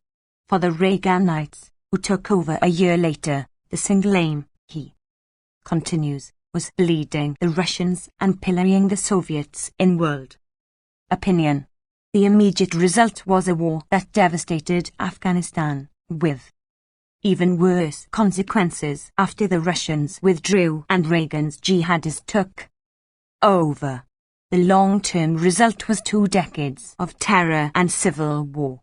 In the 1980s, there was threat of worse, as CIA-backed incursions of Afghan guerrillas and saboteurs into Soviet territory nearly provoked a major Soviet-Pakistani, if not 4. Soviet-American war, with unforeseeable consequences. After the Russians withdrew, the terror organizations recruited, armed, and trained by the US and its allies, among them Al-Qaeda and similar jihadis, turned their attention elsewhere, inflaming the India-Pakistan conflict with an unprecedented terrorist offensive in India in March 1993, and repeatedly bringing the region to the brink of nuclear war in later years as the flames. Page 92. Spread. A month earlier, related groups had come close to blowing up the World Trade Center, following a formula taught in CIA manuals. The planning was traced to followers of Sheikh Omar Abdel-Rahman, who had been helped to 5. enter the US and was protected within the country by the CIA. Their consequences around the world need not be reviewed. Also at least partially familiar is the long-standing support of the present incumbents for Saddam Hussein, often attributed to obsession with Iran. That policy continued without change after Iran's capitulation in the Iran-Iraq War. Because of our duty to support US exporters, the State Department explained in early 1990, adding the usual boilerplate about how aiding Saddam would improve human rights, regional stability, and peace. In October 1989, long after the war with Iran was over and more than a year after Saddam's gassing of the Kurds, President Bush issued a national security directive declaring that normal relations between the United States and Iraq would survive longer long-term interests and promote stability in both the Gulf and the Middle East. He shook the occasion of the invasion of Panama shortly after to lift a ban on loans to Iraq. The US offered subsidized food supplies that Saddam's regime badly needed. After its destruction of Kurdish agricultural production, along with advanced technology and biological agents adaptable to WMD, the warmth of their relations was indicated when a delegation of senators, led by Majority Leader and future Republican presidential candidate Bob Dole, visited Saddam in April 1990. They conveyed President Bush's greetings and assured Saddam that his problems did not lie with the US government but with the haughty and pampered press. Senator Alan Simpson advised Saddam to invite them to come here and see for themselves to overcome their misconceptions. Dole assured Saddam that a commentator on Voice of America who had been critical of him 6. had been removed. Saddam was not the only monster who won the acclaim of the current incumbents. Among others were Ferdinand Marcos, Baby Doc Duvalier, and Nilly's Section Escu. All were overthrown from within, despite strong US support, until their fate was sealed. Other favourites included Indonesia's President Suharto, who competed with Saddam in barbarism. The first head of state honoured with a visit to Bush the Elder's White House was Mobutu Sese Seko of Zaire, another high-ranking killer, torturer, and plunderer. The South Korean dictators also received Washington's strong support until US-backed military rule was finally overthrown in 1987 by popular movements. Even minor thugs. Page 93. Could be assured of a warm welcome as long as they were performing their function. Secretary of State Schultz was so enamored of Manuel Noriega that he flew to Panama to congratulate him after he had stolen an election by fraud and violence, praising the gangster for initiating the process of democracy. Later, Noriega lost his usefulness in the Contra War and other enterprises, and was transferred to the category of evil although, like Saddam, his worst crimes were behind him. He then became the target of invasion and kidnapping from the Vatican Embassy in Operation Just Cause, with consequences already 7. mentioned. Some of these rulers easily matched Saddam in internal terror. Section Escu provides an instructive case. Under his rule, the population lived in terror of his dread security forces, renowned for their torture and barbarism.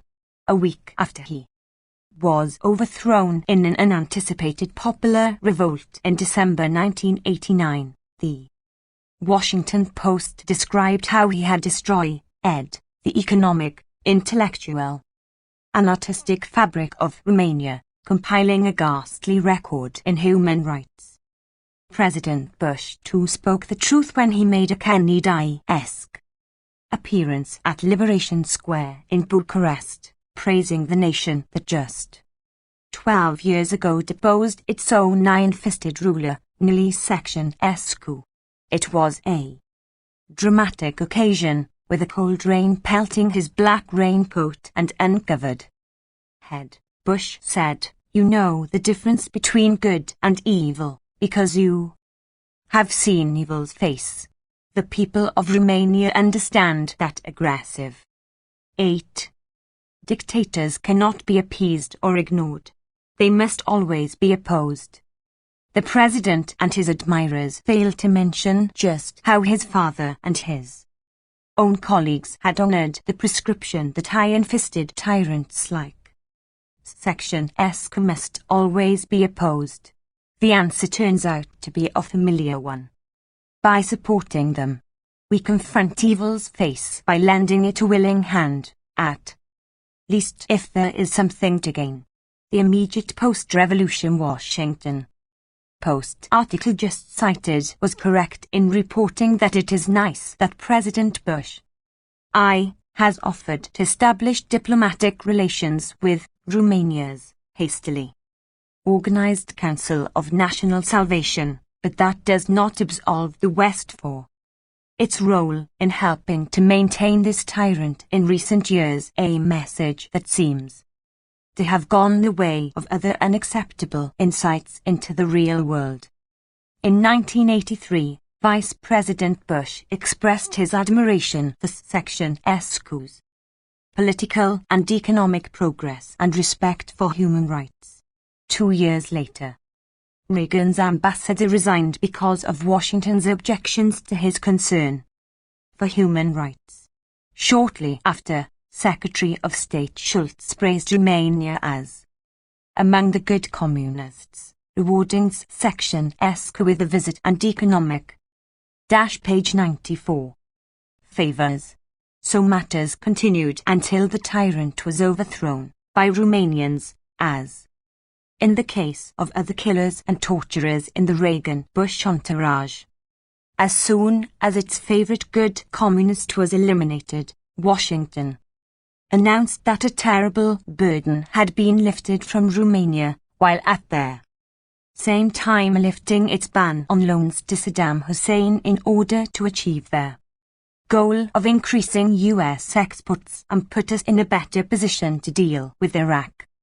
Regarding its human rights record, the State Department explained with a straight face. 9. As always, the U.S. leadership can confidently take credit for the overthrow of the tyrants it supported until the very end.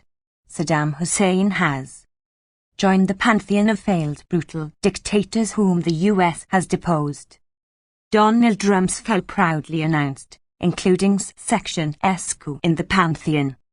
On the same day as Rumsfeld's declaration, Paul Wolfowitz explained that his love of democracy was honed during his formative years in the Reagan administration, when he was the State Department's chief Asia hand, praising the monstrous Suharto and supporting the brutal and corrupt Marcos, whose fall, he now claims, shows that democracy needs the prodding of the US 10, which backed Marcos until he could no longer be sustained in the face of popular opposition joined even by the business classes and the army. The other examples are equally convincing. As the rogues gallery of past friends fades into oblivion, new favorites take their place. Among them the Central Asian dictators, Uzbekistan's Islam Karimov, Turkmenistan's Sapar Muradnazov, and others, who were becoming even more brutal and repressive as they were welcomed as participants in the redeclared war on terror, also reinforcing the U.S. position in a region of considerable material wealth and strategic significance, or, in another corner of the world rich in coveted oil, there is Todoroi Obiang of Equatorial Guinea, who ranks high in the competition among bloody tyrants and was duly received with full honors by President Bush in September 2002, shortly before he was re-elected to a 7-year term with 97% of the vote. An enthusiastic welcome has also been extended to Algeria, which had already been singled out for praise by Clinton's State Department for its achievements in combating terror, meaning its horrendous record of state terrorist atrocities. Bush carried support for terror and torture to new extremes, offering military aid and other assistance to the Algerian government. Washington has much to learn from Algeria on ways to fight terrorism. We learn from William Burns, U.S. Assistant Secretary of State for the Middle East. Mr. Burns is right, Robert Fisk comments. America has much to learn from there. Page 95. Algerians, including the barbaric techniques of torture that Fisk and a few other journalists have been exposing for years and that are now confirmed by Algerian army defectors in London and Paris. Up to 200,000 Algerians have been slaughtered in the 11 years since the military cancelled that country's first democratic elections because an Islamist party won. Lisa Marlowe writes, "If Algeria is the US model for countering Islamic fundamentalism, heaven help us all." 11. The sample above illustrates the consistency of the foreign policy record of the current incumbents. The domestic record displays a similar consistency. The script, domestic. The Reagan years saw a continuation of the relatively poor economic performance of the 1970s. Growth overwhelmingly benefited the very rich. Unlike the golden age of the 50s and 60s, when it was evenly spread across the population, during the Reagan-Bush years real wages stagnated or declined along with benefits, working hours increased, and employers were given free rein to ignore protection for labor organizing. The policies were naturally unpopular. As the Bush I administration reached its final days, Reagan was ranked alongside Nixon as the least popular living ex-president. 12. It is not easy, under such conditions, to maintain political power. Only one good method is known: inspire fear. That tactic was employed throughout their Reagan-Bush years, as the leadership conjured up one devil after another to frighten the populace into obedience. The threats to Americans during the First War on Terror were immense. By November 1981, Libyan hitmen were roaming the streets of Washington to assassinate the president, who courageously faced down the scoundrel Gaddafi. From the first moment, the administration recognized Libya to be a defenseless punching bag, and therefore set up confrontations in which many Libyans could be killed, hoping for a Libyan response that could be exploited to induce fear.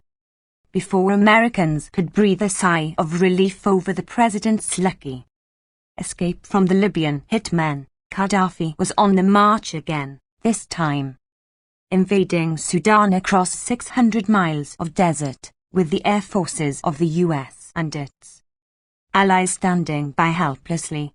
Gaddafi also allegedly concocted a plot to overthrow the government of Sudan so subtle that Sudanese and Egyptian intelligence knew nothing about it, as discovered by the few US reporters who took the trouble to investigate.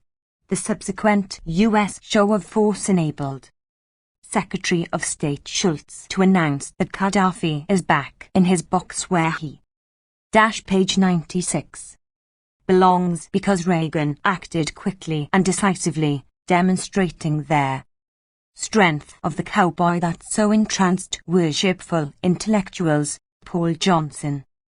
In this case, the episode was quickly relegated to oblivion once its purposes had been served. 13. Just as the early Libyan threats subsided, another even more dangerous one appeared, an airbase in Grenada that the Russians could use to bomb us. Fortunately, our leader came to the rescue in the nick of time. After turning down offers for peaceful settlement on U.S. terms, Washington landed 6,000 elite forces, who were able to overcome the resistance of a few dozen lightly armed, middle-aged Cuban construction workers, and we were at last standing tall, the gallant cowboy in the White House proclaimed. 14. But the threats were not over. Soon Nicaraguans were looming on the horizon. Only 2 days driving time from Harlingen, Texas, waving their copies of Mein Kampf. Fortunately, the commander-in-chief, recalling Churchill's stand against the Nazis, refused to surrender and was able to fend off the threatening hordes, even though they were being supplied by Gaddafi in his campaign to expel America from the world. 15. As the White House sought to mobilize congressional support for an intensified attack on Nicaragua in 1986, the Libyan threat was conjured up again, with deadly U.S. provocations in the Gulf of Sidra, followed by the bombing of Libya on prime-time TV, killing dozens, on no credible pretext. The official stance was that Article 51 of the UN Charter accords us the right to use violence in self-defense against future attack. That was perhaps the first explicit formulation of the doctrine of preventive war and the end of any hopes of a world of order and law, if taken at all seriously. And it was. New York Times legal analyst Anthony Lewis praised the Reagan administration for relying on a legal argument that violence against the perpetrators of repeated violence is justified as an act of self-defense. Imagine the consequences if others were powerful enough to adopt the Reagan-Lewis doctrine. 16. So matters continued through the decade. The European tourist industry went into periodic decline, as Americans were too frightened to travel to European cities because they might be attacked by crazed Arabs or other demons. Grave threats were concocted at home as well. Crime in the US is not very different from other industrial countries. Fear of crime, however, is much higher. The same is true of drugs, a problem in other societies, an imminent danger to our very existence in the US. It is easy for political leaders to use the media to whip up fear of these and other menaces. Campaigns are mounted periodically when page 97. Required by domestic political needs. Bush-Sche's racist Willie Horton escapade in the 1988 election campaign is a famous example. The September 1989 re-declaration of the drug war was another striking illustration. In the face of substantial evidence to the contrary, the administration dramatically proclaimed that Hispanic narco-traffickers were a menace to our society. Officials could be confident that the tactic would succeed, as explained by journalist and editor Hodding Carter, former Assistant Secretary of State in the Carter administration. It's a lead pipe cinch, he wrote, that the mass media in America have an overwhelming tendency to jump up and down and bark in concert whenever the White House, any White House, snaps its fingers. The campaign was a grand success, apart from affecting drug use. Fear of drugs instantly shot to the lead of public concerns. The stage was set for escalating the campaign to remove superfluous people from city streets to their new prisons that were rapidly being built, and to go on to Operation Just Cause. The glorious invasion of Panama on grounds of Noriega's involvement with drug trafficking, among other reasons.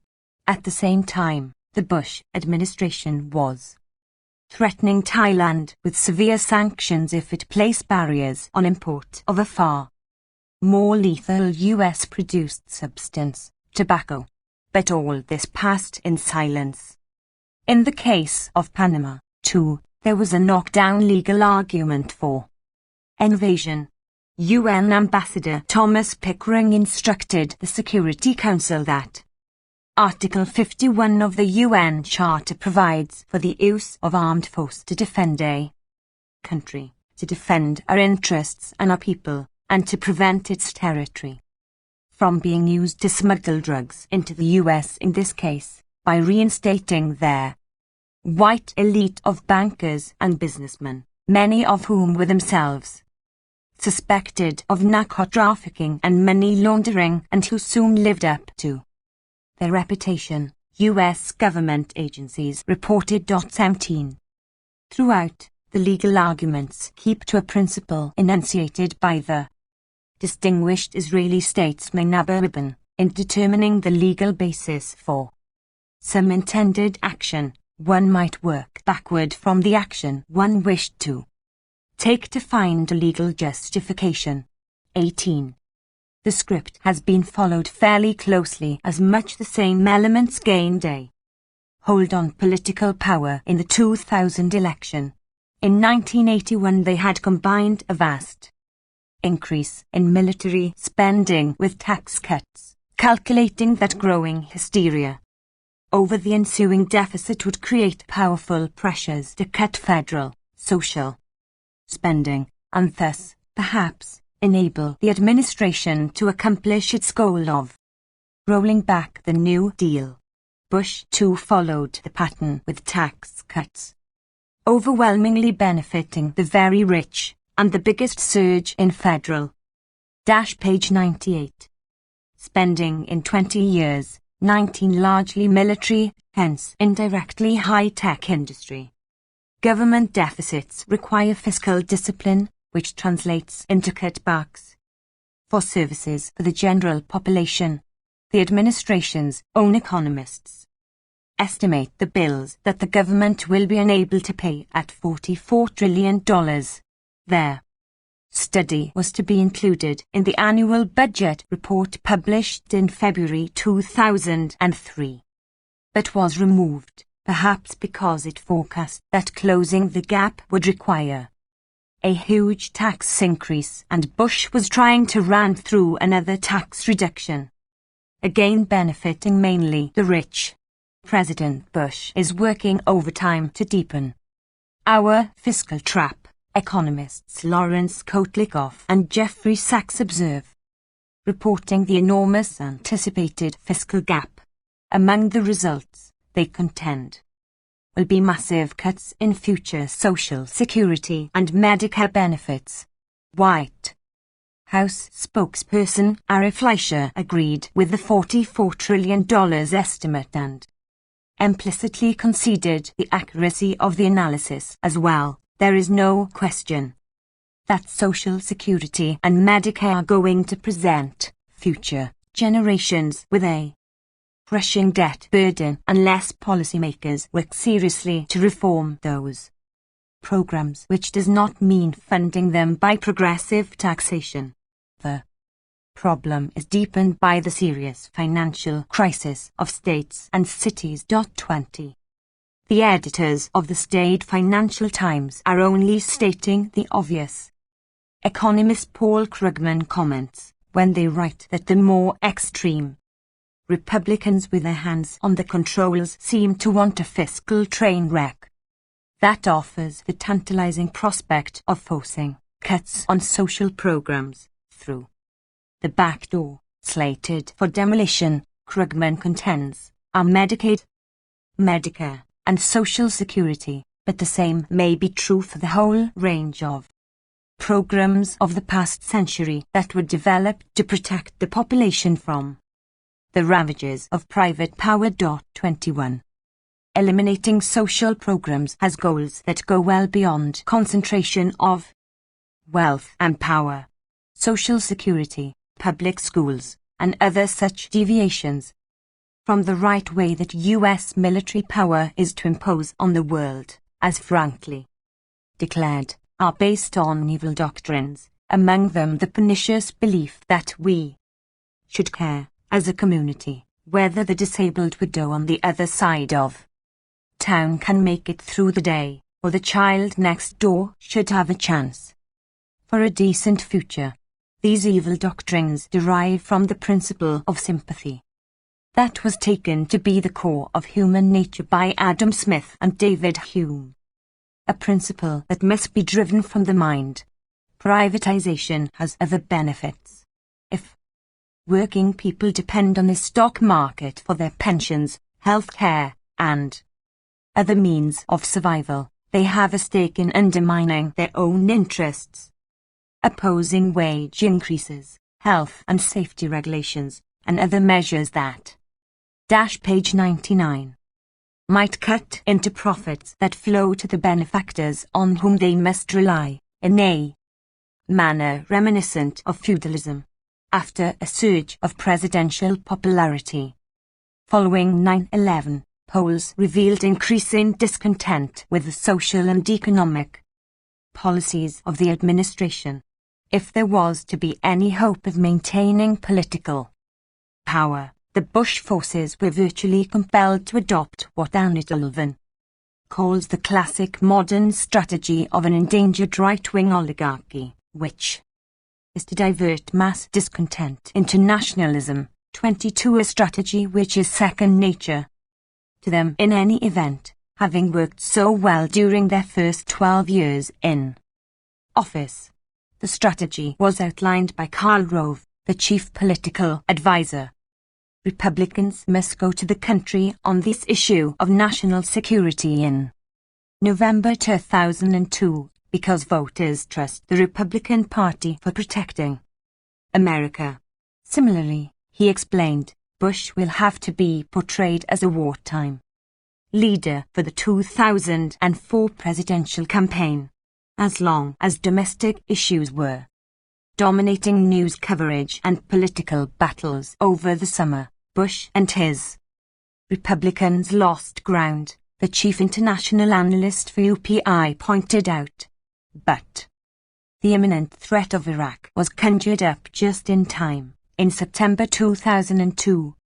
Recognizing its vulnerability on domestic issues, the administration is campaigning to sustain and increase its power on a policy of international adventurism, new radical preemptive military strategies, and a hunger for a politically convenient and perfectly timed confrontation with Iraq. 23. For the midterm electoral campaign, the tactic worked, even though voters believe that Republicans are more concerned about large corporations than about ordinary Americans, they trust the Republicans on national security. 24. In September, the National Security Strategy was announced. Manufactured fear provided enough of a popular base for the invasion of Iraq, instituting the new norm of aggressive war at will, and afforded their administration enough of a hold on political power so that it could proceed with a harsh and unpopular domestic agenda. Again, the script of the first 10 years in power is being followed closely, though now with greater fervor, fewer external constraints, and considerably greater threats to peace. Insignificant risks. The war with Iraq was undertaken with the recognition that it might well lead to proliferation of WMD and terror, risks considered insignificant compared with the prospect of gaining control over Iraq, firmly establishing the norm of preventive war, and strengthening the hold on domestic power. Page 100. Evidence as to how seriously real security threats ranked on the priority list was provided immediately after the announcement of the Imperial Grand Strategy on September 17, 2002. The administration at once publicly abandoned an international effort to strengthen the Biological Weapons Convention against germ warfare, advising allies that further discussions would have to be delayed for 4 years. 25 As noted, in mid-October it was learned that during an earlier episode of Playing with Fire, the world was brought ominously close to nuclear war. 10 days later, on October 23, the UN Disarmament Committee adopted 2 crucial resolutions. The first called for stronger measures to prevent their militarization of space and thereby to avert a grave danger for international peace and security. The second reaffirmed the 1925 Geneva Protocol, prohibiting the use of poisonous gases and bacteriological methods of warfare. Both passed unanimously, with 2 abstentions, the US and Israel. US abstention amounts to a veto, typically a double veto, banning the events from reporting and history. In the mainstream media, There was no mention of these failed attempts by the rest of the world to prevent serious threats to survival.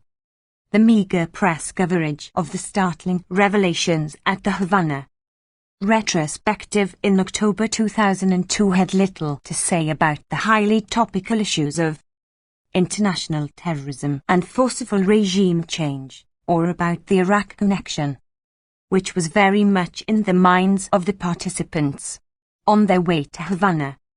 They had surely read the letter sent by CIA Director George Tenet to the Senate Intelligence Committee Chair, Senator Bob Graham, reporting that although there was little likelihood that Saddam would initiate a terrorist operation with conventional weapons or any chemical or biological weapons he might have, the probability would rise to pretty high in the event of US attack.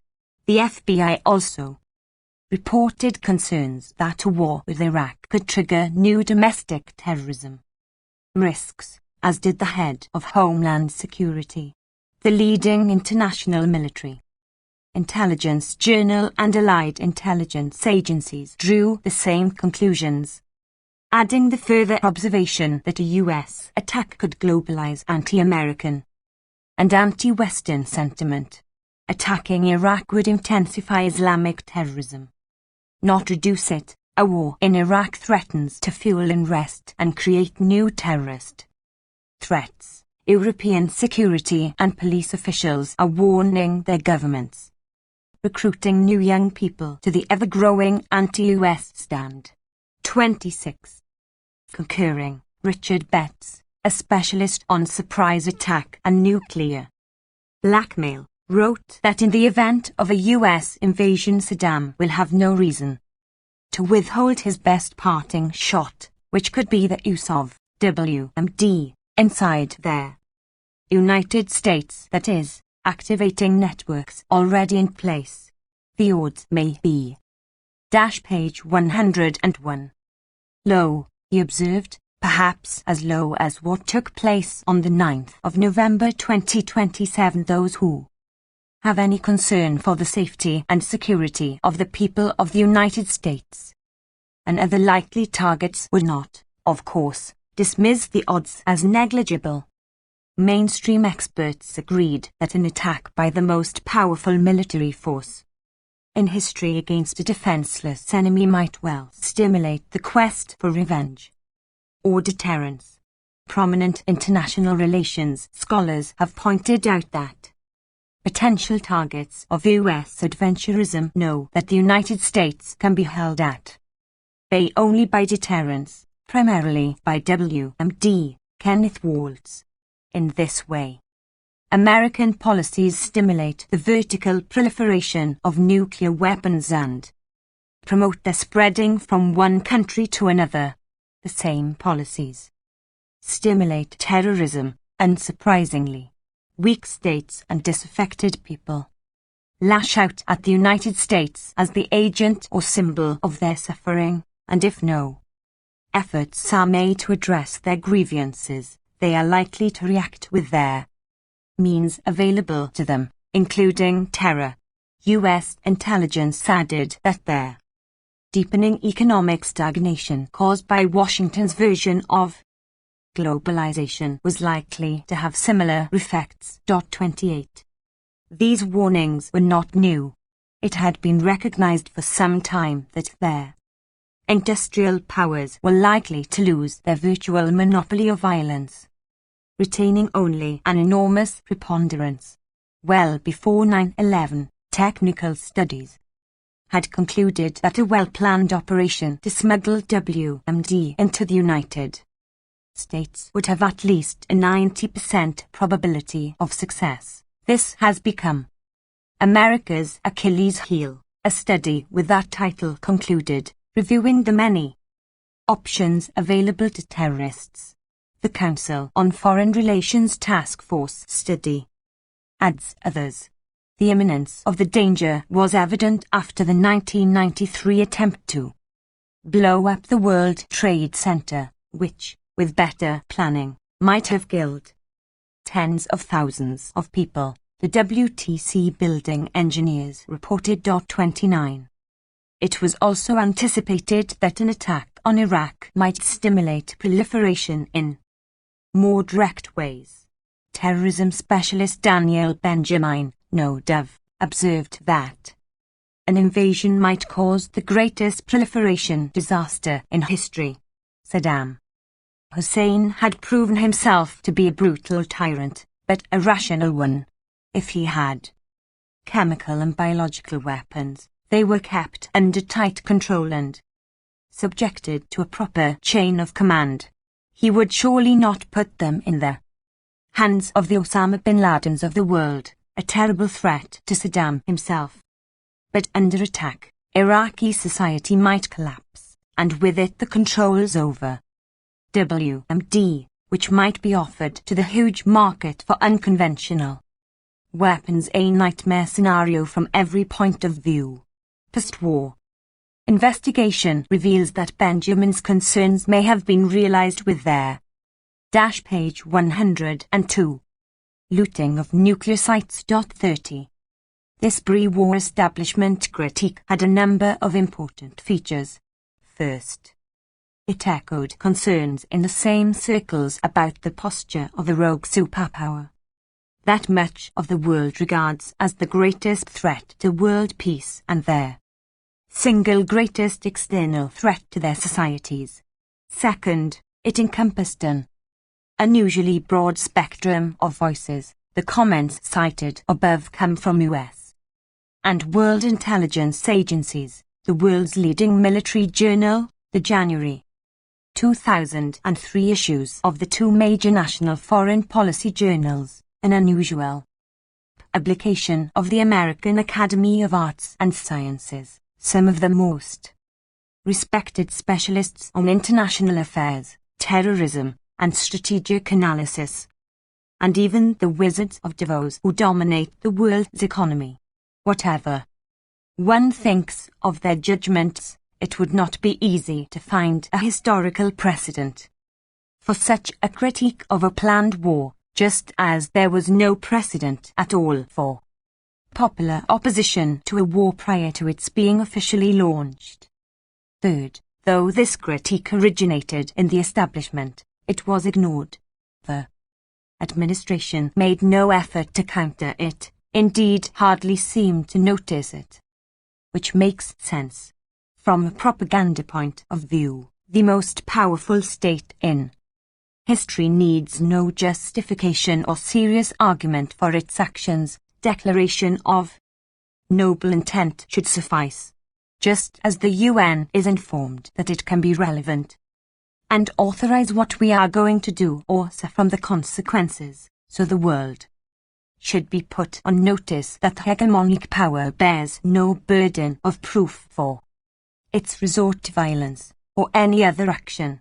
It would be a derogation of authority to acknowledge, let alone refute, critical noises, to borrow McGeorge Bundy's derisive phrase. The critics are right that the superpower stance might lead to self-destruction, but such concerns have commonly not been a high priority of leaders. In the present case, the administration was surely aware, even without warnings from respected authorities, that its planned war against Iraq and other related actions were likely to increase the risks of proliferation of WMD and terror against the US and its allies. But evidently it assigns low priority to such threats compared with other goals. Furthermore, though planners of course do not welcome the proliferation of WMD and terrorism, they know that they can exploit such developments for their own purposes, both global and domestic. Even the fear they elicit throughout the world is quite acceptable. They are not trying to be loved, but obeyed, and if this is achieved by fear, that is fine. Another contribution to maintaining credibility